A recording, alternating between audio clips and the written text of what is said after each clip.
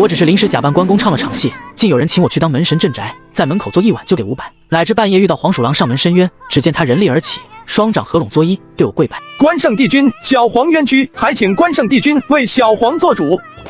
黄鼠狼居然会说人话，而且还误会把我当关公了，不是我神智出问题了吧？帝君，不是小黄闹腾，实在是小黄死得惨了。那姓于的把我捉住后剥皮吃肉，小黄惨呀，请关圣帝君为小黄做主呀。黄鼠狼说人话，那就是黄仙了。你是说是这位于总害了你？就是他。那你其实已经死了。我又没偷他家鸡，也没去他家闹，就在他家的河边捉点鱼吃。他为什么要下网捕我，还把我剥皮抽筋？我不服。那是有点过分呀。那你的意思是？我本来想闹腾个他家宅不宁，不过看在关圣帝君的面子上，我可以不闹。那太好了，那就不要闹了吧。你既已死，那就往生去吧，或者转生为人，那也是好的。转身为人也不好啊，人太累了。我活了100多年，在这河边几乎每年都能看到跳河的人，还不如做黄鼠狼呢。卧槽，这话竟找不到理由反驳。那你的意思是？请关圣帝君封我为神。关圣帝君如肯封我为神，我愿在帝君座下奔走，永为臣属，忠心不二。这个要求过分了，我只是个做点零散杂活的打工人，搬搬砖看看火还行，今晚也只是临时叫来扮关公的呀。关圣帝君封神系统启动。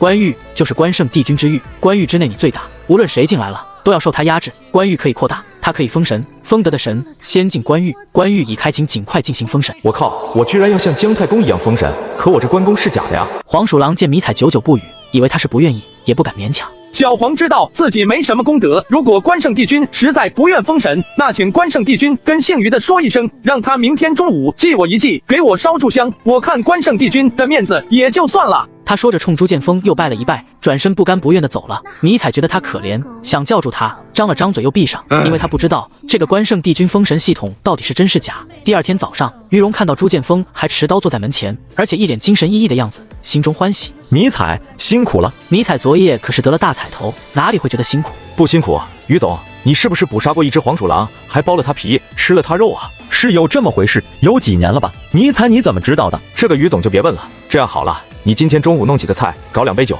上一炷香，祭一下那只黄鼠狼，他就不会来闹腾。原来闹腾的是那只黄鼠狼啊！于荣恍然大悟，不过想想也是，黄仙是有点邪气的。我当时也是年轻不信邪，现在都后悔了。现在后悔也不迟。于总今天中午祭一下也就没事了。行，于荣应下来，不过他自己有事，中午要接待一个客户，就让他老婆祭一下。他老婆也是信了，还真准备了酒菜。但中午于荣儿子于东风回来，还带着女朋友，听说母亲要祭一下神。这下于东风不干了，觉得在女友面前没面子。都什么时代了，还信这些？要是小雅觉得我们家迷信土气，她会有意见。于荣老婆一听有道理啊，心下想改天祭也一样，于是把酒菜用来招待儿子的女朋友。黄鼠狼中午就来了，结果来了一看，好酒菜是有了，却根本没祭，他顿时就恼了。连关公都不可信了吗？人类果然没一个讲信义的。黄鼠狼怒从心头起，恶向胆边生，一咬牙就扑向了于东风。于东风正甜甜蜜蜜的给女朋友夹菜，猛然间眼一瞪，牙一咬，哭的站起来，伸手就把桌子掀了。吃，我叫你们吃。小东，你发什么神经？我叫你们吃，吃啊！于东风还跳着脚在菜上乱踩，又拿凳子在屋里乱打。剥我的皮，吃我的肉，让你们记一下，理都不理，岂有此理！他一面叫，一面乱舞乱打，形若疯魔。吃啊，我让你们吃个够！他妈妈是知道一点是油的，慌忙给于荣打电话。于荣一听就急了，说了让你们记一下的，怎么就不听呢？我现在就回来。还是先让迷彩过来看看吧，太邪乎了。好。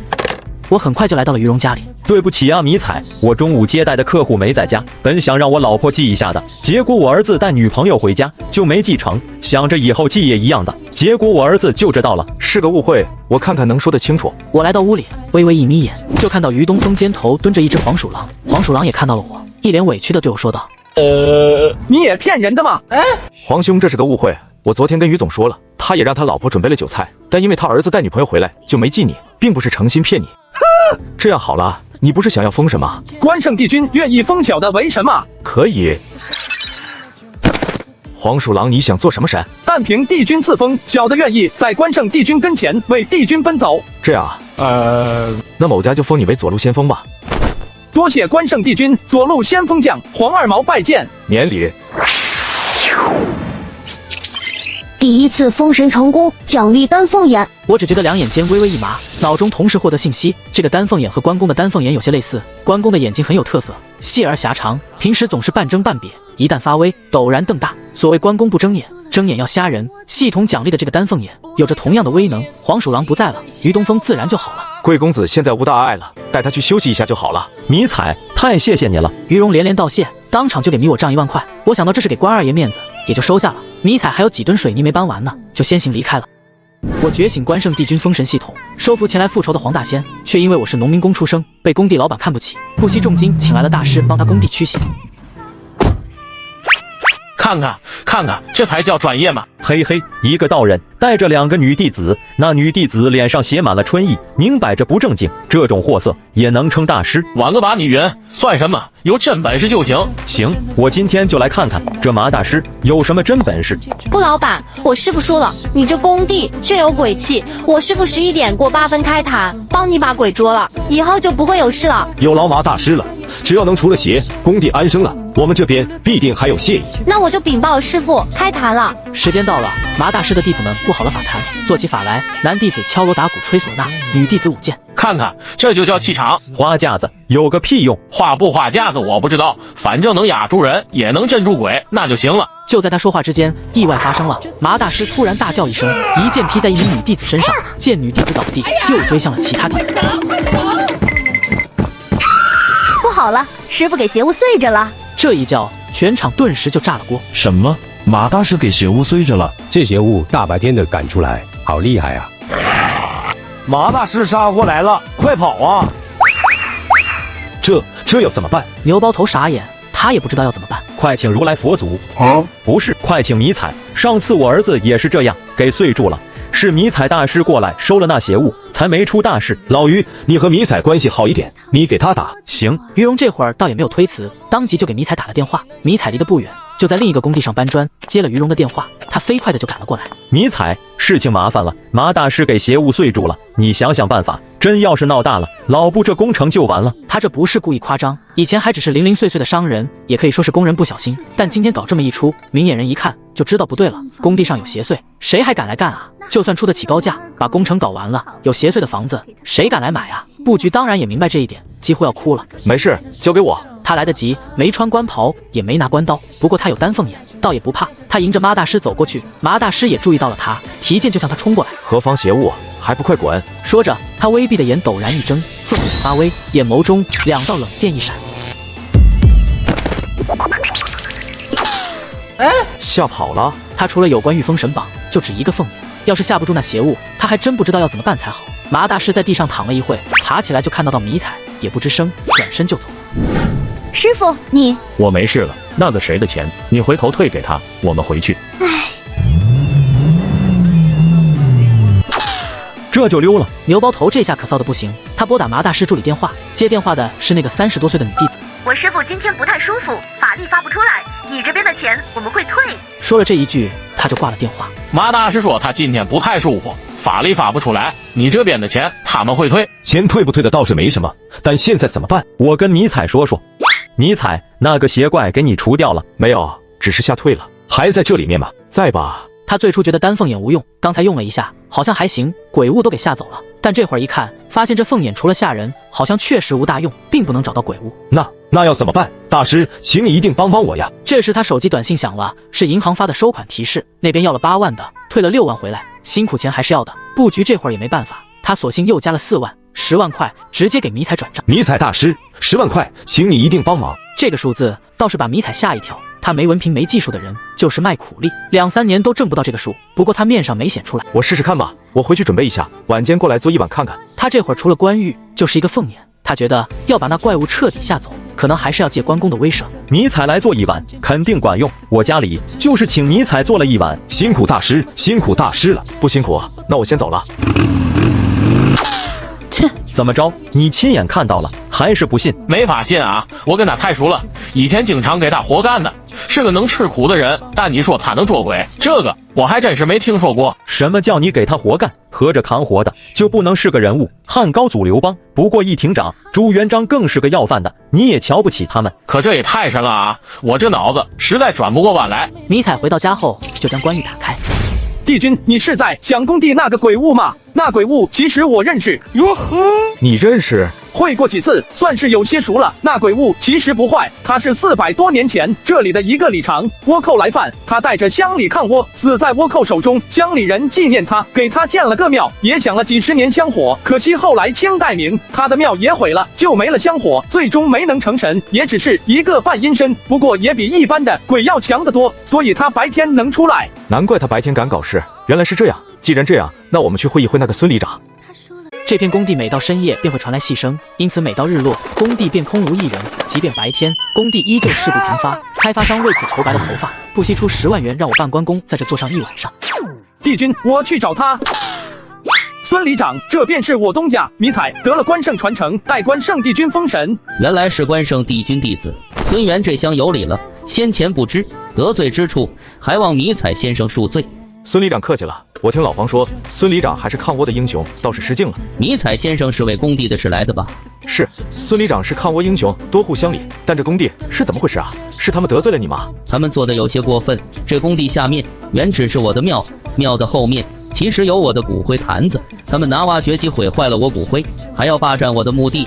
原来是这样啊，这确实太过分了。骨灰其实无所谓吧，孙里长，你已成阴神，受了香火，阴身都凝了，肉体都不需要，更莫说骨灰。那东西确实不需要了，我只是有些恼火他们的做法，有时候气起来就作弄他们一下，不过我也没弄死过人。迷彩一听他这说法，知道还有转圜的余地，就道：那我明天让他们祭一祭你，或者再给你建个庙。不过现在建庙可能要批。我知道，建庙就算了，而且这里是城里，不可能批得下来的。那我听老黄说，你得到了关圣帝君传承，待关圣封神，要开神谕。我有个不情之请，不知朱先生能不能答应？孙里长请说。我请朱先生封我为神，小人愿意尊奉关公，在朱先生座下奔走。果然是这样。迷彩先已猜到，但也没必要拒绝。可以。孙元拜见主公。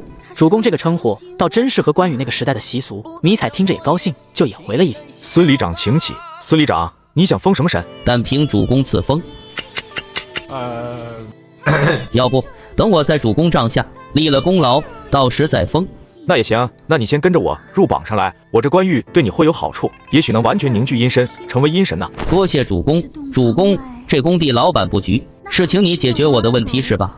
是的，你即已封神，这问题不就解决了吗？但别人不知道啊，尤其是那些工人什么的，他们不知道问题解决了，肯定还在到处传。那也是个问题。孙里长，你有什么主意？我的想法是，我先不入封神榜，明天先配合主公演一出戏。演一出戏？对，我得了香火，也有一点小术法。这地下有一条蛇骨，我可以用术法幻化一条大蛇，便装作是这里的邪物。明天主公持关刀把蛇斩了，我把蛇骨留下，别人见了蛇骨，自然就信了主公，这问题就解决了。卧槽，你还真是个大聪明。老孙不愧是做过里长的人，把人情人心摸得透。那就这么办。我当即拨打布局的电话，告诉他明天中午11点，我将持关刀请关圣帝君上身斩那邪怪，并让他把消息放出去就行。愿意来看关圣帝君神威的都可以来。消息很快就被放了出去。西河一个高档小区里，一个女孩子刷着手机就看到了，也不知转发了多少次的这个消息。请关圣帝君上身斩邪除怪，呵呵，这些神棍就玩不出点新花样吗？咦，这可不可以做一条反面新闻发出来呢？找它的反面意义，或许也能成一个小小的话题。就它了。他叫胡平，西河电视台的记者，因为报道的都是西河百姓的身边事，因此比较受欢迎。第二天一早，胡平从电视台出来，就去了布局的工地。果然是个民工，俗不可耐。迷彩，西河台的记者要采访你，不过那个记者没安什么好心。你就是那个说会关公上身的农民工迷彩吧？请问你怎么证明关公上身了？这等于直接就说迷彩是在骗人。胡记者，你听说过一句话没有？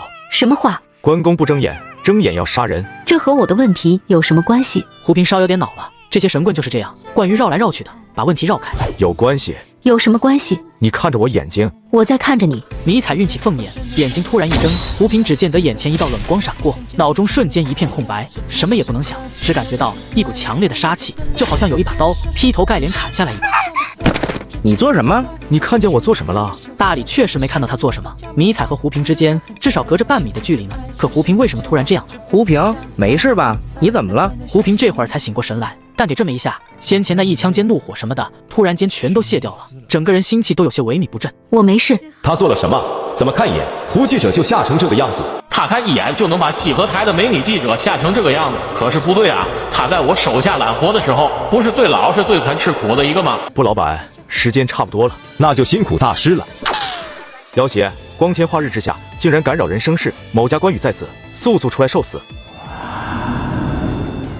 还有拖，果然会玩。这是妖物，妖怪要出来了，快跑！怕什么？关二也在呢。大礼都拍下来，看他玩些什么花样。好的。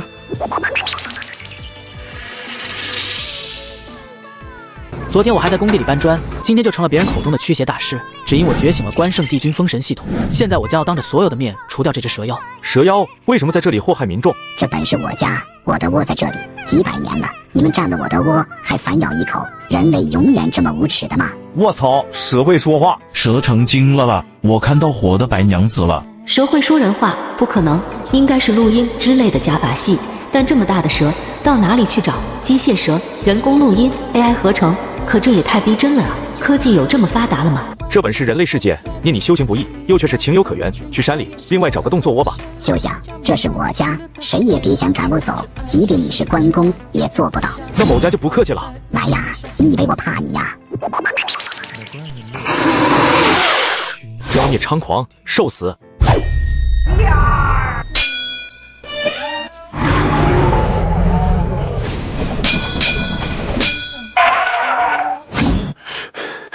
呀，这蛇妖好厉害，关二爷都整不了他。快报警，叫军队来！机枪、坦克、大炮，还不信了就治不了他。快去请法海，法海捉蛇最厉害了。关圣帝君也斩不了这蛇妖，怎么办啊？不急，要对迷彩，我不是要对关二爷有信心。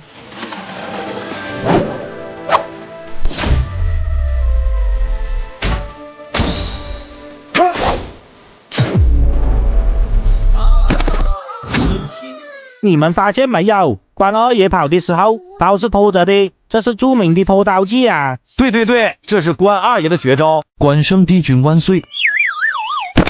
迷彩大师怎么了？没给咬中吧？莫不是中了毒？先前那黑雾肯定有毒的。恭送关圣帝君！喔，是关圣帝君回去了。恭送关圣帝君！而在众人的跪拜声中，孙元悄然出来，尼采打开关玉，把孙元收进了封神榜。第二次封神成功，奖励春秋刀法。他先是得到丹凤眼，现在又得到了刀法，以后对敌也好，诛邪也好，先凤眼一闪，葬了敌胆，再一刀下去，必然建功。这蛇呢？你搞些汽油来，我烧了这蛇身，它成精了，有点毒，一般人处理不了。好，我这就安排下去。亲眼见到蛇骨被烧成灰，这才告辞离开。回到家后，便迫不及待地练起刀来。这刀还太轻了，发挥不出春秋刀法的威力，还是要去找把重刀来。记得小时外婆家附近有个关公庙，那把关公刀就是铁铸的，肯定不轻。后来听说庙拆了，关刀不知去了哪里，明天去问问。第二天，我刚要出门，于荣就开着一辆 SUV 过来，说是见我骑摩托车出行有损大师形象，便先送一辆车给我，还说这是先前投资。最后在一番推辞下，我便有了人生中的第一台车。于荣走后，我便驱车来到20里外的青山镇。不知道的是，我颠记大关刀，有人却在颠记我。尼采请关圣帝君附体，斩了蛇妖的事风传开去，自然也传到了麻大师耳朵里来。什么狗屁蛇妖，盆里出蛇，老把戏了。但现在信他的多，而且拿我来对比是吧？我倒是成了这家伙成名的踏脚石了，岂有此理！你给我等着，我一定要让你身败名裂。另一边，尼采刚到青山镇，就听到背后有人喊他才子。尼采一看，是他表哥贺强，不是亲表，但也是从小一起玩到大的，在县城还一起打过工呢。强子，你没出去啊？回来了，准备结婚。恭喜啊！新娘子是哪个？你认识的宫妹子朱红娟。朱红娟那个漂亮啊，你怎么和她好上了？她眼光可高。朱红娟也在县城打过工，和迷彩认识。你们什么时候做酒？都明天啊，你刚好回来，那是你的车吧？帮我坐个车行不行？那有什么不行的？第二天起来就跟着车队去接亲，到了新娘子家，新娘子却不肯上车，而且把门关死了，谁也不许进屋。娟子，你给口实话，有哪里不满意？我做得到的，给你补上；实在做不到的，那我掉头就走。今天到那份上了，我贺强也要过年，不会勉强你。有邪气。贺强，你是真心喜欢我？肯定是啊，我可以用我贺家列祖列宗的名字发誓的。我毁容了，要不你进来看？好，我也进来看一下。尼采，你不要进来。你还是让我看一眼的好。你脸上的意外可能不是毁容，是另外的变故。你怎么知道？我奶奶教了我点东西，我看得出来。他奶奶还是蛮出名的，而且这边是他外婆家，亲戚间自然也议论得多，很多人都知道他奶奶是个神婆的事。那你进来帮我看一下。才子，你说他是怎么回事？他可能撞了邪。不会吧？床是抹血了？我看看才知道，我也只看到朱红娟身上有黑气，但具体是什么也看不出来。迷彩，你真的看出我身上有邪气？那你看看我的脸。你的脸，那不是你啊！朱红娟算是一个美人，至少可以说是村花，年纪也不大，可眼前的脸至少有40多了，皮肤发黄，皱纹成堆，是一张典型的中年妇女的脸。而且这张脸，迷彩看着好像还有一点眼熟。不是，平嫂子，你开什么玩笑？他这一叫，迷彩也立马想起来了，这是镇上一个卖包子的妇女，具体姓名不知道，大家都叫她平嫂子。我不是平嫂子，是她换了我的脸。脸还能换？平嫂子，是娟子叫你来的吧？她给了你多少钱？平嫂子上个月就死了，你不记得了？我只是假扮演关公唱了一场戏，便遇见黄鼠狼上门寻仇。从此我开始接触了这世界不为人知的一面。而他只是晚上做了一个梦，他的脸就被人换了，而换他脸的人已经去世多日。这到底怎么回事？我前天晚上梦到平嫂子，还有那个谭跛子。谭跛子不是也死了吗？是死了，在梦里谭跛说他喜欢我，即便死了也要了结这个心愿。他和平嫂子结了阴婚，对平嫂子的脸不满意，所以就用平嫂子的脸换了我的脸。迷彩，求你帮帮我！你要我怎么帮你？挖坟，我问过一位神婆，她说这种邪术只要曝了光，2张脸对上了就会换过来。你奶奶也教了你的是不是？这法子奶奶还真没教，不过这会儿还真想不到别的什么法子，或许可以用这法子试试。挖平嫂子的坟啊，是不是有点过分呀？贺强，你还是不是男人？你老婆脸都被他换了，你还怕什么？你以后难道想跟我这张脸过一辈子啊？不要，这张脸丑就算了，还是死人的脸，这以后谁能受得了？先发亲吧，看在老同学强子又是我老表的份上，我肯定要帮这个忙。朱红娟见我应下了，便带着从后门偷偷出去了。这就是平嫂子的坟，那就挖开。哪个敢？鬼呀！这是我的脸，我的脸。死人偷活人的脸，真是太稀奇了，闻所未闻。娟子，我一直喜欢你呢，活着的时候你看不上我，我也不敢妄想，所以我才想了个办法，把你的脸换到平嫂子脸上，这下我就舒服了。你不要脸！嘿嘿，你莫怪我，我也不会亏待你的，我会保佑你多子多福，一生富贵。不要把我的脸还给我，否则莫怪我把你坟刨了。哼！你敢刨我的坟，那就莫怪我附你的身。我附你的身，脱光衣服到镇里跑一圈。你脸不行，身子倒还好看，会有好多人看的。我不怕，反正现在是你的脸，丢的也是你的人。嘿嘿，我已经死了，丢什么人？而且我会喊，我是朱红娟。臭不要脸！迷彩，求你帮我把脸拿回来，我一辈子感激你。我回去就跟你睡。迷彩没想到朱红娟会说出这样的话来。贺强可是他表哥，朱红娟算起来是他表嫂呢。谭包子，你这个事呢做的不地道。贺强又是我表哥，朱红娟说起来是我表嫂了，她的脸我得拿回来。不行，你要敢挖坟，我可不客气啊！活着我打不过你们，死了我可以附身的，你莫怪我做得出来。你们忘了我奶奶是萧神婆了吗？捉鬼，我奶奶教过我的。说着，他微微一眯眼，运功，再突然睁眼，眼中冷电一闪。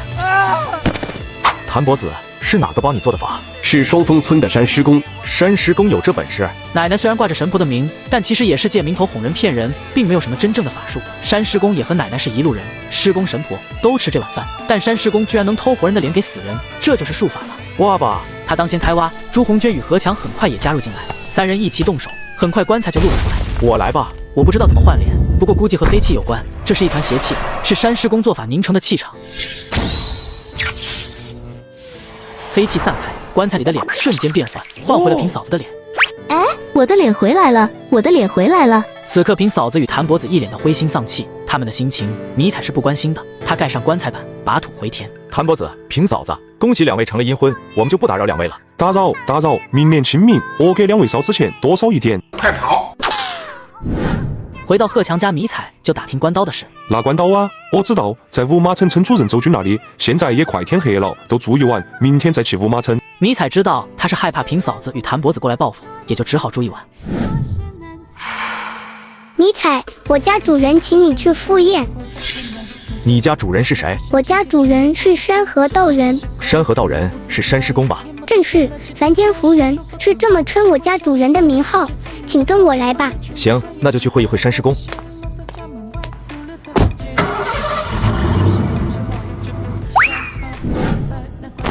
山师公，你就是笑神婆的孙子，是你破了我的法。贺强是我老表，朱红娟就是我表嫂了。山师公，你做法到了他的脸，那我不得不管。你有你的道理，不过你破了我的法，我们之间得有个说法才行。山师公，你是前辈，你话下道来，小子走得通就趟过去，走不通就请山师公看在我奶奶的面上留几分情面。小子明天自然杀鸡打酒，上门给山师公赔礼道歉。他这话说得漂亮，山师公很满意。你奶奶虽然寡妇人家，是个懂礼的，把你教得不错。这样吧，你是年轻人，就让他们陪你玩玩，过得了他们这一关，临县神道界从此有你1号。去陪你们的迷彩哥哥玩玩。哥哥，玩一下嘛。我明明是要你这个老肉豆腐，他却派出2个妖娆女子，就拿这个来考验干部，谁经不起这样的奇考验？而我却手起刀落，没想到这2个女子就化为了纸人。迷彩，你这就不上路了。我只是让他们陪你玩玩，你撑得过就玩，撑不过说一声我就收手。你至于破我的法吗？神棍神婆斗法有自己的规矩路数，一般就是你出招，我接招，接得住我赢，接不住你赢，大家不伤面皮。像迷彩这样直接蛮力破法，稍有些过分了。我不要你的规矩，刀在手，我只要我的规矩。迷彩本来的性子不太爱和人争，但现在有了关二爷传承，到了场面上就要强硬一点，不能弱了关二爷的名头。好，笑婆子养的好孙子，果然是青出于蓝。老关子认输，你要是不赶尽杀绝的话，那就请吧。承让。既然你找死，那就别怪我了。他对山师公能让镜子到脸很好奇，但山师公话说到这份上，他也就不好再逼迫，终究是前辈，和奶奶也是熟人，太过分不好。第2天吃完早饭，贺强就和他一起去五马村找到村主任周军，并说明了来意。这口大关刀重120斤，一般力气小的搬都搬不动。如果你能舞动，你今天就将它带走。我来试试，关老爷得罪了啊！好家伙，太重了！当时怎么搞那么重啊？谁舞得动？你不是说笑吗？当然是关老爷，其他人谁舞得动啊？谁又会去舞？倒也是，疯子，那刀你拿回去也只能工作，想拿到刀上台，怕是搞不动。我试试。却见迷彩已经把刀提了过去，轻松地舞了起来。他这是单手舞的。疯子，你还莫不是隐藏在都市的修仙大佬？好刀法，好力气，这把关刀归你了。迷彩对大关刀也满意，最终还是给了周军1000元才将刀拿走。疯子，你先别走好不好？无论如何再住一晚。为什么要再住一晚啊？我就是想做朱红娟那脸在死人脸上带过，心下发怵，你留下来再帮我挣一晚上。他说了这个话，迷彩只好又多留一晚。到10点左右准备睡觉，突然昨天的那个小鬼又来了。朱先生，我家主人有请。又来，看来昨夜输了，不甘心啊。迷彩，有胆就过来。昨晚我是出于防备才输给你的。迷彩没有犹豫，驱车去了山师公的住所。我家主人在后山，请跟我来。山师公，你什么意思？靠这些小鬼，以为能吓住我吗？笑婆子生的好孙子，我知道吓不住你，就请你尝一尝我这百仙宴吧。什么百仙宴？请客。迷彩不怕小鬼上来抓他，但这张嘴吐黑气可就不对了。他立刻张开关玉。尸毒，主公当心，这尸毒极为恶毒，闻者无救。哼，原来是尸毒，还什么百仙宴？关玉是神玉，神玉有很多功能，不仅仅只是封神。我神念一动，关玉铺开，就如一个光圈，以我为中心，形成半径10米的一个圈子。小鬼嘴中喷出的尸物往他这边飘过来，但到关玉圈子前面，竟就给挡住了。主公这神玉，果是一件灵宝。关圣帝君赐下来的嘛，那肯定非比寻常。小鬼肚中的尸物并不是无穷无尽的，吐了一会儿也就不吐了，估计是空了。远处的山师公眼见尸物竟然进不得迷彩的身，也惊到了，转身要逃。山师公留一步。迷彩，看你奶奶的份上，饶老关子一命。呵呵，你可没看我奶奶的面子，放过我啊！这些尸毒，我但凡闻着一点，今天就死定了吧！饶命，饶命！老关子知道错了。迷彩倒也没真的想杀他，他还没杀过人呢，一时也下不了手。要我饶你，你老实点。那个镜子在哪里？拿来我看。镜子？什么镜子？我劈了你！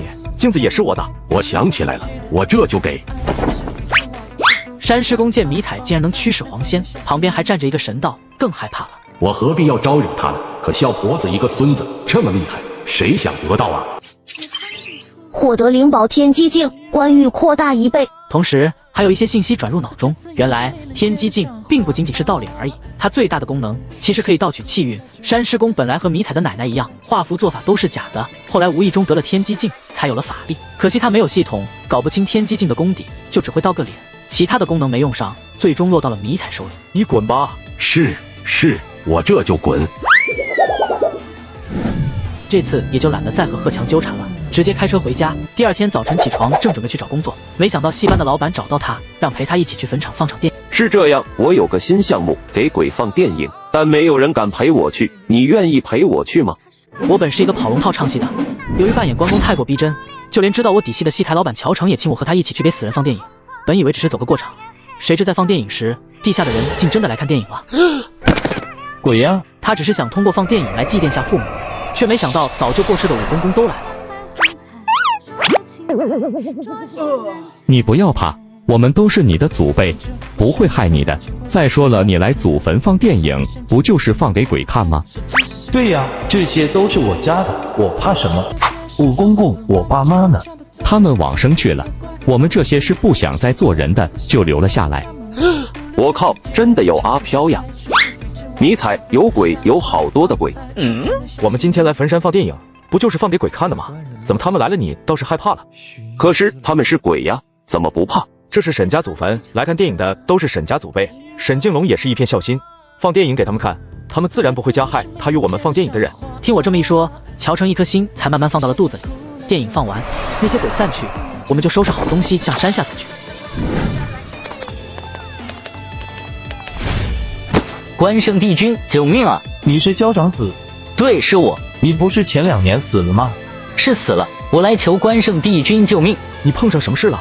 我死后被南山的杨树精盯上了，他捉了我的魂躯，让我帮他做事，稍不如意，不是打就是骂。关圣帝君，求求你救救我！旁边的沈敬龙、乔成傻立着，就如听天方夜谭。今夜放的电影不但见着活鬼了，现在杨树精都来了。乔老板，你们先回去，我过去看下。关圣帝君，请跟我来。看，那就是杨树精。焦长子，你敢当叛徒？你一直欺负我，做人也被别人欺负，我死了你还要欺负我？你既然得天地灵气成了精灵，何不修身养性，却要欺负人？哈哈哈哈！居然来了个关公，你以为你挂把胡子，拿把关刀就是真关公了呀？我是不是关公不重要，我只问你敢是不敢？哼，哪里钻出来的憨货，给某家拖过来。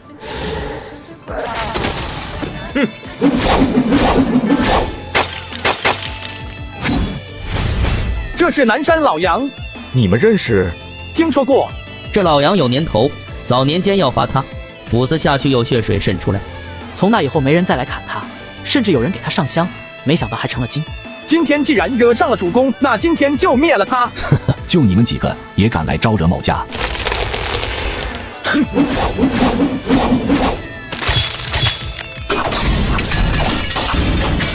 南山老杨，我是清泉孙元，你当听过我名？我主公乃是关圣传人，受关圣之命，再是封神。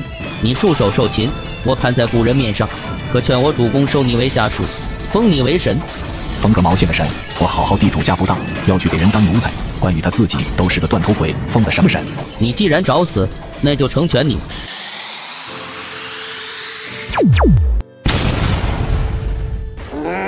迷彩，我与你无冤无仇，何必要与我为难？你若不欺负人，我自不来为难你。但你成了精却不安分，我不收拾你，也自有人来收拾你。孙某再劝你一句，乖乖的束手就擒，我主公或可收你为下属，封你为神。哼，南某自在惯了，受不得拘束。人在世间不能自由自在，确实不痛快。做一棵树可能还要痛快自在一点，但你不能欺负人。你既欺负人，我身为人类就容你不得。那你就来。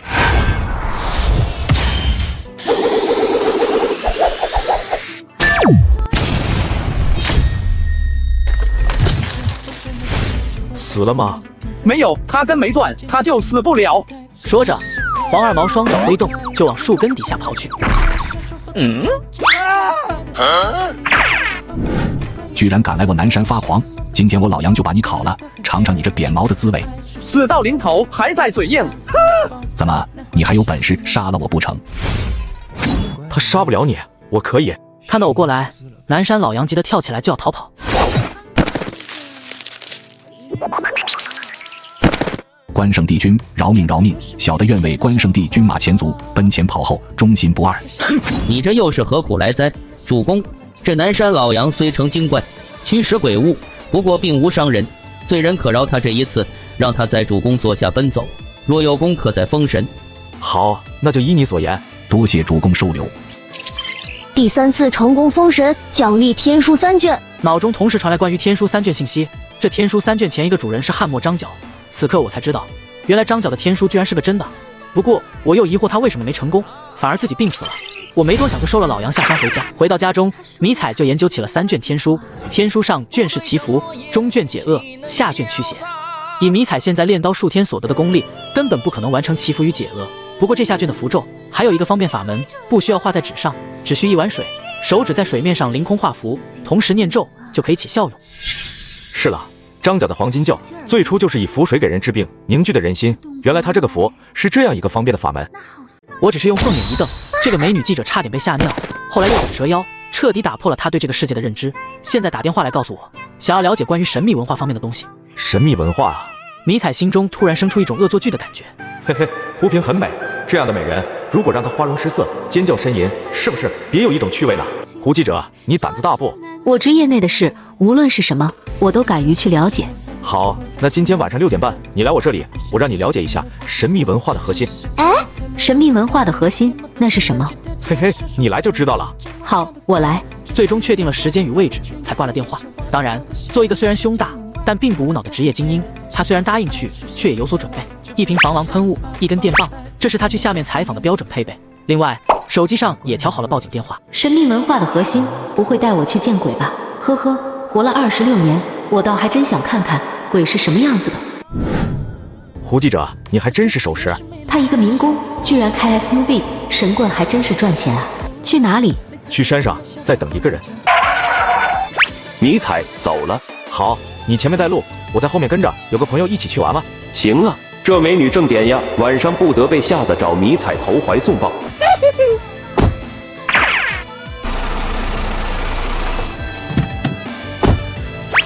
你们这是做什么啊？放电影啊！现在的新民俗，后辈放电影给过世的父辈看。还有这样的民俗？流行还没多久。那你让我来看什么？神秘文化的核心是什么？鬼。你是说让我来了解鬼？对，你要了解神秘文化，那一定离不开鬼。真有鬼？胡平四面看了看，夜色充蒙，虽然有月亮，却反而更让人心中发毛。嘿嘿，待会就知道了。这个神棍怕我揭开他的真面目，就故意搞这一套来吓我，把我吓着了，他的真面自然就遮住了。还说什么新民俗，我怎么从来没听说过？电影放的是小兵张嘎，但是对胡平这个现代女都市精英来说却是无聊至极。她无聊的左右张望，突然发现不知什么是时候，周围多了好多人，有的坐，有的站，看得都很认真。看到嘎子搞笑的地方，他们还哈哈笑。村里人这大半夜的，他们真会来坟山看电影？他迷惑之际，觉得自己侧面好像有什么东西在动。只见一个中年女人脖子上吊着一根绳子，那绳子悬在虚空中，而那女人同样是脚不点头，就好像挂在空中一样。鬼啊！鬼，吊死鬼，好可怕！我知道，别怕。这位夫人出来看电影，收拾一下罗，这个样子好吓人的。我习惯了，主要大家都是鬼，也无所谓。没想到还有人。谢谢夫人了。好了，没事了。这怎么能没事呢？这是鬼啊！把绳子收了，他还是鬼。吴平无力吐槽，但最无力的是迷彩的表现。你不怕鬼？为什么要怕鬼？鬼有什么可怕的？鬼当然可怕。你爸妈都在吧？爷爷奶奶、外公外婆可能也在，但在网上呢？你太爷太奶、太外公、太外婆，他们还在不在？肯定不在了吧？在网上，他们的父母、兄弟姐妹都不在了吧？也就是说，他们都成了鬼，因此这个世界鬼比人多。胡平很想驳斥他，却发现不知道怎么驳起，因为每一个人都有父母祖辈，往上溯都不知传了多少代，而这些祖先们死后自然也就变成了鬼。想到这里，胡平又觉得不对。可是鬼吃人的啊！谁说鬼吃人啊？再说了，这是周家来请我们来放电影、来看电影的，都是周家长辈，后辈有孝心，放电影给长辈看，长辈反而要吃人，你见过这样的长辈啊？胡平人都懵了，从小就怕鬼，而今夜真正见了鬼，结果鬼好像没那么可怕，而真正震撼他的反而是迷彩那番话。电影放完后，乔成这次有了经验，合掌作揖。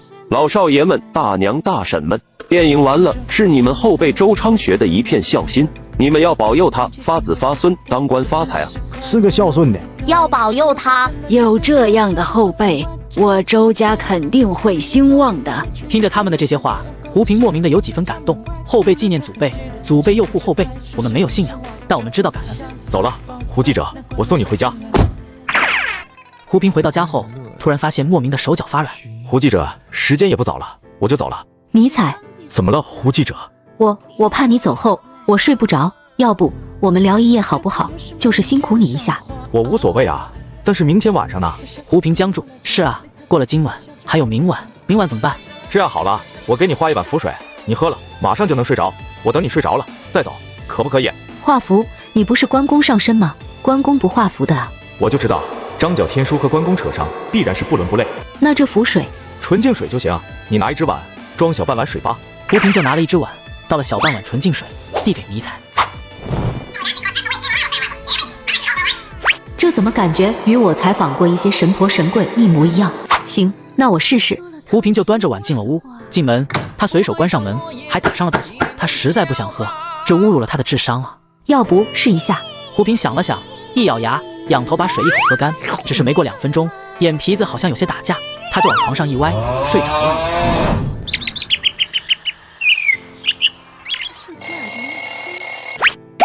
哎，难道我睡了一夜？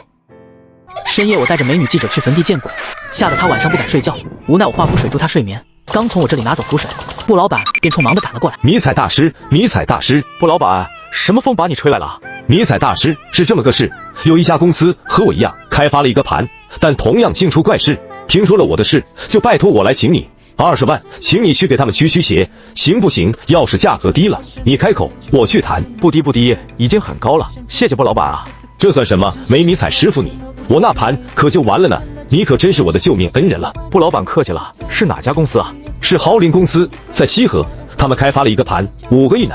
从开发起就一直问题不断，和我那个简直一模一样。行啊，是今天去吗？明天吧，约的是明天。行，20万呢，这算是他21年来有可能赚到的最大一笔钱。布局做了一会儿，约好明天上午过来，也就走了。消息很快就传到了麻大师那边。师傅，那边中计了，上午会过去。很好，那本座明天就把他一脚踩下去。布局那个盘，他吃了亏，结果迷彩斩蛇妖成功，这就让他记恨上了，一直想着要把这个盘子翻过来，于是就联系了林豪的助理，助理在林豪耳边吹风，最终将迷彩请了过。第2天一早，布局就找到迷彩，带着他去出事地点。迷彩大师，你那个斩蛇妖的视频我也看了啊，不愧是关二爷啊，那一式脱刀技真是妙。关二爷威震华夏，刀法自然是没得说的，上阵斩得将，下马也捉得邪。这次请了迷彩大师来，去林总你那个盘驱一下邪，肯定就万事无忧，顺风顺水，一路大发。哈哈哈哈，那就要拜托迷彩大师了。林豪做事爱讲排场，今天请迷彩驱邪做法，他还请了一些生意上的朋友来捧场，因此也有不少当地富豪前来与迷彩打招呼。咦，你不是那个在乔城戏班子里唱戏扮关公的那个吗？林总居然请了你来做法，这可真是让人笑掉大牙了。陆鹏，什么东西让你笑掉了大牙？林总，别怪我没提醒你，这位不是什么大师，他曾经是临县一个戏班子的演员，而且还是临时顶替扮演关公的。这人实质上呢，就是一个在工地上扛活的农民工。工地上扛活的农民工，临时串场演关公？没错，不信你问他，看我哪一点说错了。迷彩大师是不是这样？是这样，这里面有误会。林总，你听我说，他自己都承认了，你还有什么说的？林豪是个好面子的人，搞长法事其实也有宣扬盘子的意思，结果搞砸了，他心中就极不开心。他不好直接对布局发火，眼光却凌厉地扫向自己的助理。这个事最初是助理提出来，并和布局联系的。对不起林总，我也是看了视频，觉得斩蛇妖好厉害，所以才联系了布总，我不知道后面的事啊。哼，他不知道情有可原，不过这个事现在弄起来了，却不能就这么收场。陆总，你有什么主意？法事继续，换个人就行了。我认识著名的麻大师，林总你要是同意，我立刻请他过来。他宅子离这边也不远，最多20分钟就到了。麻大师在西河这边还是有点名气的，林豪也听说过，立刻点头。行，那就麻烦你联系一下，请他来，我这边可以出30万。我马上联系。那边说了，麻大师刚好有空，马上会过来，最多半个小时到。行，那我们就现场等着，待会大家看看麻大师的风采，多多捧场啊。麻大师知道的，据说是道门正宗。马大师的名头我也听过。一边的布局却听出了不对，他能赚到上亿身家，不是傻瓜。迷彩，这好像不对，他们踩你，却立马捧麻大师出来，这味道明显不对啊。迷彩也不傻呀，他当然也闻出了味道。嘿嘿，好事啊，那我们就袖手旁观，目睹麻大师再次大展神威好了。好，那我们就看戏。他猜的没错，这个陆鹏也是麻大师请的托，和林豪的助理是一个对子。林豪的助理联系布局把迷彩请过来，陆鹏再在现场揭开迷彩的真面目，最后请麻大师出来显一把威风，两下对比就把迷彩踩下去了。没过多久，麻大师便带着一众弟子过来，迷彩把关羽打开，将黄二毛换了出来。你去把这里的那个邪物给我引出来。诺。他是阴身，能在白天活动，普通人的眼睛却又看不见，还蛮方便的。弟子们不好法谈，麻大师过去，一手持铃，一手持剑，就舞了起来。黄二毛出来了，他身后跟着一具活尸，居然是一具活尸，估计是埋在了风水圣地，或者下葬的时候带了什么灵物在身上，所以不腐不坏，还修成灵性了。活尸给黄二毛斗出了真火，追着黄二毛，不管不顾就从楼道里窜了出来。有僵尸，有僵尸！那活尸一肚子火，捞不着黄二毛，见这边居然在做法，恼了，张开嘴，嘶吼一声，举着双爪就奔过来了。我操！溜了！快，走！僵尸过来了！还真是僵尸，快跑啊！迷彩大师，有活僵尸，有活僵尸！我看到了，那个啥，布老板你莫扯把我，这套戏服质量好像不太行，你用力重了，只怕要扯破了。迷彩大师不愧是关帝传人，果然好胆气。林总，莫怕，迷彩大师在这里呢。林豪这会儿像个没头苍蝇一样，想跑吧，这是他的地盘；不跑吧，可也不敢面对活尸，正手足无措。听到布局的话，顿时就如溺水之人抓到了救命稻草。请迷彩大师斩妖，我出100万。迷彩大师，请了。不急，我因干关公得了关圣帝君传承，本想苟起来慢慢发育，没想到总有不开眼的想踩着我上位，那就通过驱邪一较长短。于是放出黄二毛将活尸印出来，没想到贾大师见到活尸，直接被吓跑。小活尸也敢在本君面前猖狂？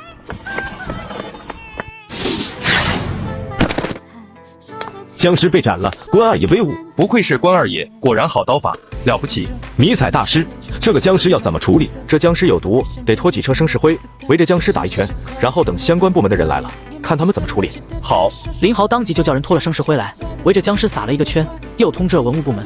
我确定工地上没有其他邪物之后，林豪就立即给我转了100万。另一面，麻大师回去可就气死了。上次有蛇妖，这一次有僵尸，我怎么这么倒霉？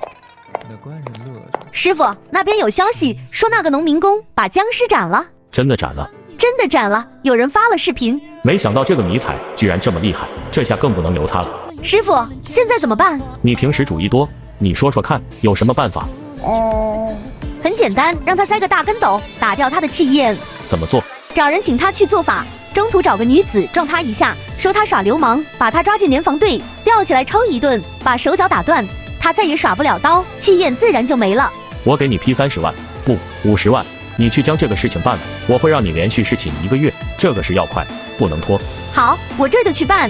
女弟子当即就开始打电话布置。第二天一早，迷彩的电话铃声就响了。死鬼起来做动画了，死鬼起来做动画了。迷彩大师吗？我是白助理，我们公司老总听闻了迷彩大师昨天的神勇，今天想请迷彩大师来我们公司坐一坐，不知迷彩大师有空没有？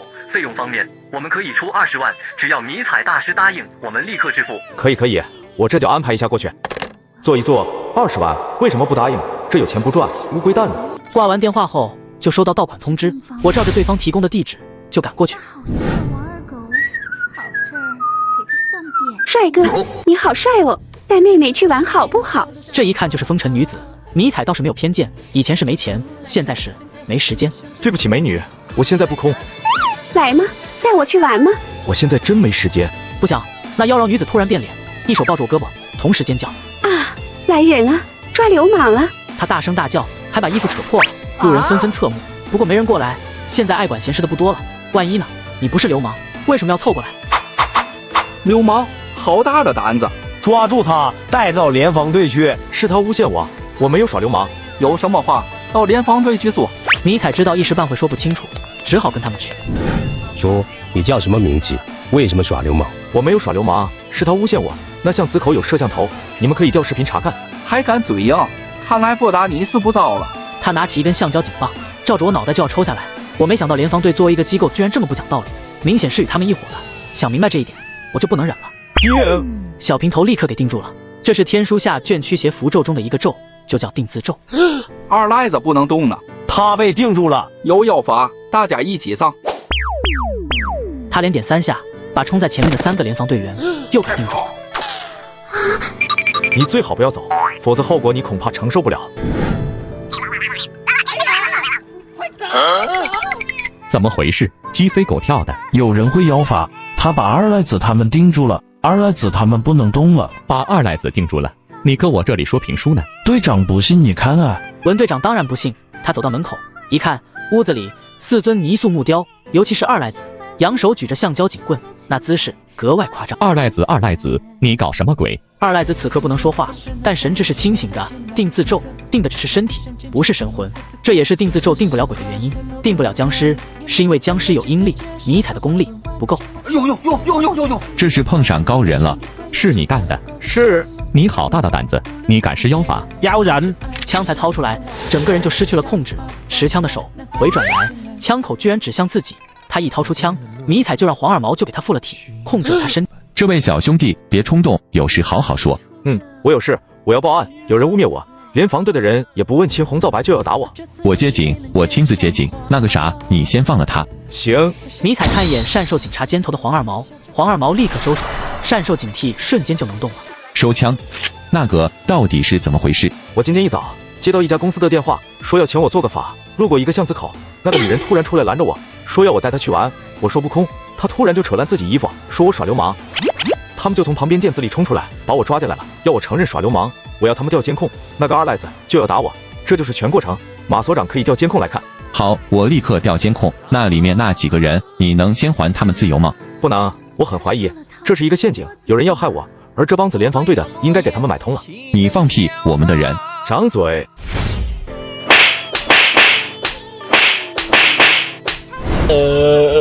妖人，你最好闭嘴！你再说一个字，我就抽你一巴掌！迷先生，你不要激动，我马上查清楚。只因我斩杀了僵尸，抢了贾大师风头，他便找人诬陷我耍流氓。好在我觉醒了关圣帝君系统，使用了定身术，这如神仙般的手段最终惊动帽子叔叔，他们这才说出真相。既然是那个白助理指使人诬陷你耍流氓，我马上叫人查，他跑不了。迷彩先生，你能先放了赖组长他们吗？可以。你竟然会妖术，肯定不是人，快跑呀！今天可算是见识到真正的高人了。迷彩先生，麻烦还要跟我去所里一趟。你既然报了警，这个事就要走个流程。另外，那个白助理我也要传过来，还有他后面的人也要查清楚，这也是你想要知道的事吧？可以的，我跟你去所里，所有相关的人全带去所里传唤那个白助。是。白助理其实是麻大师的记名弟子，接到叔叔的电话后，知道是跑不掉的，便立即通知了麻大师。什么？警方在帮那个农民工？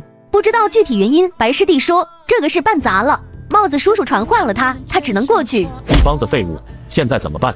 师傅，这个事我来承担，我只说出于气愤，想要教训一下迷彩。师傅，你从头到尾都不知道。就这样吧，放心，你最多给关几天，我会找人保你出来。他这个保证，女弟子是相信的。麻大师在西河多年，认识的人可不少，而且好多都是大人物。再说了，麻大师他师门有人，他师兄在省城，名头就非常响，势力也非常大。查清了，迷彩啊，是你昨天太威风，伤了麻大师脸面，他弟子气不过就使阴招了。我也没想要伤他脸面啊，是他自己打不过跑了，我难道还看着僵尸伤人啊？理是这个理，但麻大师弟子们不讲理啊！昨天那个真的是活僵尸啊！是的，好像有人拍了视频吧？马所长不信的话，可以找来看一看。迷彩大师，你的话我信。呵呵，承蒙马所长看重。迷彩大师，我有一件怪事想请教你。马所长客气了，什么事？我有一个同事查一个案子的时候，他的车冲进了河里，但是打捞的时候只捞到车子，没有捞到尸体，我们以为他牺牲了。但是这几年我一直做同一个怪梦，梦中我的同事一直跟我说，他给人弄进了西江里，在帮着那人挖沙子。我也查过他说的河沙公司，也没查出个什么。迷彩大师，你说我这到底是个梦呢，还是真有其事？那有可能他是真的在挖沙子。什么？他真的在西江挖沙子？有这么一门邪术，名为养尸，也叫异鬼，就是人死后以一种邪术把尸体养起来，成为活尸，然后控制这具活尸去替主家做一些事情。我那同事难道真的是给什么人用邪术控制了，在江里挖沙子？他本来是半信半疑的，终究只是个梦。现在听迷彩说真有这样的邪术，这就让他惊怒不已了。你没查到什么线索吗？西江上的沙场都查遍了，也没什么线索。迷彩，你是个有本事的，或许就能查出来。行，我查一下，有线索我通知你。迷彩离开后，便打电话找布局要到麻大师的住址。所谓君子报仇，10年不晚。但迷彩就是有仇就必报，不隔夜。麻大师就在这里面了，老黄，看你的手段。具体怎么做，他都没说，因为黄二毛、孙元他们都是几百年的老精怪，看多了人类社会的事，怎么搞一个人，他们其实比迷彩更有经验，也更有办法。包在我身上。师傅，师姐既然已经进去了，那就让我来服侍你吧。小妖精，又要为师给你传功了。你真坏，最近都不来我房间，我不比师姐漂亮。好一对狗男女，敢陷害我家主公，我就让你的丑事都曝光。黄二毛一个闪身就附在女弟子身上，然后调转屁股，对着麻大师就放了一个屁。黄鼠狼的屁极臭，而且有麻醉作用，闻了屁的动物往往呆呆痴痴的，给咬死，叫都不会叫一声。麻大师闻见屁声，眼光突然一直，人就变得痴痴呆呆了。师傅，你这些年骗了多少钱啊？有5000多万吧。麻大师就如给催眠了一般，声调平直，但问什么答什么。骗了多少女人啊？有几10个吧，也有可能上百，具体我不记得了。那有没有不听话的？你用强或者下药什么的？有几个？是哪几个？你应该记得吧？我记得。麻大师没有丝毫犹豫，把这些女性中的名字以及过程全说了出来。黄二毛把整个过程录下来，直接发到网上。这一发出来，网上立刻就炸了。我操，偏钱偏女云，神棍果然没一个好东西。麻大师这是疯了吗？看他的样子，好像是喝醉了，在私下里吹牛皮吧。只是没想到我给录下来了，这下他死定了。确实，这个视频一曝光，再没人保得了麻大师，立刻就有网友举报。帽子叔叔很快就找上门来了。之前苦于没有证据，不能动他，没想到这下不打自招，也算是有取死之道。这一定是那个迷彩下的手，这马大师的眼光不正常，他好像给控制了，就好像我当时给控制，枪口对准我自己一样。应该是这样才出来就下了手，这性子报仇不过夜啊！好重的报复心。他面相是那种老实人，而越是这种轻易不发火的老实人，一旦动了真火，下起手来就格外凌厉。麻大师玩那种手法，算是真的惹怒他了。另一边，迷彩看到警车进了马府，这才收回黄二毛回家。别人都是白天采杀，而他却是天黑无人之后才出来。但奇怪的是，他每天晚上都能采满几船的沙石，只因给他采杀的不是人，而是鬼。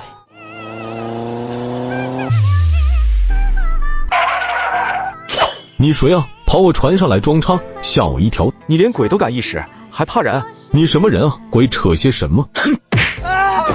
这位老大，莫要打人，你要什么？尽管开口。我就问你一个事，你这些异鬼是哪个帮你练的？你说什么？什么异鬼啊？我说是吴师公，是吴师公。哪个吴师公？在哪里？就在镇上，叫吴克。住哪里？镇东头，一幢大屋子，带个大院子的，好找得很。哪个哦？警察？迷彩扯个谎。吴克，你练异鬼的事发了，跟我走吧。吴克信以为真，转身就要跑，却被迷彩拦住。你到底是什么人？要你命的人。即是道友和不通个名姓。不必。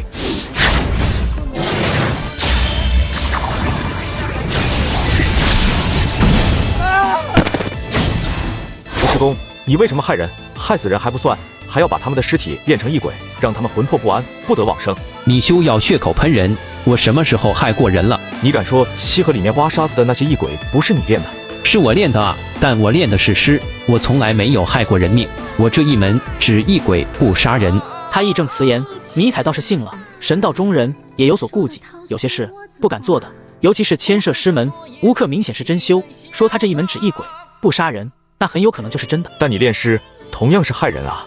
你到底是真修士还是假修士？人体本就是具臭皮囊，修道最终是要抛掉的。普通人虽然不修道，但道理是一样的。他们往生，尸体就毫无意义，不是火烧，就是埋土里给虫蚁吃掉。那和我练诗有什么区别？果然是有传承的，理论上都一套一套的。迷彩一时间给他说的哑口无言，索性就不理他了。抱歉，我确实不是警察，但我是受警方所托查这个事，因为你把一名警察的尸体练成了异鬼，在西江中挖沙子，那警察经常给他同事托梦，他同事就找到了我，让我帮他查这个案子。我要是放了你，这个案子没头没尾的，我这里就说不过去。原来是那个警察，走，我带你去。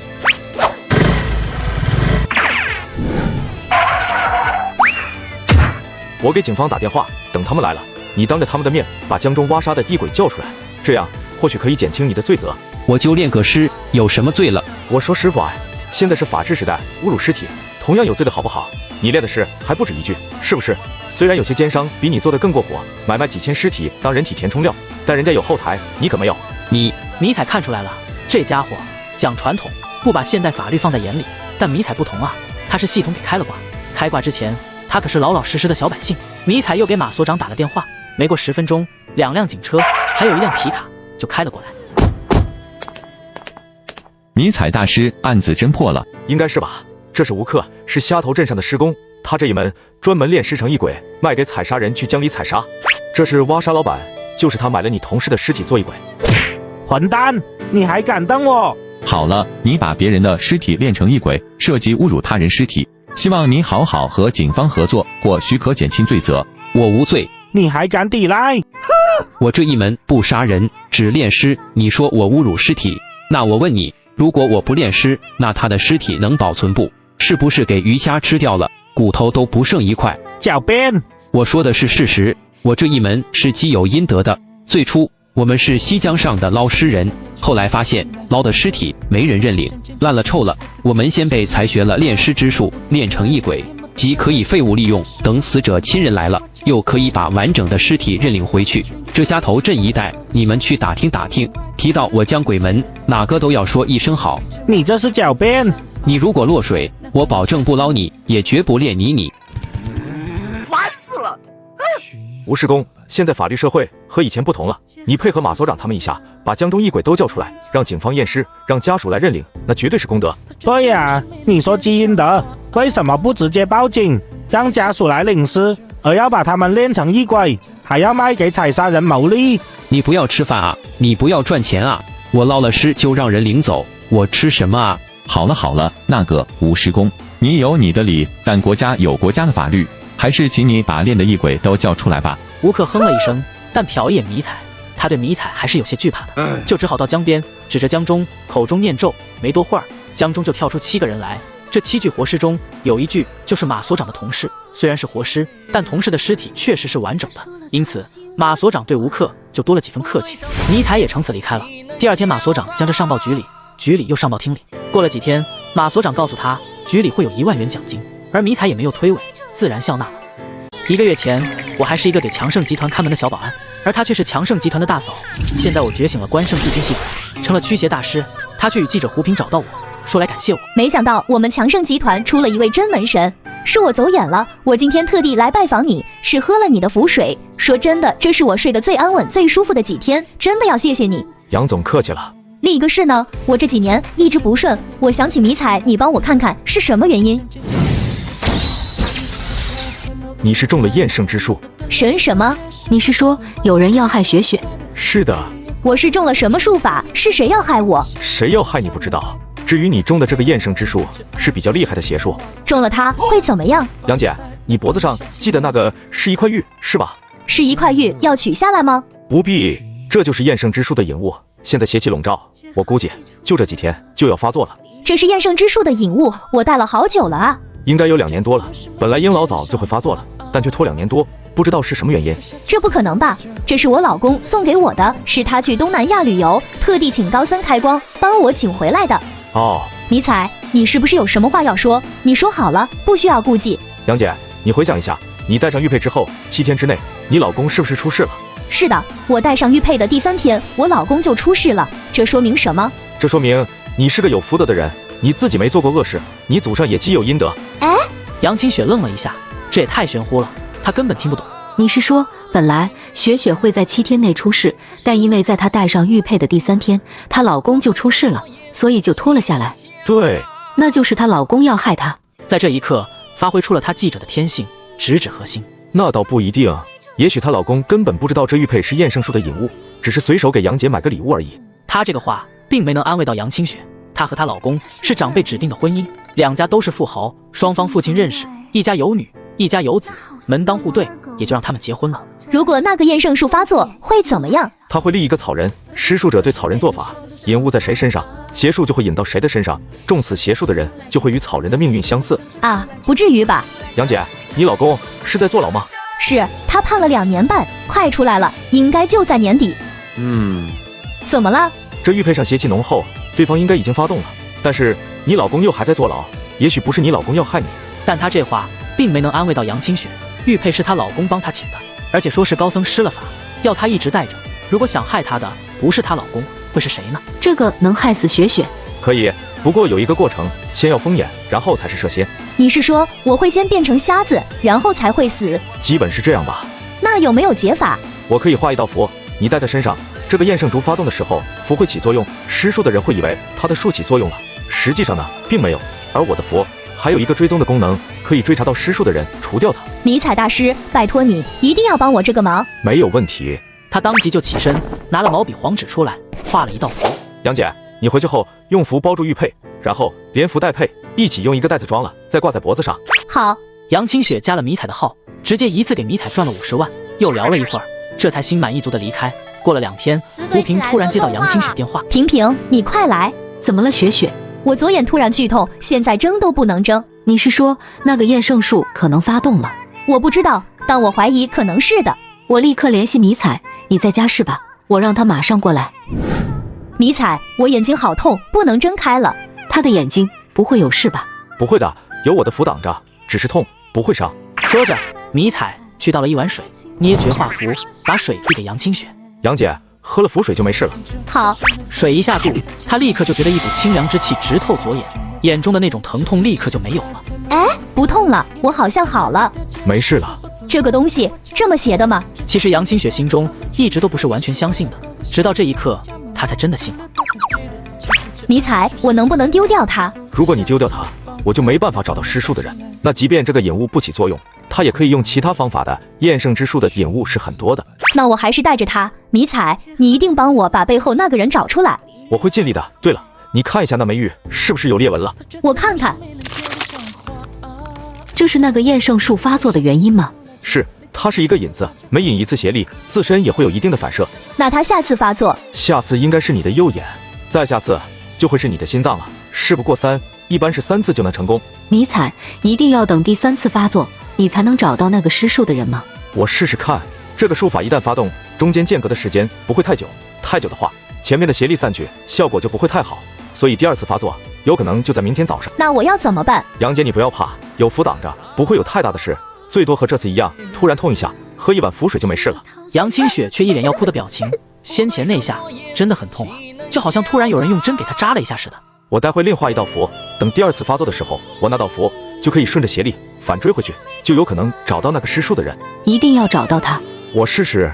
迷彩不敢担保，因为他是学来的东西，并没有经验，能不能找到还真是不好说。迷彩，那你今晚上别回去了好不好？好，我在这边守着。太好了，辛苦你了。杨清雪是真的怕了，现在唯有迷彩守在身边，她才安心。平平，你要陪我。好，我陪你一起抓住那个坏人。他在东南亚花重金买了一块翡翠项链，然后又找到一位法师对这块项链施法，最后又将这块项链送给了自己的妻子。现在这个法师只需对着这个小稻草人扎针，戴着项链的人便也会受到针扎一样的痛苦。痛死了，好像针扎一样，跟昨天一样。好痛，我的胸口像被针扎似的痛。我来看看。错了，杨姐，将这碗符水喝下就没事了。哎，果然瞬间就不痛了。迷彩，你追踪到施术者没有？追到了，不远，最多10公里。那我们现在过去。对，把那黑手揪出来。好。他们随着符纸的指引，一路来到一座豪华别墅前。进去，一切我来负责。这一刻，他显露出了100亿资产富豪的底气。你们是什么人？师傅在做法，出去。雪雪，你怎么来了？吕相，果然是你。这男子就是她老公吕相。吕相，你不是在坐牢吗？我提前保释了。雪雪，你听我解释。解释什么？你不会说是在暗地里为我祈福吧？那可真是谢谢你了啊！你帮我祈福，先射瞎了2只眼睛，再在胸口心脏处钉上一箭。你这是祈的什么福啊？此刻稻草人上的2只眼睛上各插有1支小箭，心脏处也钉了1支。面对这种情形，吕相再巧舌如簧，他也解释不了，又只好对那个法师道：“张仙师，你到底搞的什么？是你破了我的法。”没错，是我。哼。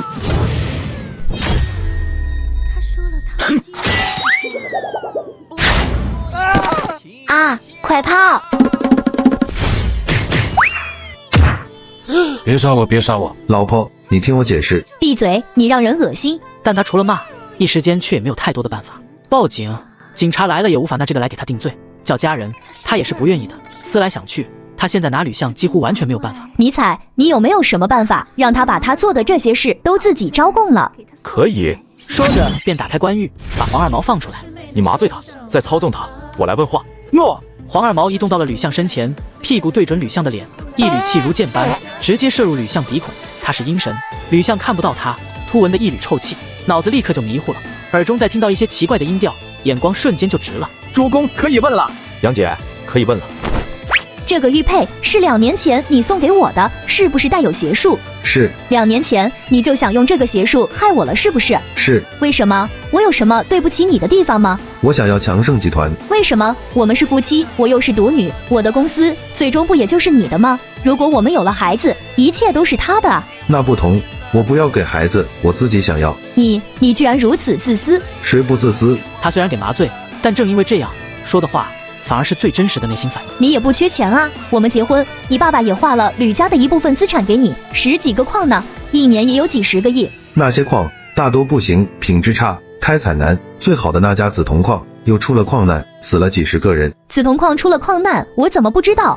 给压下去了，没人知道。不可能，死了几10个人，当地政府不可能不知道。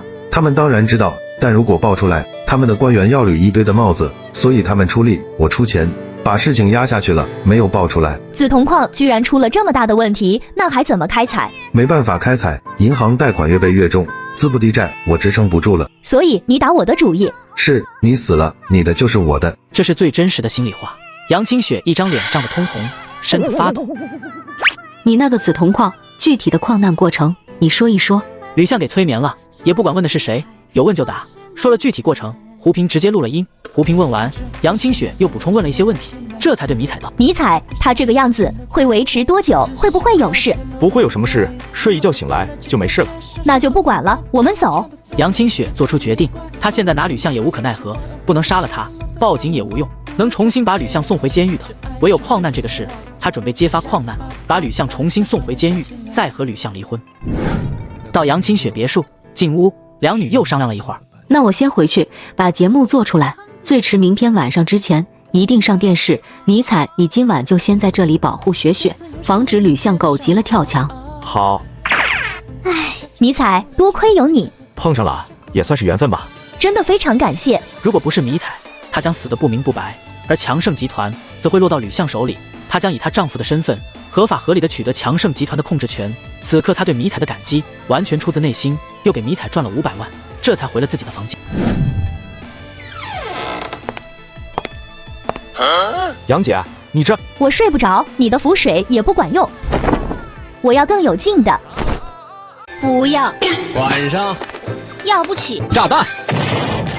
第二天，关于吕相矿难的事便被报道了出来，而吕相则用另一个身份连夜偷偷潜逃到了东南亚，舆情爆炸，更有无数的记者涌向杨清雪这里。而杨清雪此时踏上了去往异国他乡的飞机，而现在的迷彩有一种猪八戒吃人参果的感受，不上不下的在回味时，马所长匆匆忙忙的找到了他。这明明是一所看守十分严格的监狱，但依旧每晚都有人越狱成功。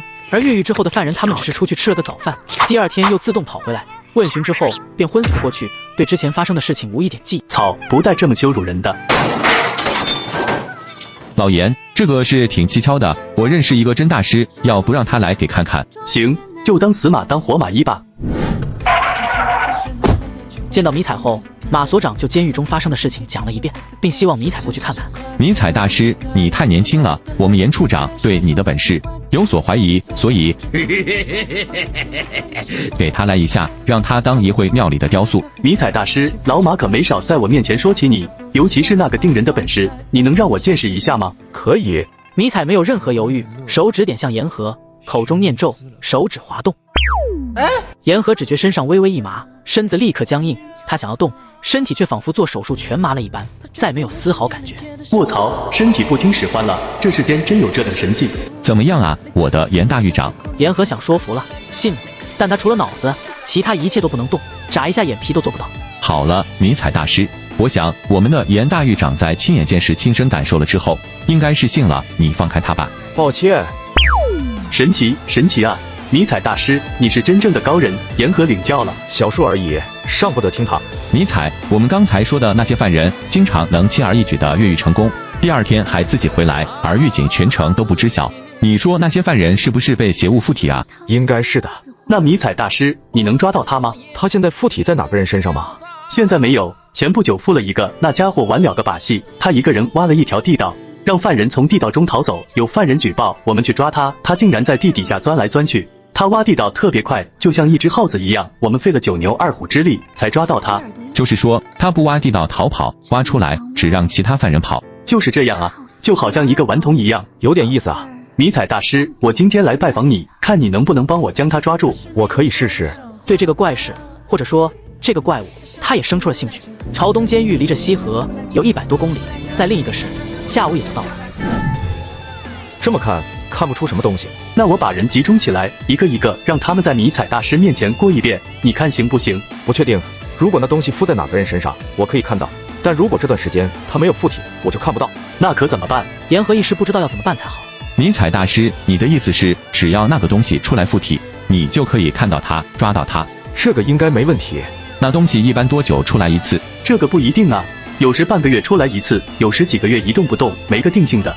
那就麻烦了。那要不等下次那东西出来了，再请迷彩大师过来。迷彩这边来，主要是封神榜，要封神的，且每次封神都有奖励。而上次林豪那个斩了的是具僵尸，没封神也没奖励。杨清雪这次呢，张真人可不是什么邪神，是一个修士，不能杀，更无奖，因此也想将这个作怪的东西收入封神榜中。这样好了，严狱长，你干脆把我当成犯人，我进监狱去。你进监狱？言和都给他的脑洞惊了。是的，那个东西不是要附体吗？他要附体就要找犯人，他一找犯人，我就能发现他，抓住他。好办法，就是委屈你了。这没什么委屈的，你也不必特别说明或者照顾，就让我直接和犯人关一起就行。那些犯人都那个啥？迷彩明白他的意思。无论他是熊是虎，我让他站着，他就不能趴着；我让他跪着，他就不敢站着。那行，那就拜托迷彩大师了。今晚上先休息一夜，明天我安排人把迷彩送进去。我这热闹看来看不成了。没事，等迷彩抓到那东西，我第一时间通知你。休息一夜，第二天，言和做了安排，让迷彩以一个犯人的身份进了监狱。哪位朋友的东西，麻烦移一下。你做什么？你的呀，移一下。放下！迷彩不搭理他，把东西都塞进包里，顺手就丢到光头的床上。小子，你是想死是吧？小子，老子今天要你死在这里！光头在这间浴室里算是头一号拉头，胆子最大，最敢下手，其他人一般都不敢惹他。没想到他竟给一个新人收拾了。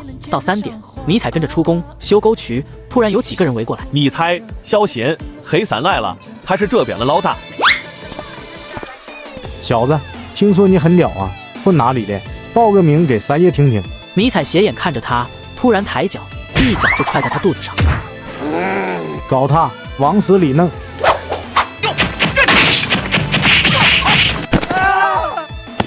收工了。迷彩在狱中待了3天，结识的狱友一大堆，狱中再也没人敢找他麻烦，他几乎就取代黑三，成了新的老大了。下午，迷彩便被言和叫到办公室。迷彩大师，怎么样？发现那个邪物没有？没有。迷彩大师，你那边有什么办法没有？那个邪物不是有爱玩爱闹、爱出风头的特质吗？那我们就搞个热闹的，例如搞一场散打比赛。散打比赛？是，我发现很多狱友都有点好勇斗狠的味道，那干脆让他们上擂台打去，把火气发泄出来，顺便看能不能把那个邪物给调出来。是个办法，那就这么办。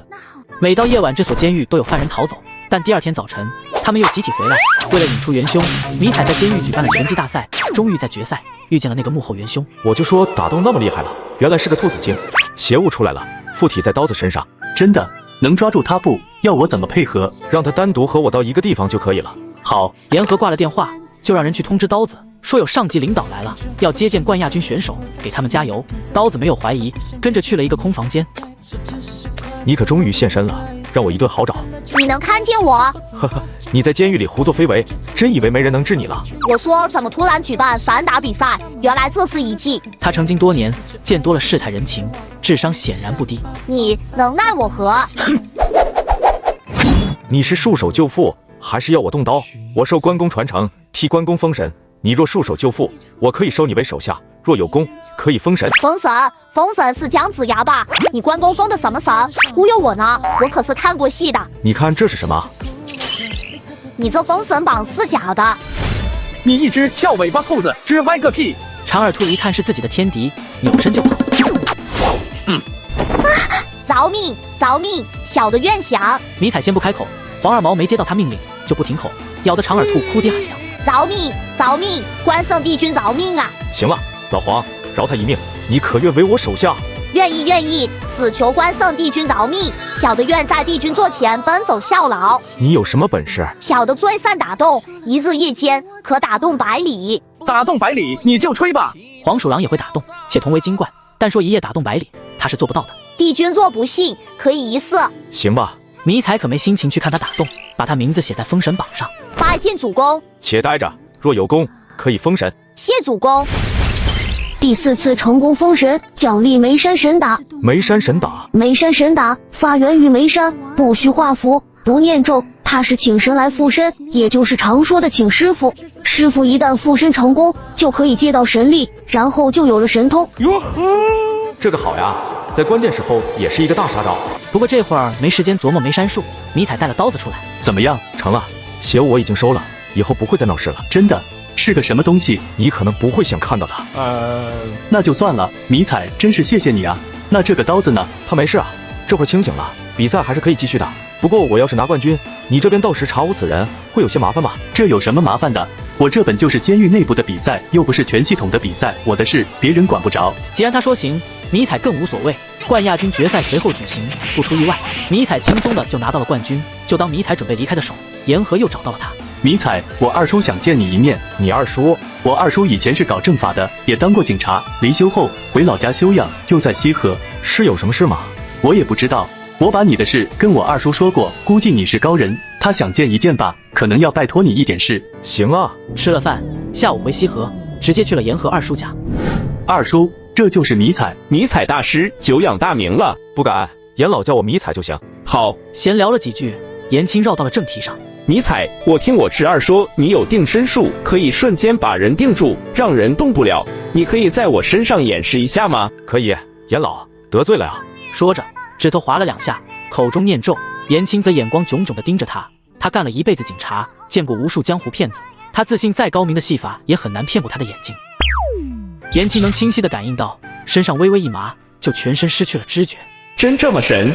我和他之间隔着大约3米左右，中间还隔着一张茶几，不会作假。可以了吗？迷彩对言青一点，划了2下，言青立刻又感应到了自己的身体，且没有任何不舒服的感觉。绝不是药，真是术法，他应该是我要找的人。迷彩高明，小把戏而已。迷彩，你还有其他术法吗？他现在不怀疑迷彩了，但一个定身术显然还不能让他满意。迷彩虽然不明白他到底有什么目的，心下却也涌起好胜心。大关刀？是的。如果说是一束花、一台手机这一类的小东西突然出现，那还可以说是魔术，但这么大一柄关刀，这无论如何藏也是藏不住的，那就只有一个可能，是真正的术法。我看看。好家伙，这么重，这怕不有100多斤，120斤。我试试。言青估计有8、90了吧，看来也是练过的。老了，我到你这个年纪未必提得起来。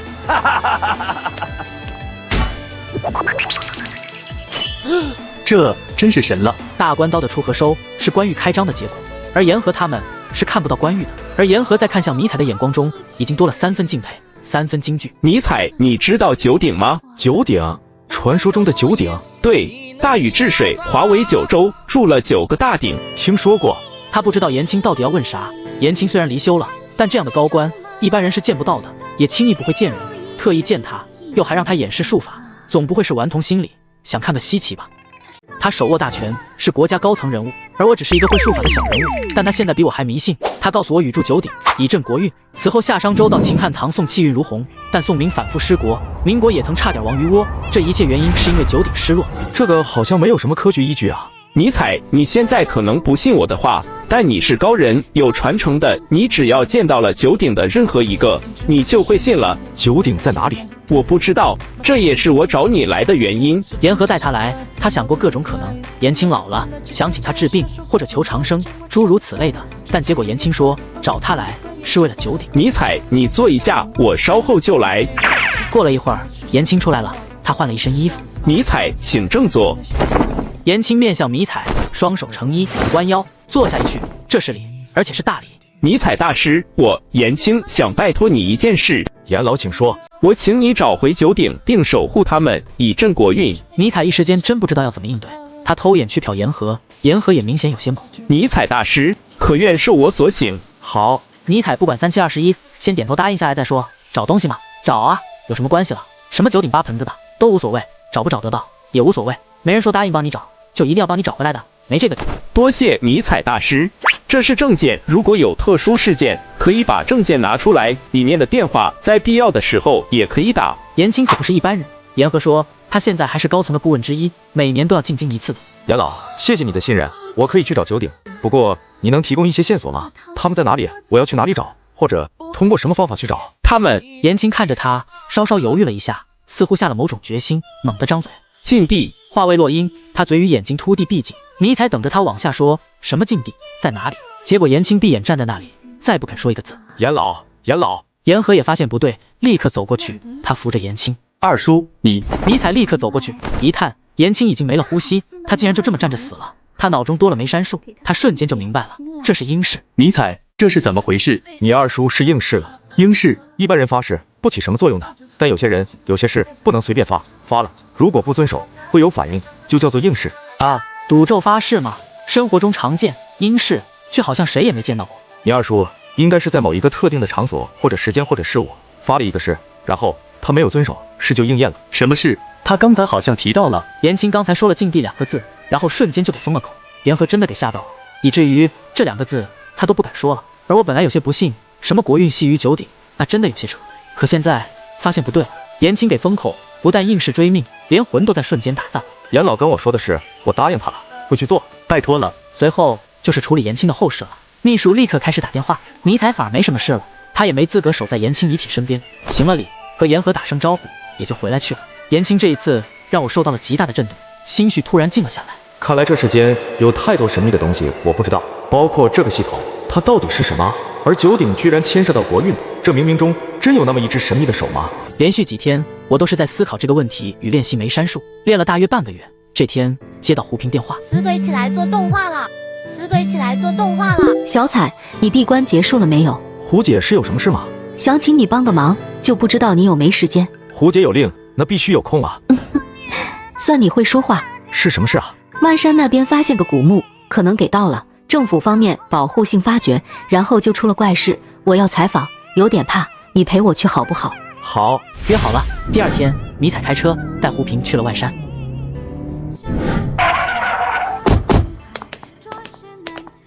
胡记者，你来我这里采访啊？于公子，什么叫来你这里采访啊？你把晋江买下来了？迷彩听到这话就想笑，他记起了胡平第一次采访他，这美人儿看着漂亮，但牙尖嘴利的，其实很不好打交道。之所以现在肯对他笑，只是他是个有真本事的，让他不得不服气。没错，我把晋江峡谷那一片包下来了，准备连带着古镇一起开发成一个风景区。那不错啊，现在旅游越来越热，晋江是千年古镇，风景也好，水陆交通也便利，开发出来应该很有前景。胡记者也这么看是吧？果然英雄所见略同。不敢，我可没有于公子这样的眼光。胡记者，你来采访的是吧？这几天不行哦。为什么不行？镇后山里发现了一个古墓，然后还出了点怪事。不过你别怕，我请了省城来的大师，今天就要驱邪，到明天大概就好了。胡平本来对他的纠结不耐烦，听到这话倒是起了兴致。你请了大师来驱邪？对呀，我请了省城的何大师，那可是真正的道家高人，据说会雷法呢。何大师他们来了。胡记者，我稍后联系你。那个何大师好像就是麻大师的师兄，在省城还蛮出名的。麻大师这会儿在看守所，他迷奸甚至强奸女信徒，还没判，估计要把牢底坐穿。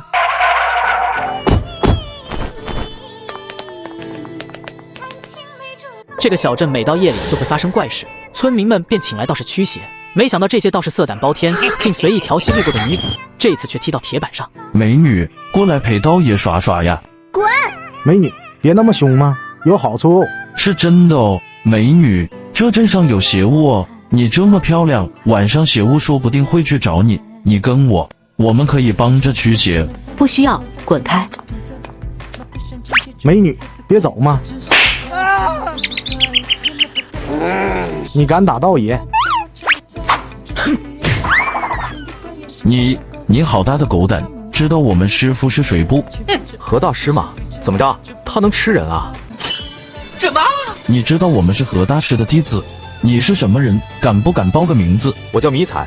至于我是什么人，你可以去问你们那个还关在看守所的师叔。迷彩，是你？没错，是我。既然知道了，就给我滚远一点，否则莫怪我送你们去和你们的师叔作伴。知道他的名字，也知道麻大师就是栽在他手里，受道士怕了，不敢再挡路，赶忙去扶胖道士。原来是他，快去告诉师傅。另一面，胖瘦两道士回去后，便跟何大师说了这事。迷彩，是的，他自己说的，还提到了麻师叔。他来这里做什么？不知道，他陪着一个女人，估计可能是来玩的。很好，我一直没曾出手来对付他，既然自己找上门来了，那就在这里收拾了他。第二天，于公子就找到了胡平。胡记者，省城来的何大师要去驱邪，你感兴趣不？要不要去现场看一看？好啊，那就一起去。迷彩驱车刚到古墓前，就见何大师与弟子们正在锣鼓敲响的做法。附近的村民听闻有大师来做法，也都早早的围了过来。加上景区的工人，峡谷里一下子堆了至少500-600人。迷彩，像他们这种神神鬼鬼的，到底有用没用啊？有用也没用，看人的。怎么说？有真功夫的就有用，没真功夫的就没用。那你说，这何大师有真功夫还是没真功夫？有一点，但不管用，而且他要倒霉了。什么？你是说真有邪物？有。迷彩开启凤眼，就能看到普通人看不到的东西。只见古墓中有黑气涌出，不好！他看到那黑气钻出古墓，没有射向何大师，却射向旁边围观的人群。怎么了？邪气扑向那些围观的人了。邪物出来了，快跑啊！快跑！他挥着手叫着，但那些人看热闹正起劲，谁都没有搭理迷彩。快跑啊！胡平看不到，但他很信任迷彩，也帮忙喊：有邪物，有鬼，快跑，快跑啊！果然，美女到哪里都是耀眼的。那些听见的、没听见的，纷纷朝这边看来。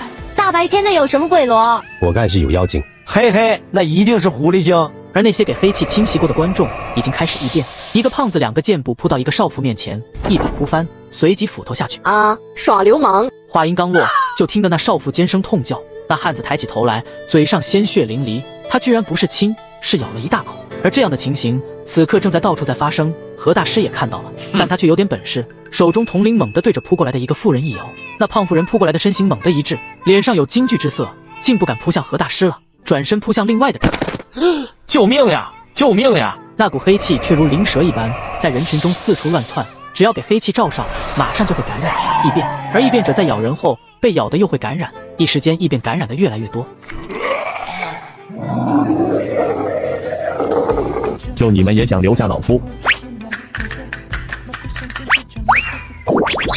不要慌，都上来。于公子，上来。好。于公子一看如此神术，又惊又喜，慌忙带着自己的助理司机上了船，又看到了不远处的胡平。胡记者，胡记者，快来，快上船来！胡平也被何大师这术法震惊到了，忙奔过去。迷彩当然跟着他。你不许上来！对，你不许上来！胡记者，你上来，这船太小了，不能多几人了。你那个同事就算了吧，自己跟船跑。陆地行舟，这何大师一门还是有点东西的。陆地行舟这门术法专用以逃跑，以浮化船，浮力可以带着人像在水中行舟一样飞快的逃跑，是一门相当实用的术法。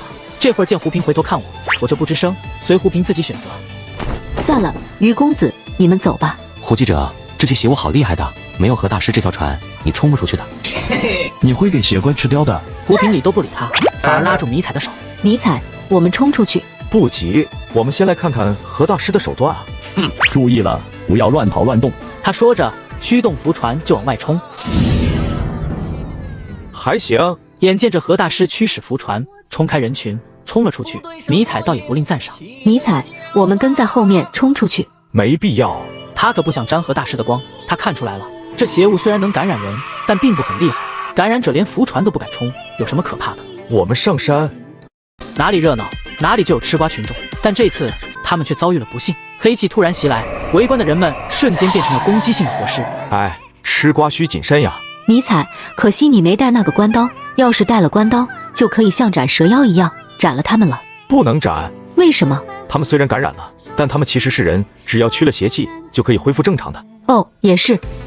他们要上来了，我们快跑！走，进林子去。进了林子，打开关狱。老杨，你可以阻止他们进来吧？我说话凝音，胡平近在咫尺也听不到。没有问题。张。林中树木受他召唤，枝桠疯长，瞬间结成浓密的树墙。迷彩，这是怎么回事？嘿嘿，一个小术法而已，这样那些活尸就进不来了。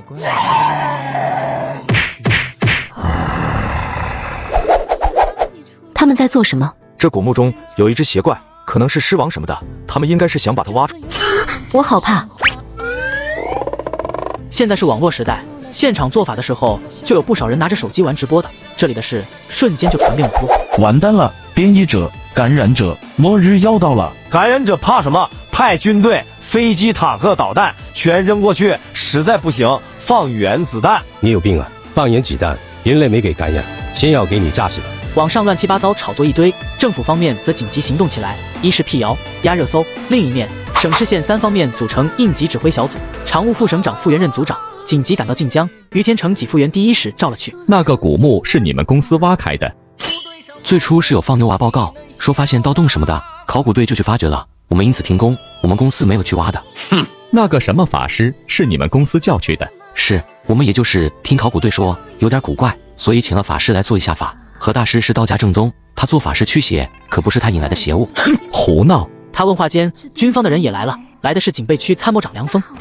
副省长，我们军方已经做好准备，有必要的话，可以对峡谷里面以及周围进行炮火覆盖，然后坦克进驻，人工清场。不行啊，里面感染的，加上失踪的，有400多人呢。再要是一轰炸，那就全完了。那怎么办？这个东西会感染，如果不及时处理，让他们冲出来，到处咬人，那感染会急速扩大，那个后果谁能负责？副省长，有一个新情况，西河台有一个记者在峡谷里面把峡谷里面的最新消息传出来了。峡谷里面有记者？是西河台百家新闻的女记者胡平。这是怎么回事？我们猜这些感染者可能是要把墓中的尸王挖出来。小胡，你是在现场？是的，我在古墓上方的山坡上，距离大约是100多米的样子。你要注意安全啊，他们不会发现你吧？他们早发现我了，不过没事，我身边有高人保护，他们拿我们没办法。你身边有高人？是的，我身边有高人。胡平现在对迷彩非常佩服，迷彩布下的树墙，只要有感染者到林边，就会有藤条直接将他们抽下山去，就再也没感染者上来了。这一来，胡平是彻底服了。副省长，我这边不需要担心，我只是想问一件事，这边的感染者准备怎么处理？你有什么建议吗？胡平那边犹豫了一下，似乎在和他身边的高人商议，过了一会儿才说，这些感染者在挖尸王，这肯定是尸王指挥的。既然尸王让他们挖他出来，那就说明尸王想要出来，甚至想要离开。所以我们建议政府方面要尽快采取行动，以免扩散。政府方面肯定会尽快采取行动。小胡，你那边能一直保持联系吗？我让军方接入你的号，把视频转到指挥中心来，可不可以？没有问题。感染者应该超过400人了，我希望能想尽一切办法救他们。他们只是给感染了，只要就出来，应该可以治好。副省长，我有个想法。说，我这边不是请了一位法师来做法吗？那位法师很厉害，邪物一出来，他立刻做法，用一道符变出一条船，就出了一部分人。我的想法是，能不能请他再次做法，镇压邪物，先把人救出来？小胡，你身边那位高人有没有说，感染者需要多少时间才能把尸王挖出来？最迟明天，也许就是今天晚上。现在是下午1点，妖尸王晚上出来，那些幸存的人就更危险了。于经理，那个法师在哪里？他现在在酒店。我说副省长你们来了，他是法师，可能要请他做法，他就没走。特办的人说什么时候到？特办张处长会亲自过来，但最快也要几个小时。他在邻省。特办是指的特别事务处理办公室，专门处理一些很特别的事务。说白了，其实主是一些警察处理不了的灵异类、怪异类事务，由他们处理。来不及了，于经理，你带路，我亲自去请那个何大师，请他做法。好好好。一行人到酒店，见到何大师。何大师，久仰大名，我特来请你驱邪，我代表晋江数万百姓，也代表西省所有人民，拜托了。何大师虽然吃的神道这碗饭，却其实是一个红尘中人，对权势极为热衷。一个省常务副亲自过来，还说这样的话，让他非常得意，也非常兴奋。贫道虽是出家人，但也心念百姓，自当竭尽全力。何大师当即就挑了4名弟子前往了峡谷里，而梁峰带了一个班的战士布置火力封锁线，万一何大师失手，感染者冲过来，这条封锁线可以先挡一阵，掩护其他人撤退。旗帆打头，进。在小小的花园里面挖呀挖呀挖。这下好了，被挖的古墓里有一个尸王，瞬间将周边吃瓜群众变成了活尸。这个倒是刚从墓地里跑出来，但为了以后荣华富贵，又一次跑进了古墓。雕虫小技竟敢班门弄斧！作者快更，作者快更，作者快更。他这统领果然起了作用，后来的感染者有的抱头，有的蹲下，有的干脆转身就跑。邪物不过如此，不要怕。师傅威武，师傅牛掰。这个何大师也有点本事啊。还行吧，不过他话才落音，一变陡升。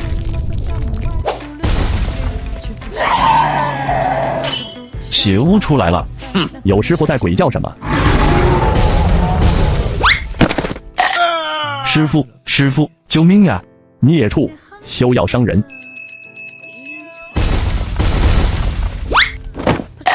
啊，师傅，救我！很快，胖道士口中便发出嘶嘶的声音，很明显，他也给被感染，开始发作了。另一边的兽道士也是如此。卧槽，这么邪门！溜了溜了。这次没用符传，那些符是失传的，用一张少一张，保命时可以用，现在不必。感染者太多，我也不好下死手，他们终究是人，要下死手，得领导给个手令才行，否则我是没办法了。先这样吧，我向领导汇报。正值一行人回来做了汇报，傅园在胡平传来的视频中早就看到了，他先前对何大师抱有多大的希望，这会儿就有多么的失望。神棍果然不管用。小胡，你那边的高人能确认狮王有可能今天会出来吗？高人说最迟今天晚上。我让飞机随时待命，必要的时候直接用凝固汽油弹轰炸古墓。那些感染者全在古墓里挖地道，要是凝固汽油弹，他们会不会全给炸死？应该会。凝固汽油弹的瞬间温度高达1200度，那些感染者终究只是人，不可能扛得住的。不能这样做呀，副省长，我这边统计到的数据是，感染者有412人，他们都是鲜活的生命呀。这要是一次死上400多个，最终这锅就一定会背在他身上，他扛不住啊。副省长，我这边查到了胡记者身边的那位高人，名叫迷彩，据说有关公的传承，非常厉害，还斩过蛇妖。关公？是的，我这里有他斩蛇妖的视频，你看看。我去，可以啊！小胡，你身边的高人是不是迷彩？是啊，他是迷彩。我听说他是关公的传人啊。是吧？他在当地剧团扮过关公。哟呵！小胡，这个迷彩能不能对付得了这些感染者啊？迷彩，副省长问你能不能对付得了这些感染者？对付不了。你对付他们应该没问题啊。砍杀他们容易，可他们只是感染了，就好比生病了，生病了就治啊，哪有生病了就一刀砍死的？傅园明白了迷彩的意思，但为了大局，本就不把感染者的死活放在心上，那么迷彩的担心也就不是他的担心。如果古墓中那个邪物出来，就是狮王什么的，你能对付得了吗？应该可以。那趁现在狮王还没挖出来之前，把那些感染者除掉，尽最大可能避免让狮王出来，做不做得到？他们只是感染了，不是怪物，我砍死他们，事后怎么算？迷彩先生，如果我代表省委省政府授权给你清除感染者，不论死伤，你愿意接受吗？这下面至少有400多感染者，如果我把他们全杀了，也可以。可以，我授权，你能接受吗？我知道他们是感染者，只是染了病，照理说病人是要治，但是呢，他们这些病人不同，他们会咬人，会传染，而且他们还在挖那个狮王，如果放任他们把狮王挖出来，后果更难以预料。所以站在全省甚至全国的高度，牺牲这400多感染者是可以接受的。见迷彩仍然不说话，又说道：这是功，不是过。迷彩先生，只要你肯出手，我可以授权给你，直接把他们全杀光，然后尽全力阻止狮王出来，那就是功。我代表全省全国人民感谢你。都说副省长出身2代，是个敢于认识、敢于拍板的。风格果然凌厉。感谢副省长的信任，我试一下吧。迷彩先生，拜托了，你放手去做，有功是你的，有责任我来担。好的，胡姐，你待在这里，不要怕，感染者什么都进不来的。好，那你要小心，不要勉强，不行就退回来。好的。老黄，去引一个感染者来。我去。哇呀呀，死兔子，敢跟我抢功劳！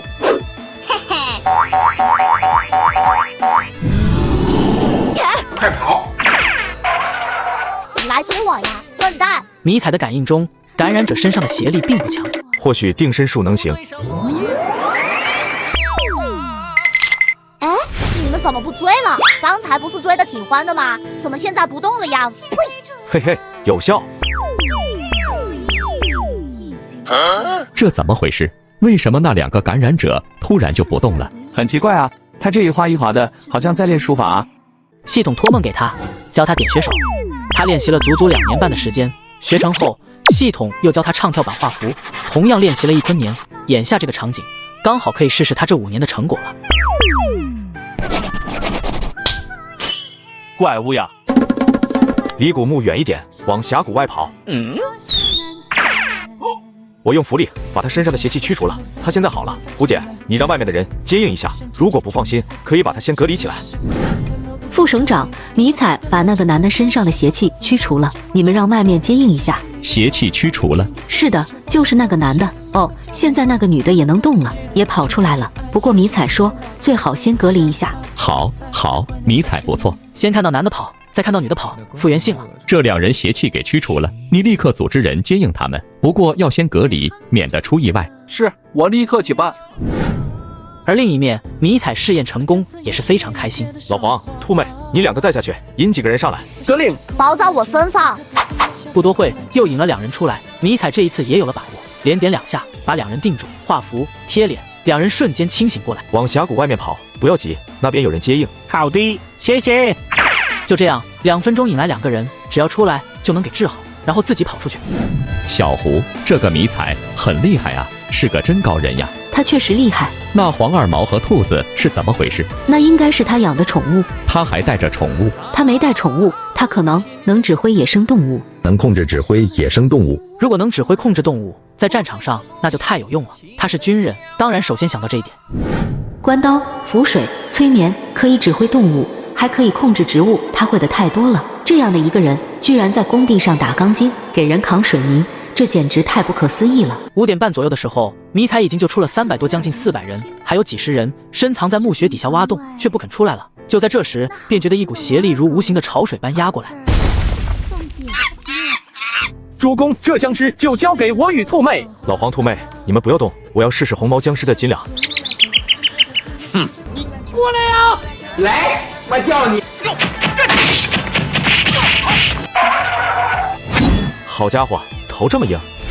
主公，这是铁狮，他是人，不好显形，所以一直是阴神的拟态，摄像机就拍不到他。铁狮，尸体如果有什么灵物随葬，或者葬在灵地，不腐不烂，久而久之，身体就会发生异变，变得筋骨如铁，刀枪不入。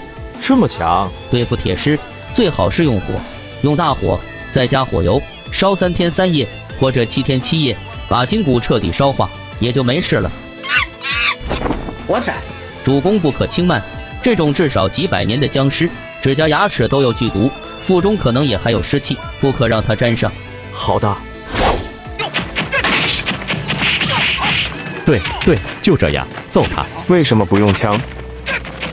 你是哪位？我是特办张波，你是副省长。是我，张处，你们来了，太好了。这是怎么回事？这是我们请的一位高人，名叫迷彩，那个就是这次的邪物，一头红毛僵尸王。迷彩现在正和红毛僵尸打呢。高人为什么不用枪？军队不是已经来了吗？先前处理的是感染者，感染者是病人，有病要治，而不能马上抛弃，所以我们先请高人处理感染者，然后这个红毛僵尸王就出来了，高人就和他斗上了。听到高人2字，张波嘴角又微微掠了一下，显然很不以为然。早听说特办对神棍不感兴趣，看来是真的了。特办处理特异事件，就难免和佛道术师打交道，理论上来说，就会对这一行中的人就应该有基本的尊重。但张波对神棍特别讨厌，他的手下也基本没有那种特殊异能人士。成了，迷彩做的真漂亮，不愧为大师。张波在一边看着，脸上始终带着一抹冷笑。在他看来，就是一枪的事，搞得这么复杂。他死了吗？死的。此刻红毛僵尸的魂给孙元捉了，掐在手里，就仿佛掐着一只布袋子。毛好长啊，而且是红色的。我看小说里面，红毛僵尸是最厉害的，是不是？我听说最强的好像是紫毛吧，紫、红、绿、灰。如果是普通僵尸，则没有毛。还有这么多等级啊！原来僵尸还分等级的，这个红毛僵尸居然还不是最厉害的，要是碰上紫毛僵尸，那就不得了了。没有一枪打不死的僵尸，如果有，那就再来一枪，带我去那边，我要见见这个迷彩。好，我走了哈。你跟过去看看，另外联系一下相关部门。这个红毛僵尸千年不死，骨头又这么硬，考古、医学、生物学方面的专家应该会非常有兴趣。好的。迷彩这边把坑洞里剩余的感染者全引出来，一个个定住，再画符驱邪。他这边堪堪搞完，文磊他们也就进来了。迷彩大师，太谢谢你了！我代表所有感染者和他们的家人，还有晋江以及万山百姓，对你表示万分的感谢啊！文市长客气了，这是我应尽的义务。你叫迷彩？是我。你是？我是特办张波。特办？哪个特办？严青给他的证上面也写着特办，不过后来他查了一下，知道有2个特办，一个是调研，一个是处理，并不相同。我们是特情办。迷彩，你是属于哪一派的？师承是什么人？我就一点乡下把式，无门无派。你不老实。听到这4个字，迷彩心中顿时窝火。你谁啊？校长还是班主任？我凭什么要对你老实？胡姐，要我帮忙不？我可以给他翻个身，摆几个姿势让你拍。好啊。站住！老实回答我的问题。我凭什么回答你的问题？你算什么东西？这是专门负责处理全国神秘事件的特办机构，但里面却没有一个会术法的人。现在他刚刚化解了古墓危机，特办的处长却认为他是神棍，要对他不客气。不客气？呵呵，那个啥，张处长是吧？你敢看着我眼睛吗？胡平一听这话，瞬间就乐了。他还记得上次差点被迷彩吓尿的场景。我在看着你，看你能做什么妖。进入特办10年，什么人物没见过？这么一个毛头小子，还能做什么妖？迷彩瞬间睁开丹凤眼，盯着张波的眼睛。张波脑海中出现一把刀，当头砍下。切，就这？迷彩冷冷地转过身，根本不理他。他根本不相信张波有种在这里开枪打他。我一个女孩子吓着了也算了，他一个男的也给吓成这个样子，这家伙的鬼眼还真是厉害呢。我们走。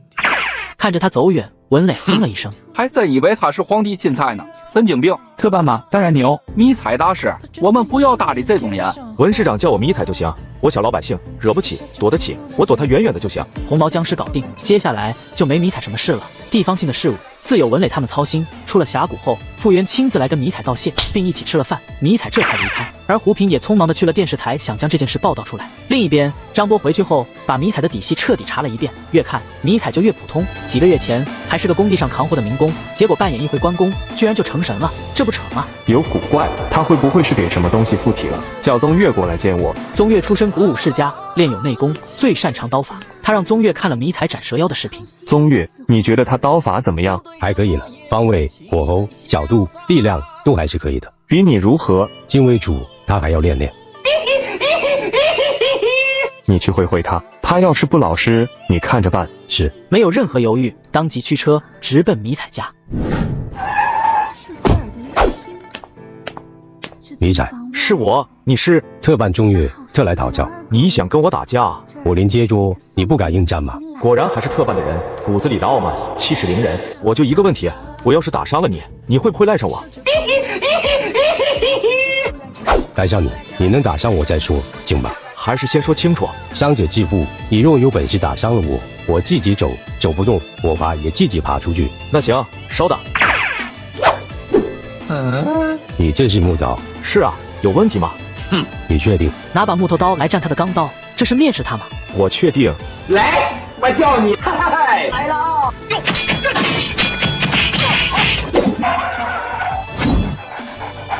你刀法还可以了，回去吧。告诉你们那个张处长，不要当了点小怪就狂得没边，后会有期。这个张波有些难查，他可以肯定，宗岳战败回去，张波绝不可能就此收手，这让他就有些烦躁了。烦死了！你脸色这么难看，是把他杀了？杀了就杀了，我让人处理一下。不是，比刀我败了。什么？你败了？宗岳算是他手下功夫最强的几个人之一了。如果迷彩用术法，圣宗岳有可能比刀，宗岳居然败了，这就让他极为讶异了。怎么败的？宗岳就说了全过程。什么？全程都是他在出刀，关键是他的刀是木头刀。张波自己也练武，不过他没练出什么东西，只稍稍有点气感。但内功这个东西他是知道的。你的意思是，他的内功强到可以透出体外，形成气罡。我在刀上，所以我的钢刀才削不断他的木头刀。就是说，这神棍有点真东西。是的，仅就武功而论，他是我新兵仅见的高手之一。哼，看来是我小看他了。走，再去一趟。迷彩猜测到张波这一类性格的人输了不会轻易收手，但他也没想到，仅仅1个小时不到，宗岳竟又带着张波来了。有妖气，何方妖怪？看我的照妖镜！张波下意识的就看了一眼天机镜，瞬间就收入天机镜中。迷彩，你竟敢如此羞辱我！我猜，嘿嘿，没打中。你找死！张波大怒，枪口直接对准了迷彩。别人不敢随便开枪，但张波敢，他是特办的。特办在对付神棍的时候有特权。张波，我警告你，如果你敢开枪，我会报复的，后果你可能承受不了。那你就看我敢不敢了。张波连开7枪，这才停手。正常情况下，无论怎么样的神棍，面对接连不断的子弹，也变成筛子了。但迷彩篇就是一个例外。不打了，有点小气啊。那让我们来看看你下了多少本钱。1列、2列、3列、7列啊！前面1枪当见面礼不算数，这7枪，张处长你要付出相应的代价了。张波呆住了，他一生执拗而倨傲，只信自己的眼睛，从来不信那些乱七八糟的东西。可眼前他亲眼看到迷彩居然接住了他的子弹，而且把弹头一粒一粒数给他看。给我等着！你敢相信吗？这个男人居然能徒手接子弹，而且还是一次性接住了7颗。卧槽，这么变态，溜了。我们不是他的对手，快走！他那是术法吗？可也不像术法啊。我不知道。今夜迷彩显露的功夫真的惊到了他，凭着一双手能接住子弹，这他真的接受不了。算了，我们走吧。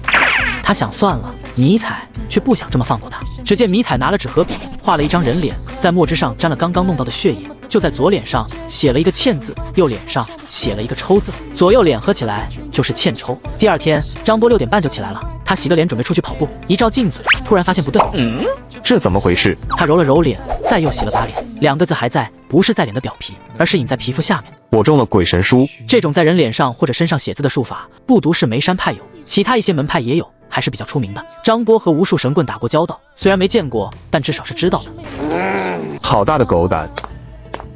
迷彩弄的，不是他还有谁？他昨夜不是说了吗？他会报复。他居然会这样的术法。迷彩的武功之高已然惊到了他，但他没想到迷彩真的是灵武双修，还会鬼神书。无用的小把戏。他既然狗胆包天，那我就让他知道什么是政府的铁拳。他这次除宗岳外，又叫了2名精锐，带足了武器弹药，奔向迷彩家。敢报复我，我会让你付出你无法承受的代价。而张波的行动，迷彩在天机镜里看得清清楚楚。迷彩给宗岳发短信：我在这里，有种就来。然后又给他发了一个定位：城外南山。他发了定位过来。很好，出城。在那里。过去。这时宗岳的手机又响了，迷彩发了一句话过来：张博的打了我7枪，我就关他7天吧，你们陪着。看，关我7天。他不知道迷彩这话的意思，突然眼前的树木在疯狂生长，将他们都团团困住。他可以使唤树木，德鲁伊。我最讨厌的就是你们这种崇洋媚外的玩意儿。我去，树妖。洋人掌握自然之力的就是德鲁伊，国人掌握自然之力的就是妖人。洋人的电影里树人各种高大上，国人的电影小说里就是各种树精妖怪。哎，让我哪一只眼睛看得上你们？只能说洋人的远程养殖技术真是工业皇冠上的明珠。这居然还是一份亲，不仅是宗岳，连张波都傻眼了。你到底是个什么东西？树精啊，树人啊，妖怪啊，随便你怎么叫吧。老杨，怎么样了？关起来没有？我老杨出马，那绝对没有问题。哈哈，那我先回去了。你关他们7天。今天13、20号早上8点放了他们。好烈，听到了吧？关你们7天，20号早上8点放你们走。现在安生待着吧。嘿嘿，你们也尽可折腾，看你们有没有本事从本佛爷的五指山中钻出去。张波不是个轻易服输的人，他突然掏枪就要对着南山老杨就要开枪。宗岳，够了，张波，你真以为你姓天啊？对这个世界对这个世界上的一些人、一些事，我觉得你应该有敬畏之心。平时他会听张波的，但这会儿他显然不想跟着张波作死了，这是真会死的。张波，迷彩其实没做什么，但你从见迷彩第一面起，你就在搞事，现在只管你7天，他已经言之意尽了。你自己可以任性，可以不把自己的命当命，但是请不要带上我们，我们的命也是命，我们想活着。另一边，迷彩直接下山，到家门口却意外发现2辆军车。迷彩大师，你回来了，我正要找你帮忙呢。杨参谋长，有什么事可以直接说。我给你介绍，这是我们缉毒支队的支队长彭矿。迷彩大师你好。彭支队你好。迷彩，你上次对付那个红毛僵尸王可以使唤植物，还可以指使动物，太神了啊！我和老彭说起这个，他也是赞叹不绝的。一点乡下把式，所以你们这次来是？老彭他们遇上了一件怪事，迷彩是真正的高人，你要想求得他的帮助，那就敞开说。好，迷彩大师，我们缉毒支队在缉毒的过程中发现一件怪事。说着，拿起手机递到迷彩面前。迷彩，你看。迷彩看了一下，画面上是一只猿猴，身形高大，而且是人力的。这是猿还是猴？个体上是猿，比猴大，和人差不多高。但这只猿，他说他是人。他不但说他是人，还是我们以前卧底的一个同事。他说他是中了邪术，变成了这个猿，而且给逼着贩毒。这是造畜术。造畜术，一种邪术，可以把人变成动物，羊猪马狗，包括猿，全都可以。真有这样的邪术？那他说的是真的，他真的就是我们卧底的同事，给邪术变成了猿猴。如果他自己这么说，那是有可能的。他应该不能说话吧？是写字是不是？是的，他一直用手机跟我们沟通，那他还能变回来吗？这个我不能确定。我知道解法，但我年轻，修为低，功力可能不太够，能不能解，要试过才知道。我说是吧？迷彩就是那种极稳重的性子，和那些吹得云里雾里，但其实屁本事没有的神棍，完全两回事的。迷彩的回答让他稍稍有些失望，但心中却反而觉得迷彩更靠谱。迷彩，那能不能请你出手帮着解一下？可以，他在哪里？因为他情况特殊，所以现在在我们总队的医院里。这种造畜术要时不时服药的，如果不服药，会出各种状况。这样好了，我跟你们去。那就太好了。那我们现在就走。他明明是一个缉毒英雄，在毒贩老巢潜伏多年，没想到再次见到他却变成了一只猿猴。虽然不能口吐人言，却能灵活地使用手机。为了医治他，缉毒大队专门请来了迷彩。钱院长，1号病人情况怎么样了？情况不是太好，镇静剂用得多，副作用大，情绪极不稳定。带我们去看一下。小李，安静一下，彭支队他们来看你了。李军，我是彭矿，你感觉怎么样？还好吧？我知道，你别激动，我这次请了高人来，他可以解你身上的邪术。听到他这个话，李军叫了一声，还真的就安静了下来。迷彩，钱院长，开门吧。病人病情发作的时候极为狂躁，力量也非常的大，4、5个都按不住他。没事，你开门就行。钱院长，开门吧，没事，大家小心一点。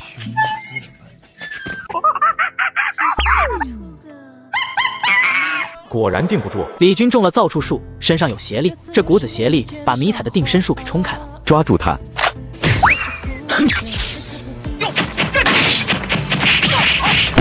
这个迷彩身上确实有真功夫。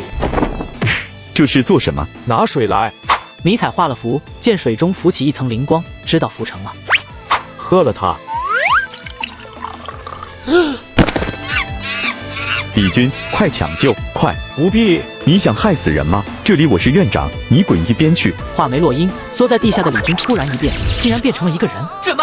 猴子真变成人了？我莫不是眼花吧？你真是李军？我是李军，谢谢你了，钱院长。这位大师，谢谢你。说完，他到彭矿面前一个立正敬礼。彭支队战士李军向你致敬，请指示。好，迷彩，李军这是没事了吗？基本没事了。太好了，迷彩，你是真正的大师，真是太谢谢你了。一点乡下把戏而已。你这可不是乡下把戏，是真正的神术。那个迷彩先生，我想安排给李军做一个全身检查，可以吗？可以的，钱院长你请便。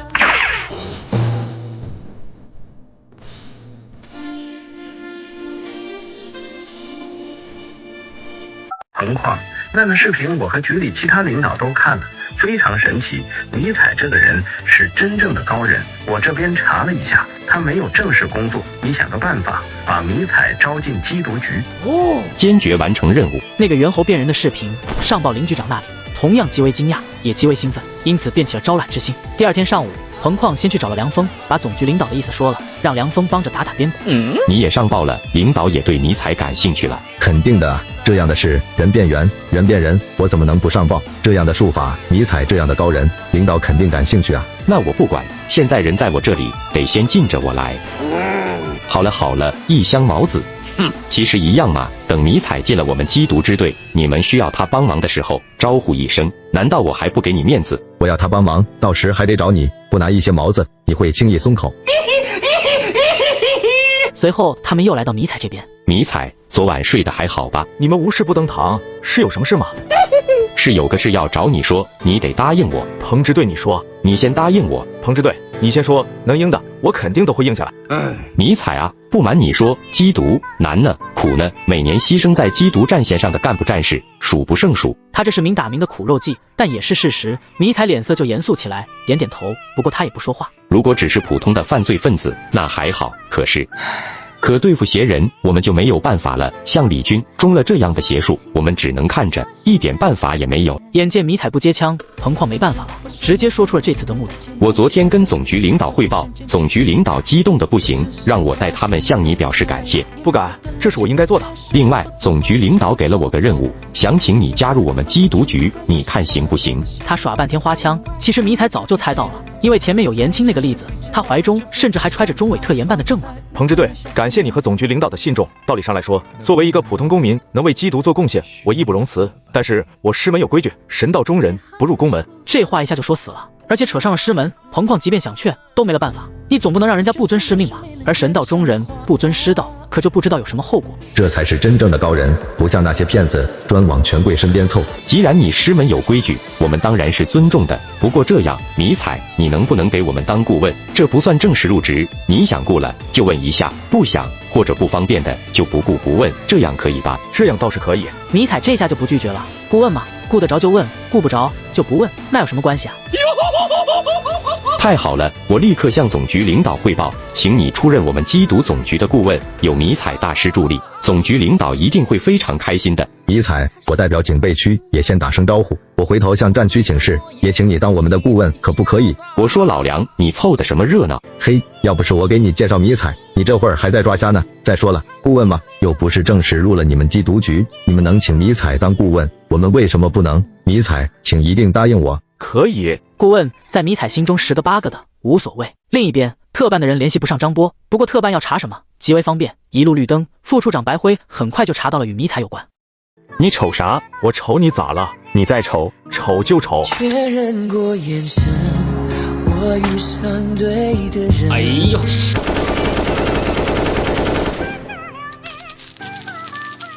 张波，你向我开了7枪，那我就关你7天，不过分吧？张波失踪后，整个特殊事务所都慌了。最后经过一番调查，终于找到了迷彩。迷彩，我是特办白辉，你在哪里？我需要问你一点事，希望你配合一下。我要是不配合呢？实话说，这样的回答，白辉还真没见过，他都愣了一下。迷彩，我们这里是特办，你老实一点。特办啊？我还以为是阎王殿呢。再拨过去，打不通，他知道已经被对方拉黑了。他想立刻抓人，但随后一查，迷彩那天从山上下来就跟着2辆军车走。军方，他照着车牌一查，一个是警备区的参谋长，一个是缉毒支队的支队长。他立即拨通了梁参谋长电话。梁参谋长，那个迷彩是不是在你们警备区？不在。你们找迷彩是有什么事吗？他涉及到我们的一个案子，我们需要他配合调查。你们是想请他帮你们调查，还是要调查他？我们要调查他。这样啊，那我也不知道他在哪里，你们自己找他去吧。说着，他直接挂断了电话。不过他也没多想，他又当即拨打彭矿电话。此刻彭矿电话占线，因为梁峰在给彭矿打电话，把白辉要找迷彩的事说了，也说了白辉的态度。特办算个屁啊！在缉毒局这样的实权部门眼里，特办这种和神棍打交道的部门，确实啥也不算。彭支队长，你好，我是特办白辉。什么事？你说。请问有个叫迷彩的人，是不是在你们那里？在我这里。怎么了？你有什么事找他？他涉及到一个案子，我们想请他配合调查一下。此刻他自己觉得这个话已经说得非常客气了，但彭矿根本不领情。迷彩这个人呢，他们是查过的，没有任何问题。迷彩是我们缉毒总局的顾问，白辉，我警告你，没有我们同意，你不要靠近迷彩顾问，否则我们不会客气的。那边白辉直接懵掉了，他准备再问时，电话已经挂了。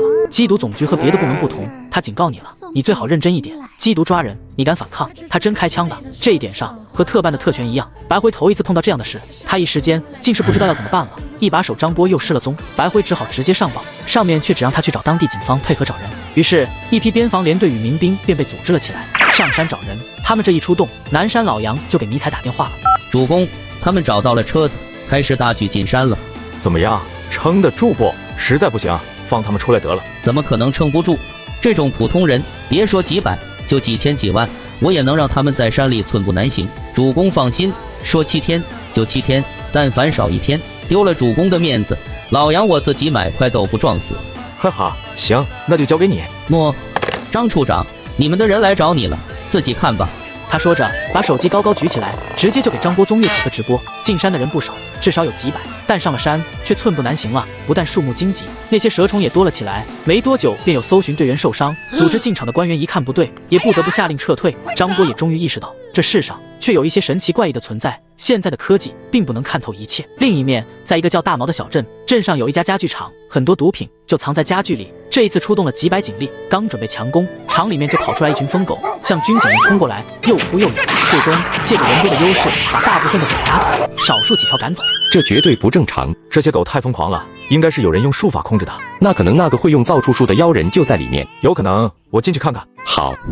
控制现场后，一审发现不对，这些被抓的工人都是正经工人，他们就是做家具的。什么家具里面藏毒品，他们完全不知道。狡猾的家伙，毒贩子非常狡猾，他们往往以正经行业为掩护，工厂里的普通员工正常的生产，也正常的拿工资。等产品出来后，毒贩子才会在产品中夹带毒品。眼见这么大行动，最终落得一场空。彭旷既愤怒又沮丧，迷彩也有点郁闷。他去看那些狗，突然发现有些不对。他对其中的一具狗尸画符，那狗尸一变，居然变成了一个人。这是人？是。再次画符，那人呻吟一声，居然睁开了眼睛。救命！救命！我是好人，我是给妖人控制的，是他把我变成狗的。不要怕，我能解你的邪术，你的伤也不致命，不会死。这人是给枪托砸晕了，不是子弹的枪伤。他叫文兰，是本地人，给他施术的妖人，名叫周东篱，也就是这家家具厂的厂长。周东篱今天就在厂子里，但他变成狗逃掉了。先前一群狗冲出来的时候，其中的一条就是周东篱。周东篱能变狗？造处术和变形术是两种不同的术法。造处术要容易得多，但自己变形那就不能用造处的方法，那样对身体的损害很大的。抓捕镇子里所有的狗，不管什么人的都抓过来，请迷彩顾问看一下。镇子里一时鸡飞狗跳，但因为是缉毒，居民们倒也还配合，但这并没有用。周东篱变成的狗早逃走了。迷彩，那妖人逃走了，而且会继续未获，怎么办？不急，我看看。周东篱把你变成狗，带在身边，他的日常生活情况你都了解吧？基本了解，他很警惕，总是让我在他附近巡逻，一发现什么风吹草动，就让我提醒他。而因为我是一条狗，别人则不会提防。好狡猾！你带我去他起居的地方，卧室什么的，去看看。好。文兰带着迷彩到周东篱的卧室，迷彩找了一圈，在周东篱的床上找到了几根头发。迷彩，你这是神道做法，一般是生辰八字，但其实呢，贴身物品，尤其是头发血液，效果更好。我有周东篱的头发，就能用术法追踪他，他逃不掉。太好了，迷彩，那这个周东篱就拜托你了，极快把他抓捕归案。好，不过那家伙相当狡猾，然后用术法追踪的话，也有一定的难度，所以要一点时间。老黄，你的鼻子怎么样？能闻味追踪吗？我鼻子可以的，至少不比狗鼻子差。那你试试追一下这个人看看。有妖气，这是一只狗妖。狗妖能追到他不？没问题，这玩意儿身上骚味太浓了，绝对逃不掉。走，去追。你敢相信吗？享誉全国的大毒枭头目居然是一只狗。为了抓住他，迷彩一口气追了一天。停一下，请问阁下贵姓高明？迷彩。迷彩先生，我和你无冤无仇，何必苦苦相逼？你不会说你一个修天道的，真进了衙门吧？我也就奇怪，你开启灵智，修行天道，怎么要贩毒？我有不得已的苦衷。什么苦衷？我家主人为妖将所制，我必须定期提供钱物，妖将才不会折腾我家主人。你在撒谎！你至少500岁以上，你的主人那得多少岁了？他如果能活这么长，会为妖将所制。你一只黄毛臭鼠，真以为自己是黄仙了？井底之蛙而已。你敢小看我？来，我叫你。好了，老黄，将他交给我。OK。黄二毛知道自己不是对手，只能退了下来。迷彩先生，我没有说假话，我主人确实早就死了。但是呢，妖将在他的棺材里布了阵法，名为关玉。关玉，这位道友，你知道关玉？一些人和主家有仇的，生前报不了仇，就死后报复。看这人死了，他就去找打棺材的匠人，在棺材中绘制阵法，设下关玉。那人下葬后，灵魂无法往生，且会在关狱中永世受苦，不得超脱。好阴毒！主家，你好苦啊！那个周道兄，你且莫哭，说说看，到底是个什么情况？同为道友，若有能帮忙的地方，我不会袖手。如果周东离是个人，那迷彩不会说这个话，跟毒贩子有什么交情可扯？但周东离是狗妖，这就完全是另一种情况了。多谢迷道友。你主人被关狱所求，你又怎么成得到？又怎么说还给妖将挟制？我主人被害，我就在边上，我是狗，也没地方帮他喊冤去，只能远远地看着。那人怕我主人死后化为厉鬼，便找官将设置阵法。我主人为关狱所求，不得往生，夜夜愤怒哭泣，我也伤心，就到处奔波，无意中却得了一个灵悟，慢慢的就成了道。我成道后，本来想把棺材挖出来，结果我一挖棺，就给妖将知道了。你一挖棺，妖将就知道？是的，这妖将是正宗的鲁班传人，神通了得，他当即就找了来，打败了我。不过他见我忠诚，就与我相约，只要为他所用，就只会求着我家主人，而不会用刑具去拷打他。500年了，我一直为妖将所制，他死了，他的后人也一直挟制我，我也没有办法。贩毒是他后人的要求，贩得的钱也归他后人所有。传了几百年了，这么诡秘的吗？不止，他们家是正宗鲁班传人，有几千年了。这样的秘密宗门是有的，而且不少，只是很多都秘而不宣。这个世界越来越复杂了呀。官将分布极广，你知道挟制你的是哪一支吗？挟制我的姓郭，主职在南阳，国内有一家，好像就一个电子。我贩毒，毒资是直接打进他们在海外的账户的，国内的分支并没有参与，反正至少我不知道。这就有些麻烦了。这有什么麻烦的？管他参与没参与，直接找过去给他挑了，然后再去南阳把这一支的总堂也挑了，那不就得了？我看你不该叫黄大仙，你该叫黄大圣，和孙大圣有的一比。切，本来就是啊，有什么怕的？关门传承深远，有很多厉害的术法，没那么容易对付的。他们有什么厉害术法？我知道的不多，他们有阵法，可以求鬼，也可以困人；有符法，还可以点木成兵。如果他们真是为非作歹，我不介意除了他们。那我现在要是去打破你主家的棺材，能把他的魂放出来不？迷彩道友愿意帮忙吗？关于如此阴毒，连死人都不放过，又利用道兄的忠诚为他们谋利，如此卑鄙小人，我不知道就算了。既然知道了，自然不会放过他们。太好了，多谢迷彩道友相助。若能将我主人苦了500年的魂魄放出来，让他往生，小犬愿为迷道友忠犬，忠心不二。这个好哀，我主公可是关圣帝君传人，得关圣帝君封神榜，待关圣帝君封神呢。你若拜在我主公门下，可以封神，那就不是无名野妖了。待关圣帝君封神。迷彩见他心动的样子，就把封神榜亮了出来。我却是待关圣帝君封神，道兄若有兴趣，可明入封神榜。我有兴趣，我愿入关圣帝君门下，替主公奔走，忠心不二。狗这种生物，天性就想找一个主人，大荒野了几百年，骨子里却始终有这个心思。这会儿见迷彩不但法力强大，居然可以凭一双光脚追他几个小时不喘气，手下又有几个帮手，现在还有封神榜，他顿时就起了认主的心思。太好了，那我就将你名录入封神榜。大黄拜见主公，请起。谢主公。第5次封神成功，奖励地形术。地形术，地形术不就是封神榜里土行孙的法术吗？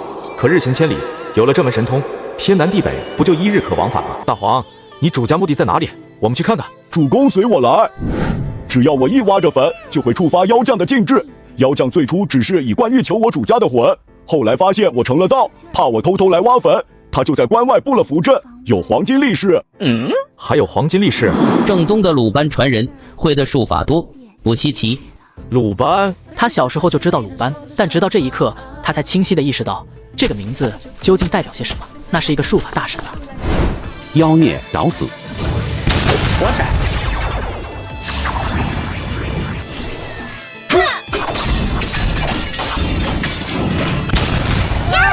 你们3个退下来，我来战他。撤退！接我一刀。好，再接我一刀。这一刀，他又加了2分力。可以呀！再接我一刀！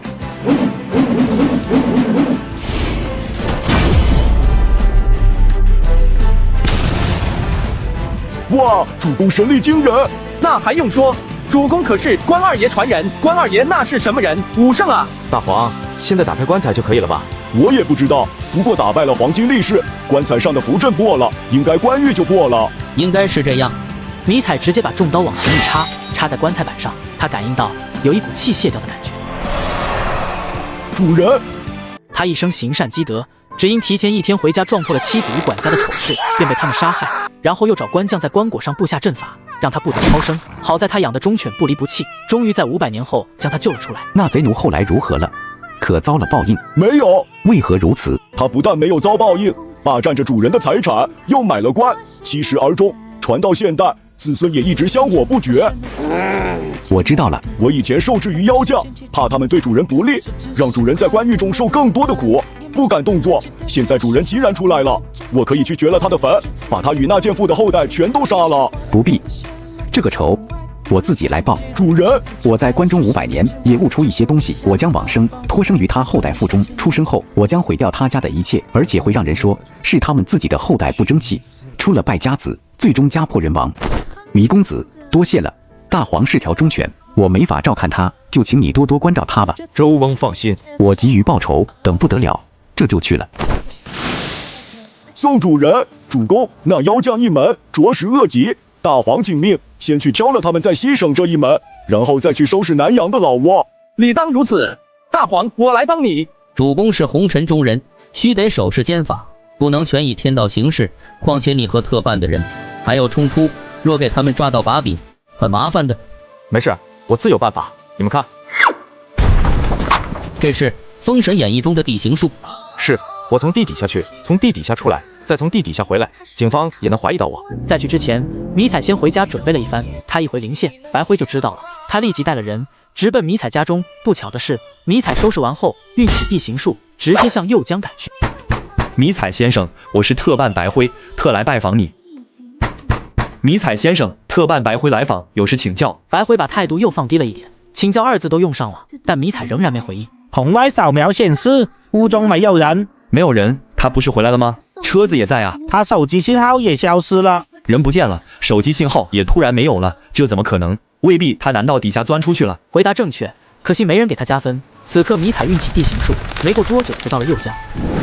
这一家就是了，因为棺材店晦气，所以这附近就他一家人，周围没有人家的。这倒是方便，把他家灭了也没人知道。主公，关门即是鲁班正宗传人，有传之数千年，自有存身之道，不可轻忽。有理，我会注意。主公，我为先锋，先进去探探路，看这所谓的鲁班传人有什么本事。那老黄你就进去看看，不要冒险，看情况不对就先出来。没事的。黄二毛一溜烟奔向郭家大宅，不走门，直接上墙。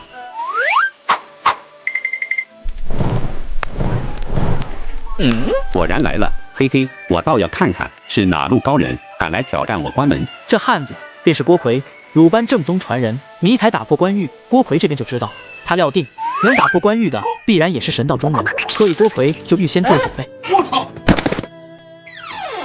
原来是一只黄皮子。你就是郭奎，放开我，否则要你好看。哼，猖狂！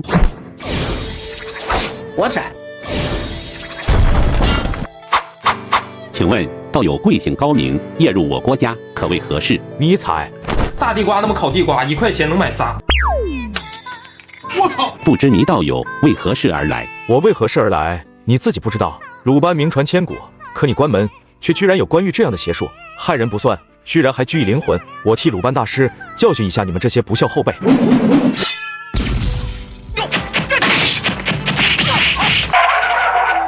请祖师爷助力。主公当心，这是关门核心弟子的本命傀儡武士，很厉害的。杀了他！这傀儡武士是用灵木雕成，又还滴有本人的鲜血。郭家核心弟子得到这傀儡后，滴血养灵，以本命元神温养，常年断养下来，就等于第2个自己，不但健康，而且指挥灵体。这么厉害，溜了溜了。哪里走？主公威武！你说郭奎这家伙和贩毒无关？我不知道，他们防我还是防得比较紧的。我知道郭奎是因为腰架，但贩毒这一根线有没有他，我不知道的。没事，老黄，你麻醉他，我来审他一下。好咧。郭奎，这傀儡武士是怎么雕成的？这是灵偶，可凝元神，指挥随心，但需要陵墓，再刻以阵图，上面滴以鲜血，以元神为影，操控熟练，变成本命灵偶。他是郭家本宗正房嫡子，郭家所传鲁班书，他全部都会。这会儿给黄二毛幻术迷了心智，竹筒倒豆子全倒了出来。最后，郭奎也承认了他在国内以灵偶来运毒。迷彩没有丝毫犹豫，当即拨打彭矿电话。彭支队，我这边有点东西，你看一下。迷彩，谢谢你，我代表总局，代表所有为毒品毒害的人民，谢谢你。总局接到报告，连夜召开会议，紧急部署，不等天亮，一张巨网就在全国张开了。此刻白辉却傻了，他是缉毒总局的顾问，跑去缉毒可以理解，可是他怎么过去的？白辉把所有的监控都调出来，监控清楚地显示迷彩的车回来了，人也回来了，并且出现在自家的院子里。可然后手机信号就消失了，人也凭空不见了。再然后就出现在几百公里之外，帮着缉毒支队缉毒。他会飞还是会隐身术？他跟着张波对所有神棍都采取高压手段，从来不把这些人当一回事。但这一次，他莫名的只觉后背心发凉。每到深夜，这间官屋内便会传来凄厉的哀嚎声，只因他可以困住魂魄，让其不得超生。迷彩正要调查一番，不料却被几个小混混叫住。嘿，小子，鬼鬼祟祟的做什么呢？切！我问你呢。敢打老子，搞死他！全体进攻 ！Triple kill！ 迷彩想深入的了解官屋时，红毛掏出手机打了电话。没多会儿，镇子里就有7、8个人冲出来。就是这小子，给我搞死他！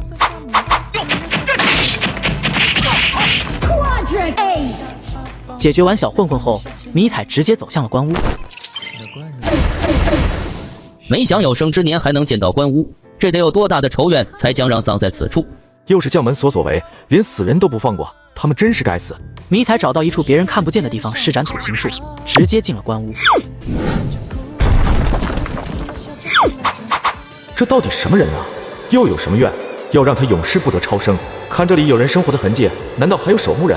郭奎说过，一些重要的墓会请将门中人守墓，这些人称为守墓人。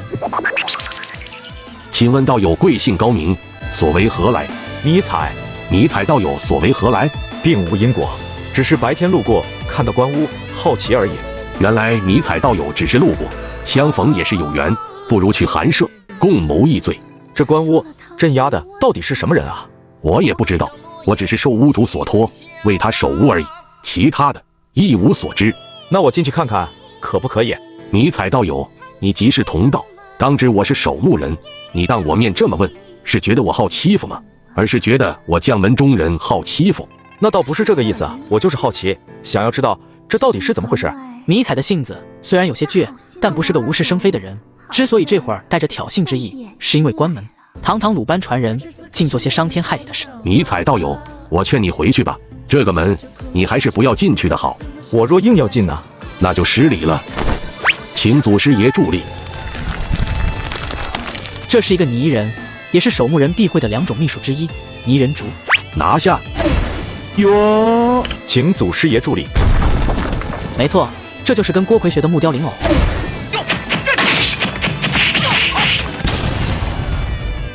巨灵神，这是我将门秘术，你是哪一门的？我哪一门都不是，不是我将门中人，偷学我将门秘术。迷彩是你真名？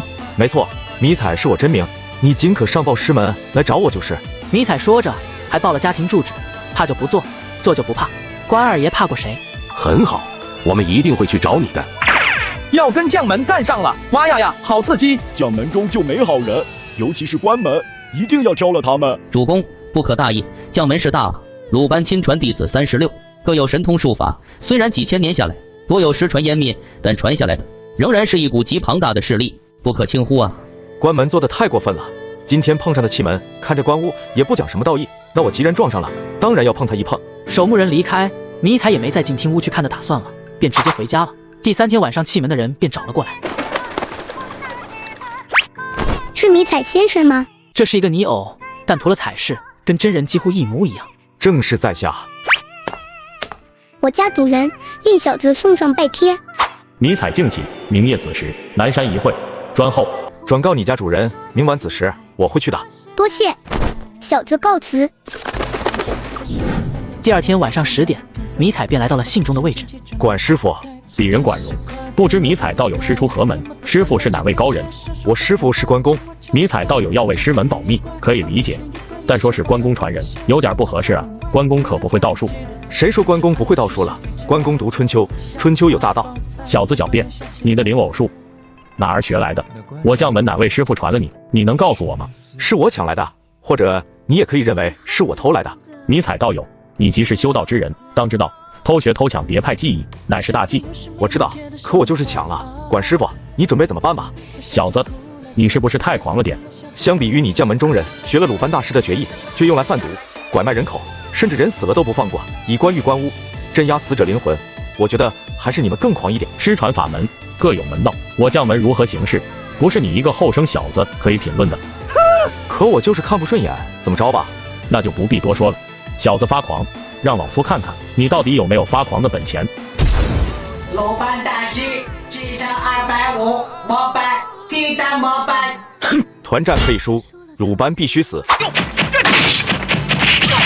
You have slain an enemy. 他是全国知名富豪，也是隐藏在都市的将门高手。这次他并不想为同门报仇，而是准备拉拢迷彩。迷彩，我愿意聘你为我公司的总经理，年薪600万，有期权，你是否愿意接受？沙总想要什么？迷彩道友年轻俊逸，让沙某起了爱才之心。迷彩道友愿不愿意拜沙某为师？抱歉，我对将门印象不好，没有兴趣。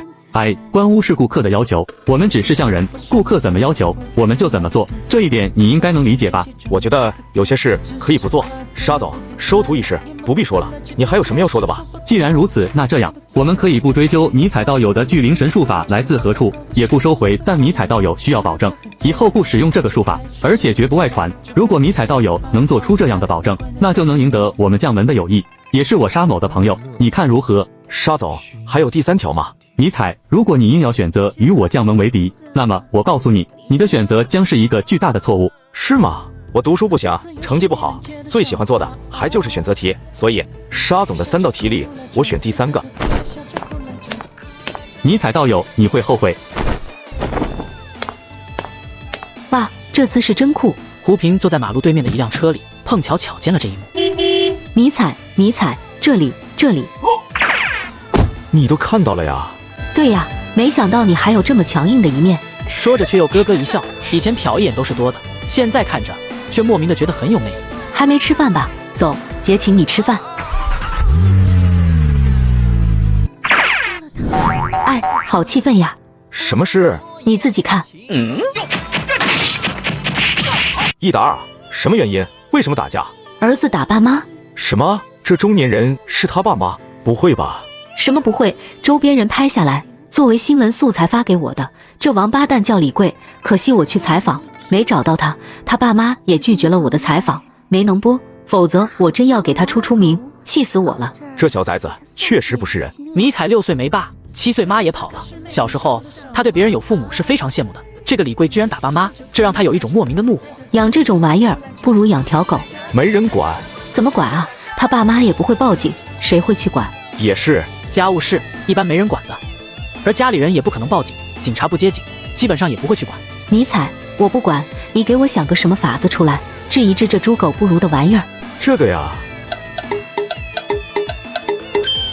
大黄，你上次说的那个换体术是怎么回事来着？就是身体互换啊，他变成我，我变成他。迷彩把关羽放在耳边，大黄的话就只有他能听到，吴平虽然就在对面，也听不到他。人和狗能互换不？可以啊，不过人狗互换的话，狗的智力差太远，换过去后会有些不适应。那没关系。想到什么法子没有？不许拒绝我啊！这一次我是真恼了的。行，胡姐怒了，我当然要帮你出气。哼，这还差不多。说什么法子？要厉害的，我要狠狠的出口气。视频中那条狗是那对中年人养的吧？是啊，你看他打爸妈，狗都气愤呢，真是狗都不如的玩意儿。我有个小术法，可以把它和狗互换。什么？把它和狗互换？怎么个换法儿？灵魂互换吗？胡姐英明，就是这个意思。把他的灵魂和狗的灵魂互换，他就成了狗，狗则成了他。灵魂互换，真有这样的术法啊？要是以前他是不信的，但上次迷彩带他去坟山看电影，见了一堆的鬼，他就知道这世界真有灵魂，真有鬼。有的就和那些附体的术法差不多嘛，只是稍稍换个形式。对哦，那就换，把他变成狗。他爸妈养的狗比他强多了，让他的狗代替他，他爸妈一定非常高兴。应该是他家住哪里？随后胡平便报了他家的地址，迷彩把地址记下来，又还把情况与大黄说了。你要怎么施术啊？一定带我过去看。你还要现场看？当然，这样才解气嘛。那行吧，先吃饭，吃了饭去找他，现场便给你看。哦耶！吉吉吃了饭，结了账，胡平一马当先，开车在前面引路，迷彩的车在后面跟着，找到贵妇餐馆。这是一家小餐馆，因为李贵爸爸手艺好，点餐的多，所以到这个点，生意居然还不错。找不到人，要怎么办？你用符把他拘过来。不急，我自有办法。这黑狗就是他们家的狗，叫黑豹，听说喂了10来年了，陪着老两口，比那人渣可是听话多了。就让他代替那渣渣去找到李贵。他不说会说狗语，但大黄会啊。去找李贵。黑豹马上在前面带路，他知道李贵平常在哪些地方玩。我们跟上。狗会听你的话。哦，对了，上次那个黄鼠狼还有兔子也肯听你的话。就在里面。进去，引他出来。遵命。给大黄摇旗压制，毫不犹豫的就进去了。不多会，还真把李贵给引了出来。死狗，你今天死定了！小爷今天不剥了你皮，炖了你肉，小爷就不姓李。引他去旁边的巷子。我们跟进去。你们2个帮着拦一下那条狗。李贵，你是胡平。胡平身为百家新闻的出镜记者，隔3差5就上电视。他又长得特别漂亮，在西河不认识他的人还真的不多。嘿嘿，胡记者，不如我们进去喝一杯。迷彩，快一点！先用造出术把它变成狗。遵命。大地瓜那么烤地瓜，1块钱能买仨。变成狗。这个男人居然在大街上殴打他的父母，既然他不肯做人，那迷彩就自然不会放过他。逆子呀，真是家门不幸了。既然你不做人，那就做一条狗吧。大地瓜那么烤地瓜，1块钱能买仨。呀，他真的变成狗了。看到了吧？直接就这样把它变成狗，也可以把它重新变回人，让它的灵魂和黑豹互换，也可以。这个选择权，胡姐交给你。还是按先前说好的，让他和黑豹灵魂互换。他爸妈只有他一个崽，没得办法的。变。他说变，但施术的是大黄。大黄念咒，李贵重又变回人身。不等他醒过神来，大黄再次念咒，抽出他灵魂，同时黑豹的灵魂互换。黑豹，我把你变成人，代替李贵去给你老主人报恩尽孝，你可愿意？我愿意。他说人话还有些不流畅，但基本意思可以表达了。起来吧，你对李家熟悉的，怎么做我也不必教你了。好好的做一个好人，一个好儿子。遵命。他虽是狗，看着李贵这个样子，他也生气啊。现在自己代替了李贵去给老主人报恩，他是真开心的。那小主人他不配做人，就代替你做一只狗吧。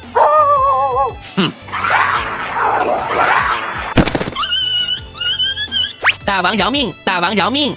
敢不遵我主公之令，我分分钟撕碎了你！活该！你做狗最好乖一点，要是敢乱咬人，就要给打死了。这会儿的胡平在他眼里，不再是让他痴迷的西河之平，而是一个母妖，居然把他变成狗，太可恨。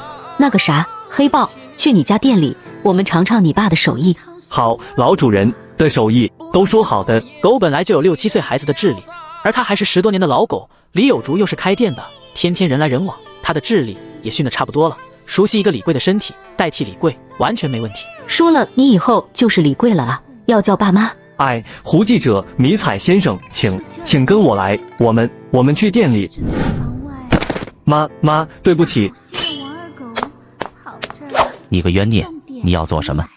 别，你又欠赌债了，欠了多少？没有，我没欠。爸妈，以前是我不对，我以后不会了。这样的情况，李贵以前做过太多。最初的时候，他还不敢打父母，欠了债就回来哭，让父母帮他还债。他再三保证，可过不了3天，他又旧病复发。后来父母就不再信任他，他就开始偷，开始抢，抢不到就打。你到底欠了多少？不管欠了多少，我们1分钱不会给了。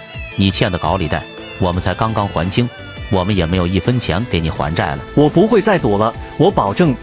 狗能改得了吃屎吗？你起来吧，店里还要做生意，你欠了多少啊？哼，连父母都彻底不信他了，什么玩意儿啊？这时又有了单子，马林接了单，李有竹进厨房去了，马林也不再搭理黑豹。迷彩大师，胡记者，你们进来坐吧。算了，你帮着做事吧，好好表现，争取重获爸妈的信任。他们终究是爸妈，只是心中气恼失望。你表现好了，他们最终还是会原谅你，信任你的。狗队主人有一种骨子里的忠心。你好好表现，我们先走了。大黄，你留下，盯着这玩意儿，不让他作怪。好嘞。黑豹，你去接待客人。是，胡记者。到了晚上左右，大黄打电话过来。怎么样了？他们关店了。黑豹表现挺好，不过李贵爸妈还是不怎么信任他。这要一个过程的，等明后天没了债主上门，黑豹再表现得好一点，李贵爸妈慢慢就会信他了。黑豹也是这么说的。那个李贵呢？我看着呢，主公放心，他不敢作妖，躲在角落里发抖呢。他要是敢作妖、乱咬人什么的，就灭了他。遵命。随后几天，黑豹表现好，也确认没债主上门。李有竹、马林慢慢的就改了心态。先是马林认可了他，李有竹也慢慢的信任他了。最终一家人团圆的生活在了一起。4天后的一天晚上，那只带翅膀的又飞来了，还是那个灵偶小人。这次没什么拜帖。尼采先生，我家主人请你南山一会。我会去。他们估计又请了帮手，或者布下了什么机关阵法之类。怕什么？我打先锋。不急。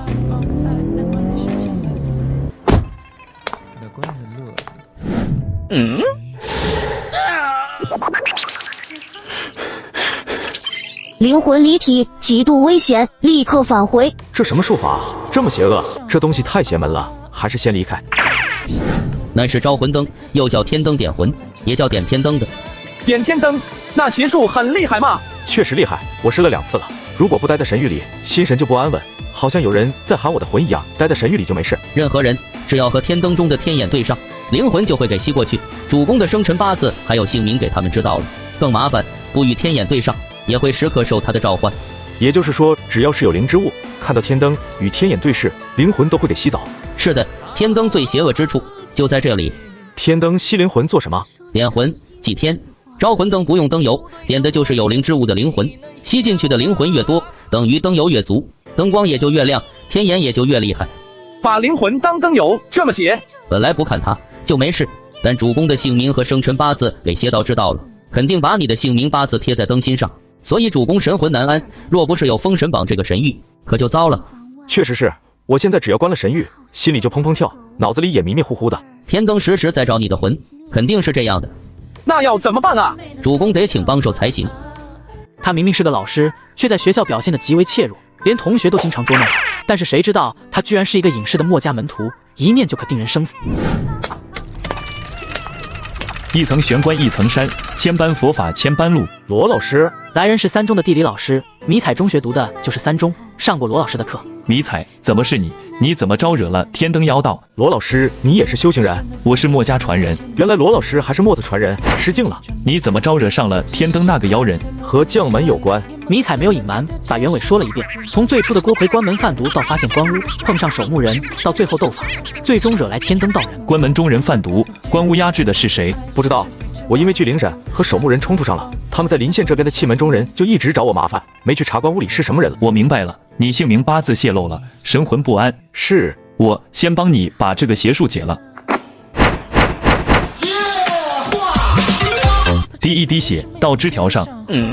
你不信我？是。虽然罗老师曾经教过他，但是他并不确定天灯做法的就一定不是罗老师。有防范意识是好的，那把你的生辰八字告诉我吧。生辰八字倒是无所谓，因为反正管荣那些人也知道了。李代桃僵，急急如律令。而随着浮光一闪，迷彩心头突然就清爽了，那种灵魂离体的感觉也快消失了。他的法我给他破了，你这几天不要出去，藏一下，天灯道人走了就没事了。就这么放天灯道人走？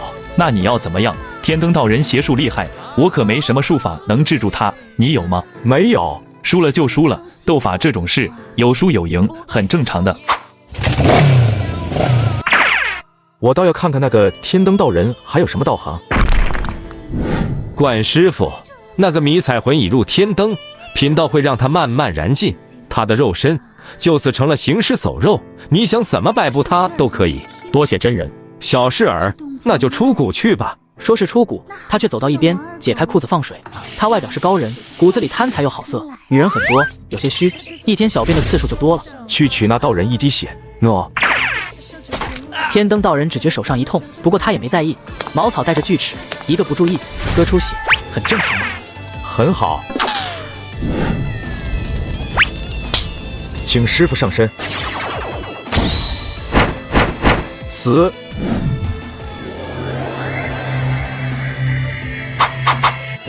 是谁在对我用梅山术思贤夺命？他心中生出明悟，甚至也想到了，就是先前手上给茅草割了一下，给人取了血去。大意了，当时就应该用天灯搜一下，至少把染血的茅草撤出来毁掉，好后悔。天灯谁弄死他的？有可能是那个迷彩，可天灯道人说他昨夜已经收了迷彩的魂，应该不可能啊。你没去看一下？天道道人说迷彩的魂已经收了，我想着他的话不会错，就没去。糊涂，现在找人去看一下。要迷彩没事，那就是他搞的。管荣立刻打电话让他的徒弟去迷彩那里看一下，没过多久便得到回复，迷彩一点事都没有。迷彩没事，就说明给他反制了。那个天灯道人是怎么死的？他的样子像是勒死的，但没有绳子，所以警方暂时没有给出结论。那就是梅山术，思贤夺命。他真会梅山术？肯定啊，他那点儿年纪，哪怕娘肚子里开始修行，又有多少功力了？只能是梅山术，请师父上身，借师父之力，否则怎么可能反制？大师兄，现在怎么办？何必这么为难？我早说了，找个枪手，一枪就打死了。现代社会还是枪更厉害。不必，我另有法子。这小子脾气也好，术法也好，都不错，而且还会武功，也敢下手，有点儿杀伐果断的味道，还真是越来越合我的胃口了。大师兄，我真想收这徒弟了。管师弟，你先回去，这个事你不要管了。好。迷彩本来在等沙和平来报复，却等来了从小就抛弃他的母亲李桂芳，与他一起来的居然是河口县的县长。我的儿啊，娘可想死你了，现在出息了，县里的领导都要见你。看我光顾着说了，这是我们的马县长，还有这位是开发区的张区长，领导们特地让我带他们来看你，有事要吩咐你呢。迷彩，你可是名声在外啊！不敢，马县长夸奖了。这不是夸奖啊，连沙和平沙总都对你青眼有加呢。他一提沙和平，迷彩立刻知道这是怎么回事了。此刻他彻底愤怒了。斗法一般不牵累家人，沙和平斗法弄不过他，居然找到了妈妈头上。是这样的，迷彩，沙总是爱国商人，他这次回国是想带动乡人致富，他的意思要在西河要投资。我知道了，沙总投资有一个条件吧？条件当然要有一些的，我们也会尽全力配合。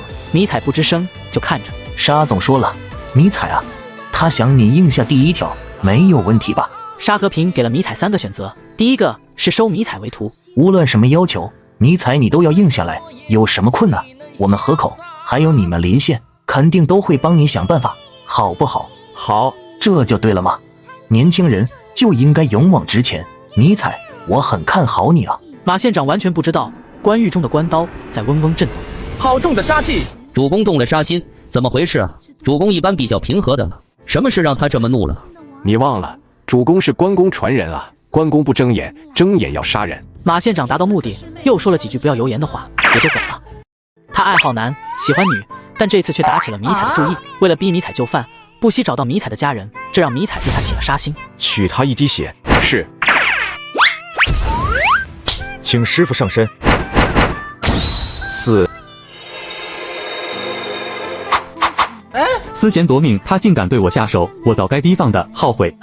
他以为他是千亿富豪，省里市里都要捧着他的，迷彩也肯定忌惮，所以哪怕明明知道天灯道人给思贤夺命，他也没有太多提防。这一刻的沙和平后悔无比。没过一会儿，沙和平双脚狠命蹬了2下，便不动了。管荣第一时间就得知了沙和平的死讯。沙和平死了，怎么会这样？迷彩怎么敢的？这一刻管荣怕了，很快就去找了他这一支气门的掌门人宁玄真。沙和平没了，到底怎么回事？肯定是那个迷彩。面对掌门人，没有隐瞒，把事由从头至尾说了。斗法一般不涉及家人，你们找上迷彩他妈妈，算怎么回事？我师兄本来是好意啊，他是起了爱才之心，想同进迷彩妈妈，许他点好处，收他为徒嘛。可迷彩肯定不这么想啊，你们找上他妈妈，他肯定会有另外的想法。今天可以许好处，如果不答应，是不是明天可以起坏心啊？他肯定这么想。而他在这世上只有妈妈一个亲人了，你们威胁到他妈妈，那他肯定下杀手啊。换了你也一样吧？我师兄当时没往这方面想。哎，沙和平生意人，习惯了生意场上的手法，却忘了神道中人如果碰上了，往往是直接下死手的，而不是和做生意一样绕来绕去。那现在怎么办？我师兄就白死了。那不能。沙和平是他师弟的弟子，而且对他和他这一支贡献很大，前后给了几千万呢。现在沙和平死了，对他这一支打击很大的。实话说，他要不是掌门，还真不愿意招惹迷彩。那个迷彩过于邪恶，光我们一支对付不了他，要找帮手。这个事最初也是郭家的巨灵神引出来的，我和郭姬联系一下，和郭家联手，必须给迷彩一个教训，一定要灭了迷彩。太猖狂了，太不把我们将门放在眼里了。宁玄真立即联系了郭家现任家主郭靖。我会派弟子过来查明真相，要真是迷彩搞的鬼，我郭家绝对会让他挫骨扬灰。挂完电话后，宁玄真又出了10万块找了一个瞎子，名叫杜英，是恶门传人。这天晚上，那只会飞的又飞来了。迷彩先生，我家主人请你南山一会。好，没有丝毫犹豫，直接就站起来，骑着摩托车出城。迷彩，你好大的狗胆，居然敢害了我杀师兄！你这意思，只许你们对我出手，我就不能还手了？你是皇帝老子还是阎王爷啊？原来你就是迷彩，果然猖狂！你又是什么东西？说我狂，那我索性狂给你看！小子无礼，本人牺牲气门掌门。小子，我告诉你，我气门绝不会放过你！你们什么时候放过我了？现在我不也是好好的？一曲肝肠断，天涯何处觅知音？不必争了，手底下见真章吧。这就对了，放马过来吧！小子果然够狂，本人杜英，岳门传人，如此清风如此夜，送你一曲断肠曲吧。原来你真是瞎子啊！哼，你这一曲，怕还要再跟师娘去学2年才行。没有家教的小子，本来只想给你个教训，看来不能留手了。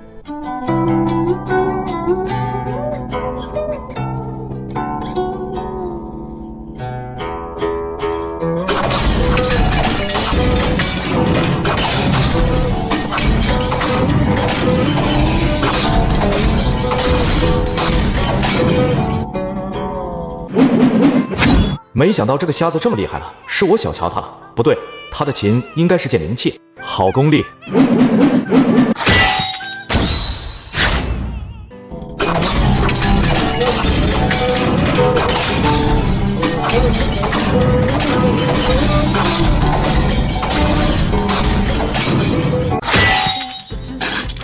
琴弹得不错，下次别弹了。如果没有其他事的话，那就告辞了。沙和平玩阴招，他也不客气，但明里斗法，倒不必不死不休，有个输赢高低，或者不输不赢都可以。他到底多大年纪了？20出头，这么小，他这功夫怎么练出来的？属实难得。杜老哥，你还有什么绝招？别藏私，都拿出来吧！我气门和这个迷彩绝对是不死不休的，杀了迷彩，我领你的情。若师妹在，他的筝与我的琴合奏，必可一曲奏功。仅凭我一人，也就这样了。你师妹30年前，江湖中有一对高手，一男一女，男戴墨镜，女子更以轻纱蒙面，谁也不知她真面目。但一曲合奏，石崩云裂，罕有敌手，人称云外双仙，是不是你们？云外双仙，我不但瞎了眼，还瞎了心，可敢称仙？真是你们！据说云外双仙本是一对情侣，后来不知如何翻脸，女子远走，男子以一把二胡游荡江湖，曲音凄苦无比。你师妹她能联系上吗？铁树开花，瞎子睁眼。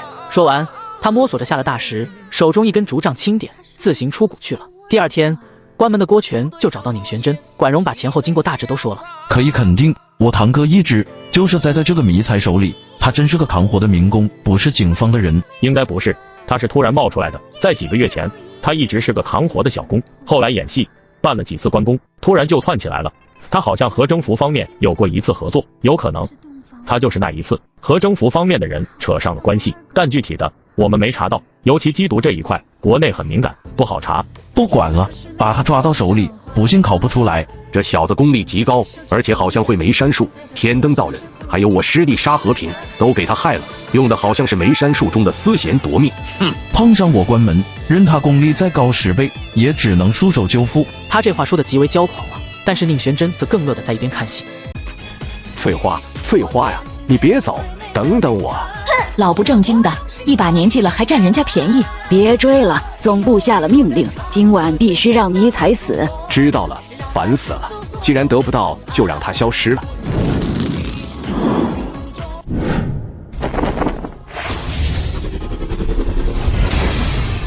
被我们的囚龙阵困住，就算是大罗神仙也能难以逃脱。那就让他飞灰烟灭吧，九幽灵火。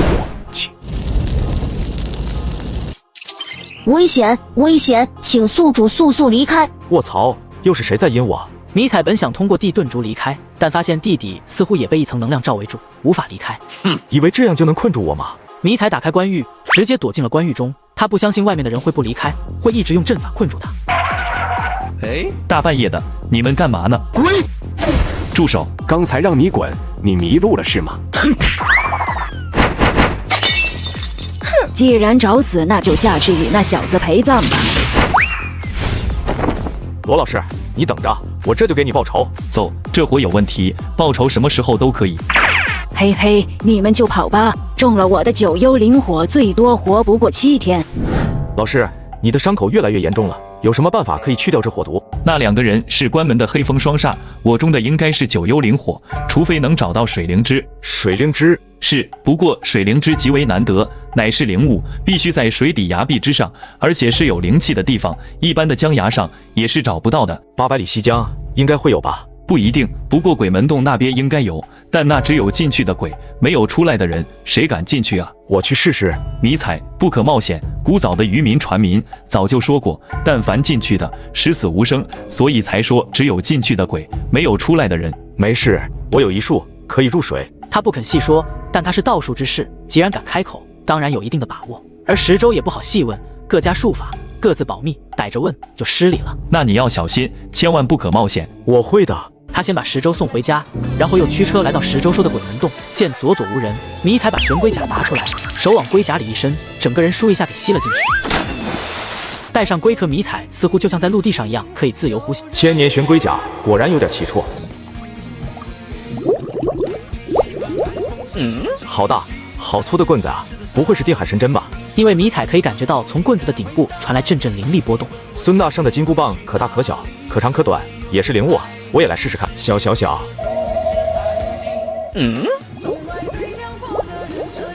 棒女眼见龟甲靠近，她手一闪，一道水箭打过来，但都被迷彩躲开。水箭您这么快，功力可以啊！棒精，主公收了它。这棒精乃朱子成精，吸取的是太阴精华，乃阴中之阴，最为补阳。胡扯，这样的阴精吸阳才是最厉害的。你想害死主公吗？那要看谁更厉害啊！主公得关圣传承，乃是神道，会怕阴精，绝对是大补，不怕吸。再说了，我有一法哦，可以采阴补阳。你一个黄皮子，怎么会知道这个？我说真的，这是100年前我才成道不久，一个和尚教我的。那和尚乃是一个喇嘛，出身密宗。他们密宗精研大欢喜之术，不懂的视为淫术，但得了道的却可以阴阳互补，以参天道，是真正的奇术。主公，别理他。你什么意思？主公是男人啊，男人喜欢女人有什么错吗？这是阴精，更好啊。什么阴精阴体，其实都是秉阴气而生，本源上其实是一样的啊。好了，你们别吵了。现在的情况下，这只棒女以为我是入侵的龟精，对我大打出手了呢，要怎么跟她沟通？这个容易，交给我。棒女先以为是一头龟精，结果龟壳里突然钻出一头黄鼠狼，棒女这下都懵了。嗨，棒姑娘，莫动手，我有话说。你到底是个什么东西？我叫黄二毛。这龟壳不是龟精，是千年玄龟留下的壳，给我家主公收了。我家主公名叫迷彩，是人，不过是人类中的在大修士，已经修成神躯。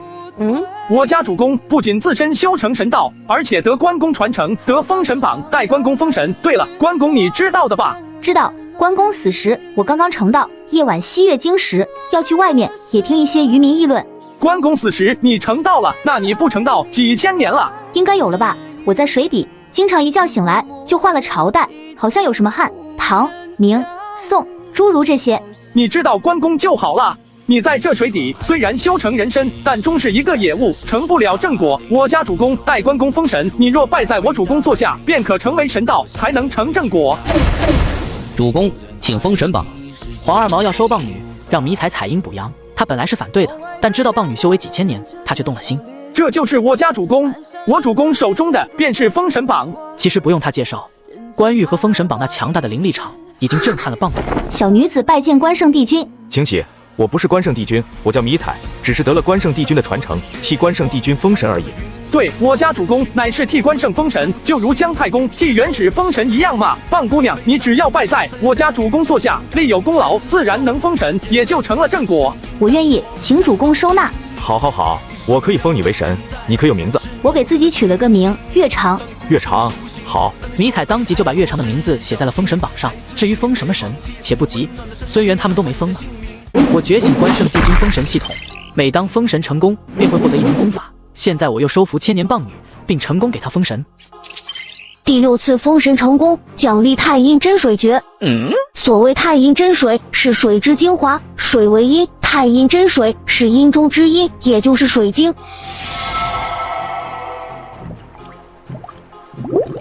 主公，这是什么神通？居然可以收集江水中的灵力。这江水中没了灵力，就再不可能生成精灵了。这鸽蛋大小水晶至少需要提取2到3千万斤水才能得到，重量比10万分之一，也就是说，这鸽蛋大小一滴水有3000斤重。老杨，借一段树根，弄成个瓶子的模样，我来装水。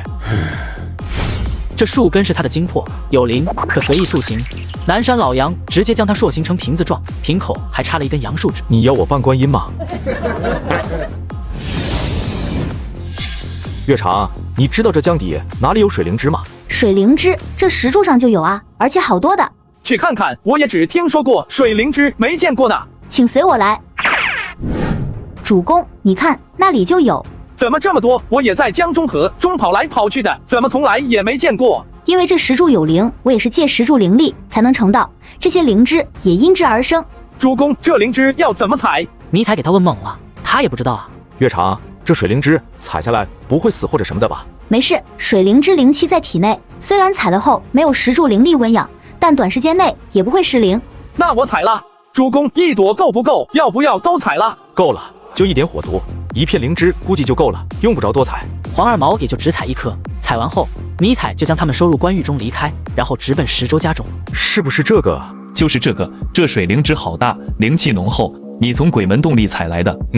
鬼门洞里其实也没那么可怕嘛，就是礁石多一点，要是传进去有点麻烦。他说的轻松，但石州也是道术之士，知道没那么容易。最后用木刀切下一小块敷在伤口上，不多会儿，那烧黑的一块就不见了，恢复了肌肤本来的颜色。也是时候找那2个老家伙报仇了。我也一起，那2个人不是那么好对付的。嘿嘿，罗老师，你就在旁边看戏就成。南阳关门不只是我，很多人也在找他们。死鬼起来做动画了。很快，迷彩通过缉毒局那边提供的信息，锁定了黑白双煞的位置。他缺了火毒，不可能，我们这九幽鬼火乃是石中灵毒炼成，没有我们的解药，世间无药可解。那他是怎么回事？这也不像中毒的样子啊！我也不知道。你们2个老阴贼，来，我们再试试。既然你们自动送上门来，也省得我去找你们了。我们南阳郭家就是被你捣毁的吧？嘿嘿，就是我。我今天就要将你碎手腕断，魂魄关在棺屋，日夜炙烤，只怕没有那机会了。我操，迷彩，你不讲武德，我们玄门中人就要用玄门的手段来对决。我的目的只有一个，那就是要你们的命，只要达到这个目的，用什么都行。迷彩，这老师，你看账。没想到你还有这一层身份，这3个也是死有余辜了。迷彩又打电话通知了彭胖。彭支队，我击毙了南阳郭家的人。随即他发了一个定位过去，没过多久便来了几辆警车。不过彭胖有事没来，迷彩与他们去做了一下笔录就回来了。下午的时候，大黄便急急忙忙的赶回来了。主公，黑豹出事了。黑豹？他出什么事了？他给法海抓走了。这下迷彩真的惊到了，黑豹被法海抓走了，这是什么鬼？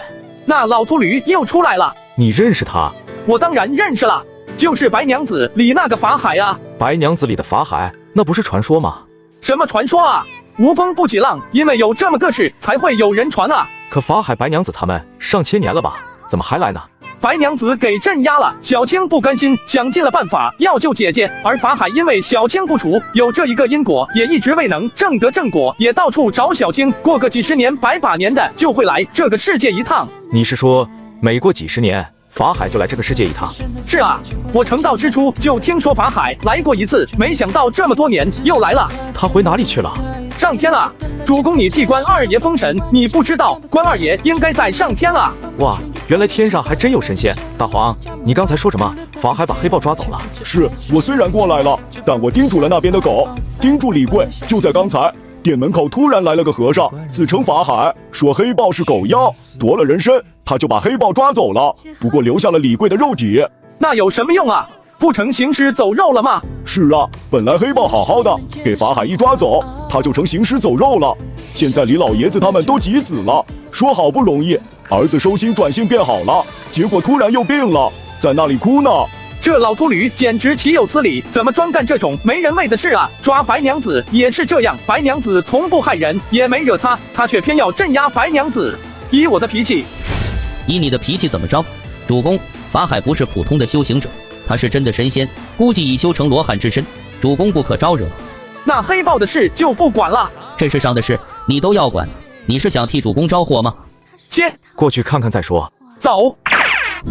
大王，黑豹给法海大师抓走了，回不来了，你把我送回去吧，否则我爸妈他们就要急死了。他们要有事，那就是你引出来的，法海大师知道了，肯定会收了你，就跟镇压白娘子一样。黑豹给法海收走，迷彩完全没信心要回来。他过这边来，本来的想法却有把李贵送回去的意思，可听李贵这么一说，语气中居然还带着几丝威胁呢。还真是死性不改啊！法海现在去了哪里？去了东山寺。兔兔，你代替黑豹一段时间行不行？去李贵体内，先带黑豹一段时间，以免李老爷子他们伤心。长耳兔其实也不太愿意，不过迷彩开了口，也只好答应下来。走，去东山寺。天龙大会，天龙，大罗法咒，大罗法咒，拿来吧你！既然你不肯狗，那便去雷峰塔下面待着吧。妖兽了呀！法海来抓狗了，赶紧告诉主人。走，去金山寺，将黑豹要回来。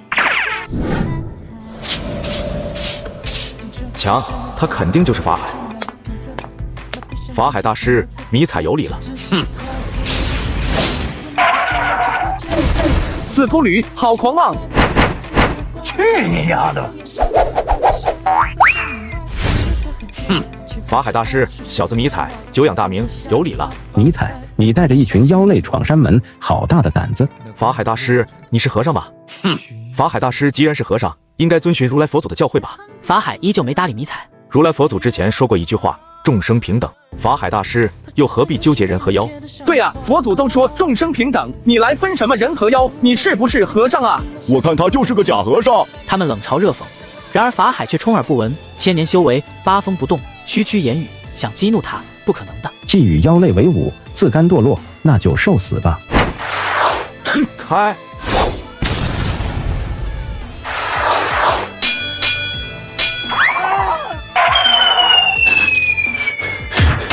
好厉害，不愧是传说中的法海，能镇压白娘子的存在。这方天地灵气流失，低弱之极，居然还有这样的人物。此人为妖，祸害更烈，须留他不得。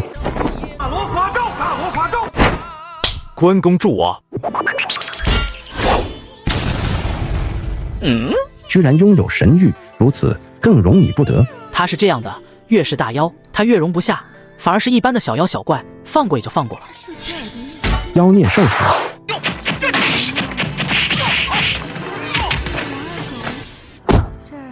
法海，今日你再也别想用伪善面具遮掩罪恶。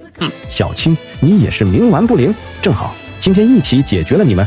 大飞天龙，大飞天龙，大罗法咒，大罗法咒！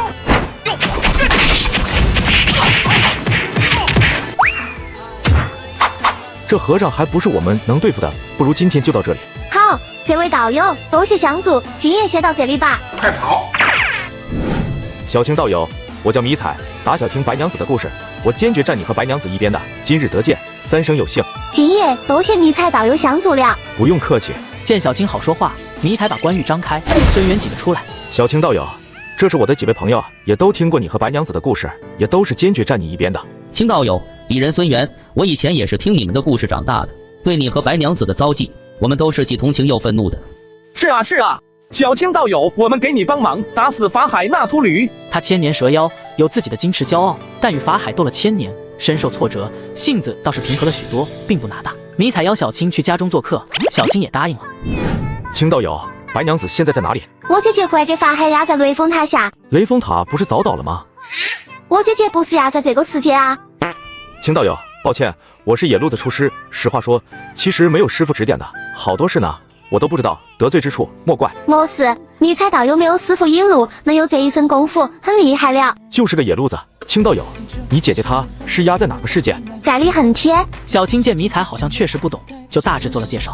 欲界9重天是9个大世界，迷彩所在的这个世界则是多情天。白娘子的故事其实是发生在离恨天的，后来给一些可以穿梭各世界的神道传了过来，慢慢也就成了传说。青道友，离恨天怎么去？要不你带我过去，我有地形之术，可以钻到雷峰塔里面把白娘子救出来。不行的，雷峰塔是神塔，地形术钻不进去的。那就没有其他办法了吗？佛门四大，法海功力又极高，我虽也找过朋友，却都有折损，后来也就没有再找援手。他斗不过法海，救不出白娘子，始终不肯放弃，千年不舍。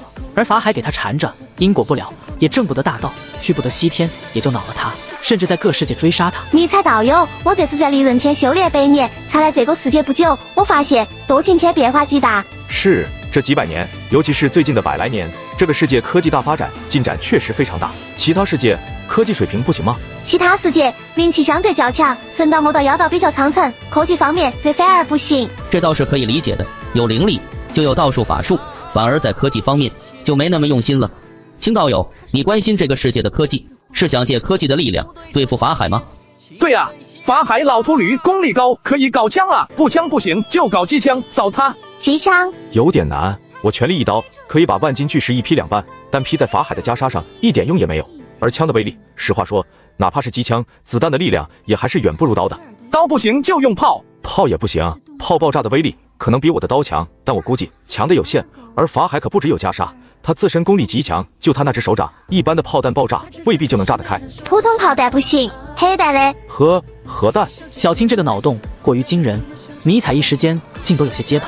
我在网上查过，黑弹敌威力非常大，我想法海再强也撑不住一枚黑弹。核弹炸法海，这个有点疯狂啊！迷彩道友，你觉得不行吗？核弹的威力肯定是够的，不过核弹威力太大，会伤及其他人啊。白娘子心怀人善，不在这个世界，在离恨天，离恨天离金山寺，在金山之上，山上只有一座庙，没有其他人家。那好像可以，就用核弹炸死那个老秃驴。离恨天，那对这个世界确实没什么影响。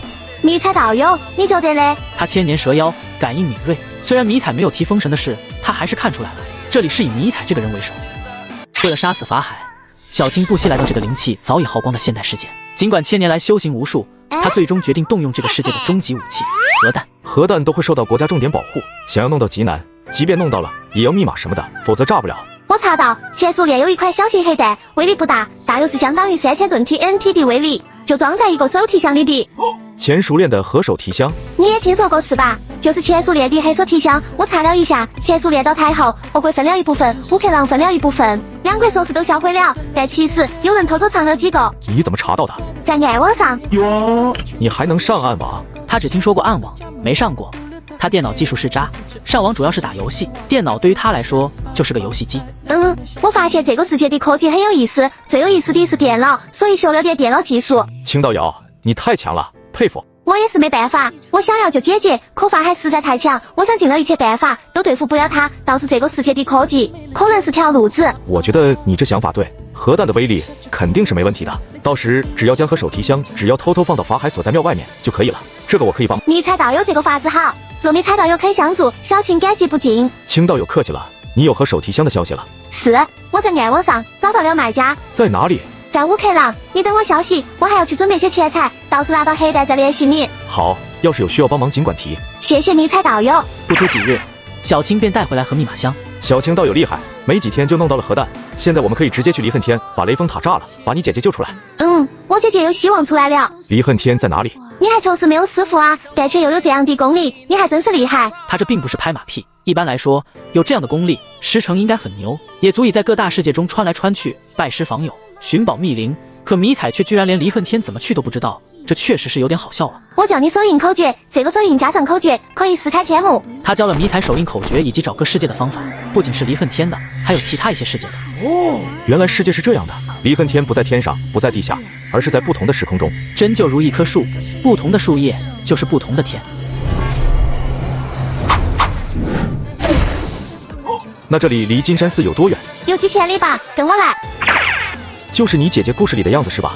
那1000多年来啊，没有什么进步。基本没有，农业文明再进步也就那个样子了。既然有可以穿梭来去的神道中人，为什么不把我们那个世界的科技带到这个世界来？为什么要带过来？科技越发展，然后怎么样？人越幸福嘛。那么你觉得小时候科技还不怎么发展的时候幸福，还是现在的你更幸福？好像也没有更幸福，甚至某些方面越来越难了。别的我不知道，我只知道你们那个世界灵气越来稀薄，在这些天待着真的很不舒服。在这个世界待着，哪怕不练功都能长寿。雷峰塔在哪里？在城西西湖边上。迷彩，要不你用地形术去雷峰塔下试试，像上次你说的，看能不能进塔。好，我现在就去。雷峰塔是神塔，是一件灵宝，不是法海自己炼的，而是来自他的师门，灵力极强。你要答应我，不可冒险。我知道的，我不会冒险的。对了，青姐，那个许仙呢？不知道，不要提他。对不起。没事，如果不遇到许仙，姐姐不会给压几千年，但这其实也怪不得他，这是天意。许仙只是凡人，早死了，他和姐姐也没有儿子，这和故事是不同的。故事是好心人的幻想而已，但实际上许仙早死，而姐姐则一直给压走。好，我这就去探寻一番。金山寺下面确实好埋核弹，要小心。金山寺里高僧不少的，虽然最强的是法海，但略次于他的也有不少，最好不要进寺了。好，他是大妖，迷彩明显的感应到，他以某种法门掩盖了妖气，但如果进了，还是有所感应的。而金山寺千年古刹，寺中高手也不少，小青进去有可能会给他们发觉。靠近到离雷峰塔大约100米左右，他就开始感应到很强的灵力，越靠近越强。好家伙，不愧是能镇压白娘子的灵宝，这灵力还真是强。快跑！不行啊，塔的灵力太强了，我根本没法子靠近。雷峰塔是佛门灵宝，我曾经打过多次，用尽了法宝，也伤不了他分毫的。那要怎么办？先收拾了法海，然后再对付雷峰塔。好，要不我现在把核弹埋去金山寺下面。金山是佛门古刹，杀了他，佛门肯定暴怒。我只想救出姐姐，不想再和佛门结怨。他们势力太大了，北山那里有一座塔，你把核弹放在塔中，我引法海去北山，打不过他，钻塔，他肯定追过来。然后你当我钻地，引爆核弹。那我们去北山看看。可以把核弹放在塔顶上，系一根电线下来。主公有钻地的法术，那就等在地底下，法海来了你就引爆。我引法海过来，你在塔前，然后我装打不过下来，和你并肩应战，法海肯定会追下来。你再带我钻地，同时引爆核弹，他应该反应不过来。肯定反应不过来，他想不到的，我们居然会搞了核弹来炸他。核弹炸法海太解气了，炸死那老秃驴。一番商量后，最终确定了方案。那就这样，我去射接贴，把法海诱回来。好，今天就炸了他。那我去了。迷彩亲自布线，又试了电，确认电线没问题，起爆机没问题，和手提箱里的接口也没问题。此时左右，突然有2道强烈的灵气向这边移来。法海，许仙已死千年，放了我姐，我们与你的恩怨一笔勾销。做梦！司徒律，哎，走，可以起爆。法海镇压了白素贞1000年，为了报仇，小青拿核弹来炸法海。千年的修行竟然抵不住凡人的力量。1000年修行的法海，真身与法身，瞬间就湮灭于核爆的强光与热浪中，连那坚韧的袈裟也化作飞灰。法海彻底消失了，核弹确实威力惊人。真的，那个1000年来压迫我们、处处刁难的法海，真的就这么被炸死了。确实，他连袈裟都没剩下。我们的世界虽然灵气低薄，但科技的力量确实不可小觑。迷彩和小青趁着金山寺一片混乱时，飞到雷峰塔前。这塔地防护太强，还是破不开。别急，我挡住他们，你继续找破绽。此时，金山寺的僧人们发现了他们的意图，纷纷往这边飞来。青蛇作乱，害死住持，还敢妄动我佛塔，真是找死！住手！关圣帝君在此，助青蛇救白娘子，挡我者休怪刀下无情。关圣帝君竟然助妖精！关羽身为人类英雄，应助正道，你竟助妖行恶，莫非不怕天谴？既然所谓的正道无视人性和情义，那我便为情义而战。阿弥陀佛，顽冥不化，镇压！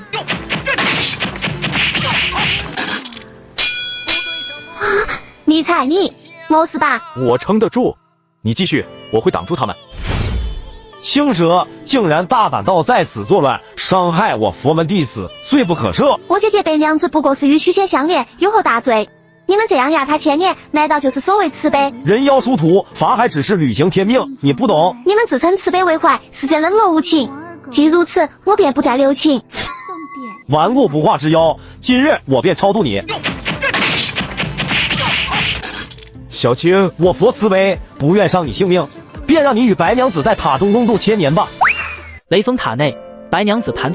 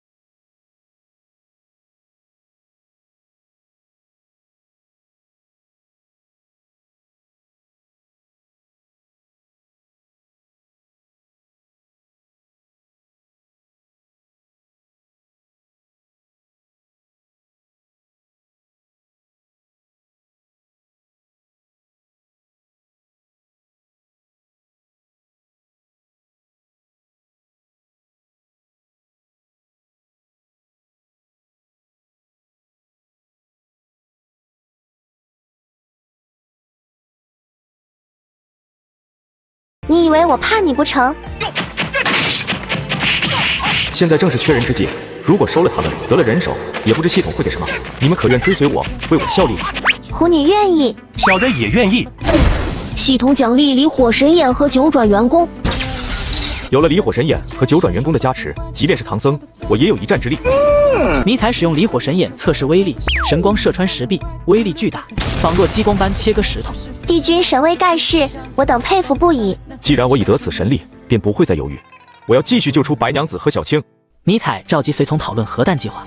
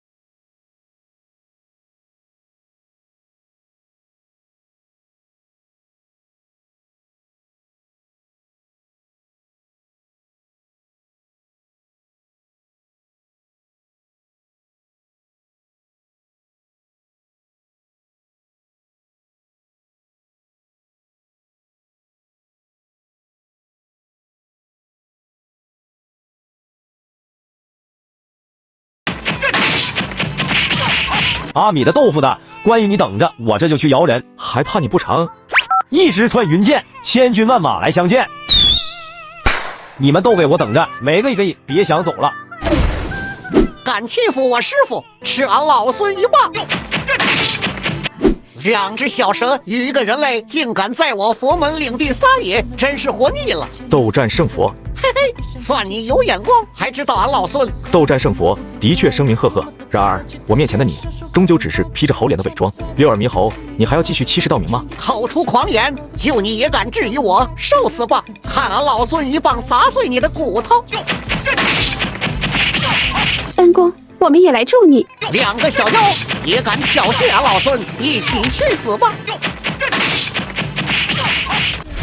泼猴，你的对手是我。三眼小子，这事与你无关，我先解决了他们，再陪你耍耍。我说过你的对手是我。你难道真的要与我佛门作对？当初大闹天空时，可不是对佛门这么唯唯诺诺的。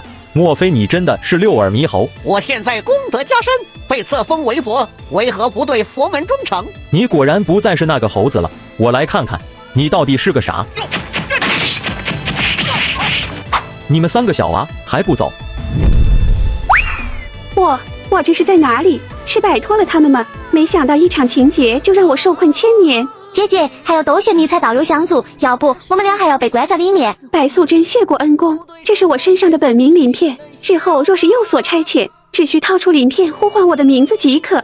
你们这是有了新的去处吗？迷彩导游，我与姐姐商量好了，这次出去后就在青城山上苦修，不再过问世间之事了。也好，相信用不了多久，你们也能得道成仙，就不会再被佛门针对了。而另一边西天灵山处，满天诸佛也正在法海的死感到震惊，他们之前可不知道色天界居然有核弹这种大杀器。佛尊，有何训示？你去那欲界走一趟。遵令。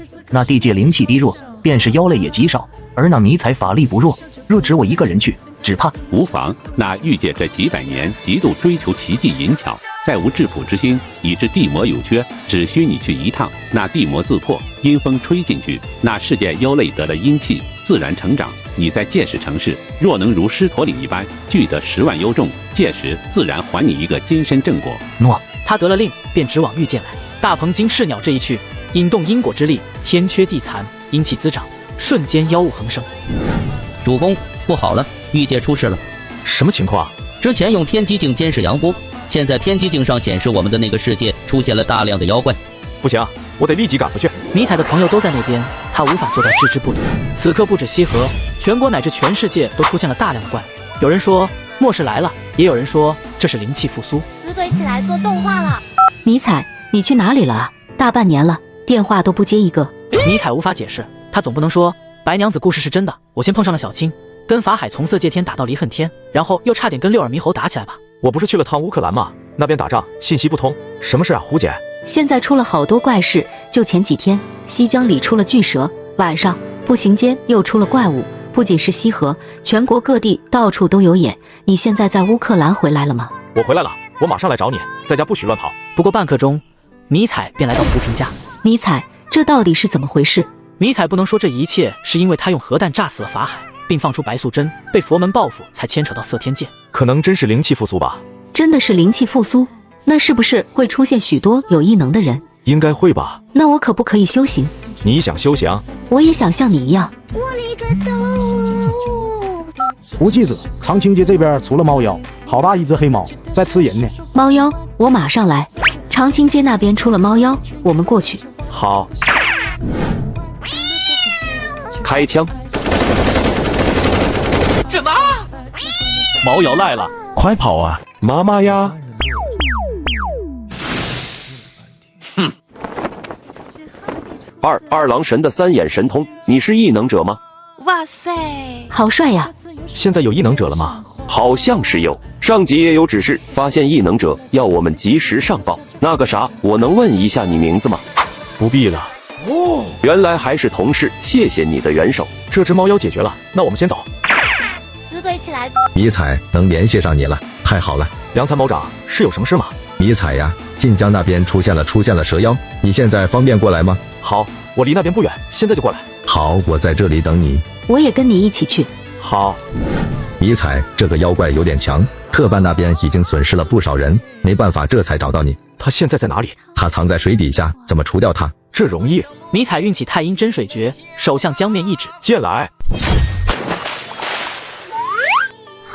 射击！什么？找死！太帅了，我要为他生猴子。他只是用核弹炸死了法海，便引得如来报复，派出大妖精赤大鹏，想将这里变成第二个狮驼岭。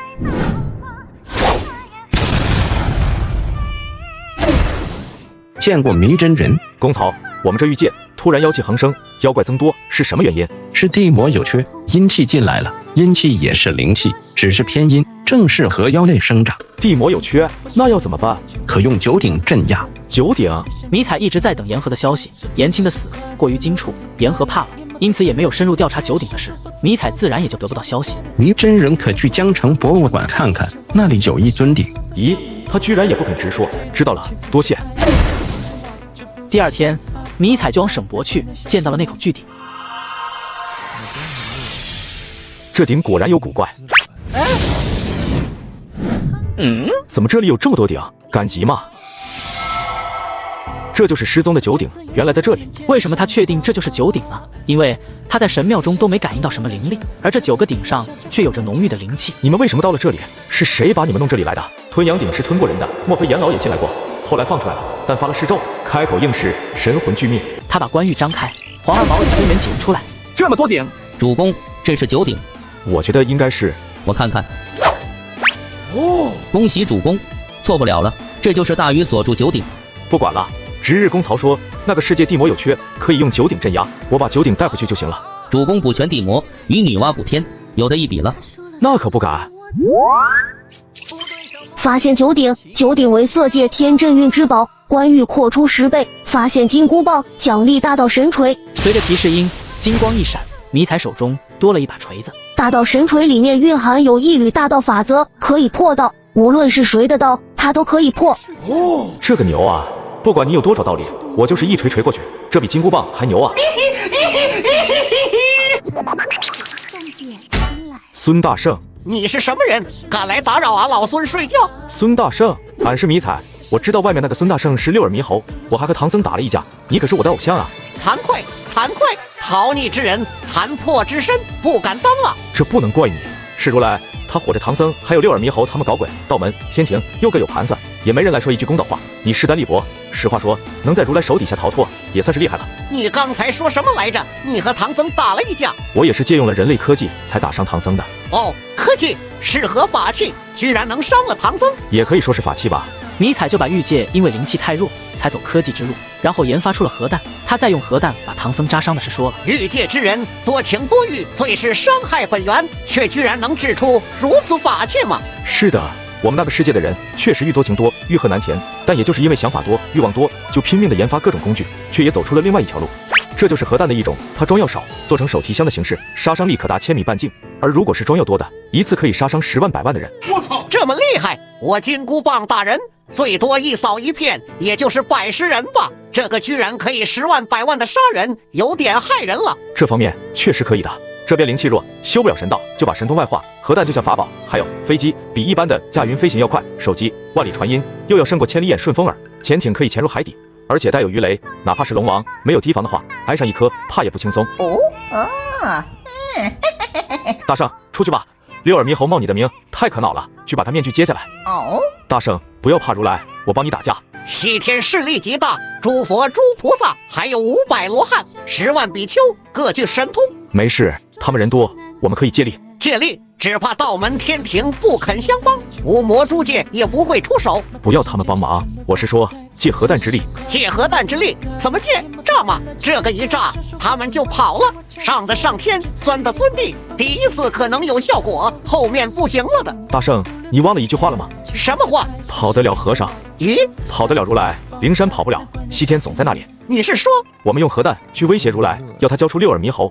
他要是想继续庇护六耳，我们就炸了他的灵山。炸他的灵山，这主意你觉得如何？草干了。大圣，这是水晶，比观音净瓶里那圣水也不差的，你且喝几口看看。孙大圣肉身已灭，但他和黄二毛、孙元他们又不同。黄二毛他们是一个魂，孙大圣乃混元仙，他逃出来的是一缕元神，那可就强大的太多了。净瓶圣水吗？那倒是好东西。不错不错，这水厉害，俺先运功化一下。恭喜大圣成就金仙之体。哈哈，还得谢谢你的灵水，这个水比观音的丝毫不差。不过那观音小气，他那水儿可轻易不给人喝。那六耳猕猴一直在冒俺老孙之名。对，不过他给如来驯服了，在无半丝大圣的气性，倒像个1000年的老和尚，阴气沉沉的。嘿嘿，待老孙一棒子收拾了他。大圣，我们先不声张，出去后先去乌克兰搞核弹，多备一点，等核弹到手，再把九鼎拿出去镇压气运，灭了大鹏金翅鸟。则如来自然知道，天庭道门也会惊动，到时大圣再亮相，大张旗鼓向西天要一个公道，你看如何？就依你所言。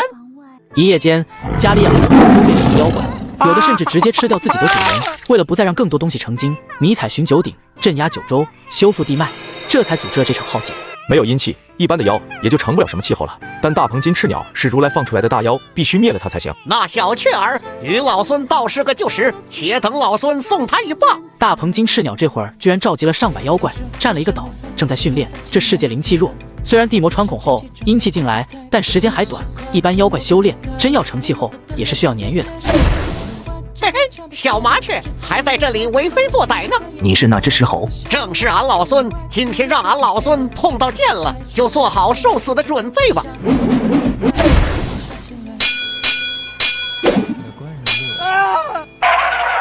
这只猴子这么强，应该到了金仙境界的，赶快走。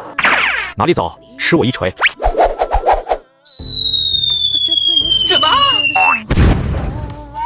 大圣，大圣，且看在旧日曾有一面之缘，饶了小的性命。迷彩道友，你不是嫌飞得慢吗？这小鸟儿飞得倒快，你可以收了它，让它给你做一个坐骑。只要肯饶小的性命，小的愿为迷彩真人坐骑。我代关公封神，你可愿受封？愿封，愿封。你即自愿，我便代关公封你为神。要是背叛，我就把你名字从封神榜上抹掉，你就神魂聚散了。小的必忠心不二。封神成功，奖励诸天之影。诸天之影却可以踏天而行，步步虚空，横渡诸天。嘿呀，好东西啊！迷彩道友，走去西天。如来，俺老孙回来了。今儿个旧账新账，一会儿给你算了。这才是闹天宫的大圣嘛！那个裹着袈裟，阴不阴阳不阳的什么玩意儿？哼！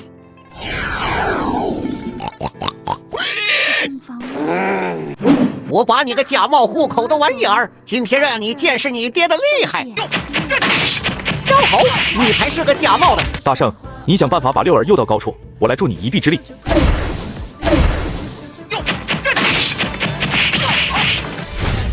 小心！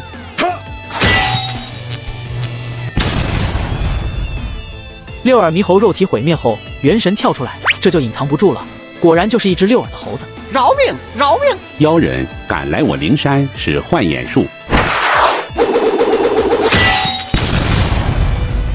这就是所谓的如来神掌了。好一个迷彩，居然能和如来拼上一掌！好个如来，果然阴险，把六耳猕猴交出来！什么六耳猕猴，贫僧却是未见。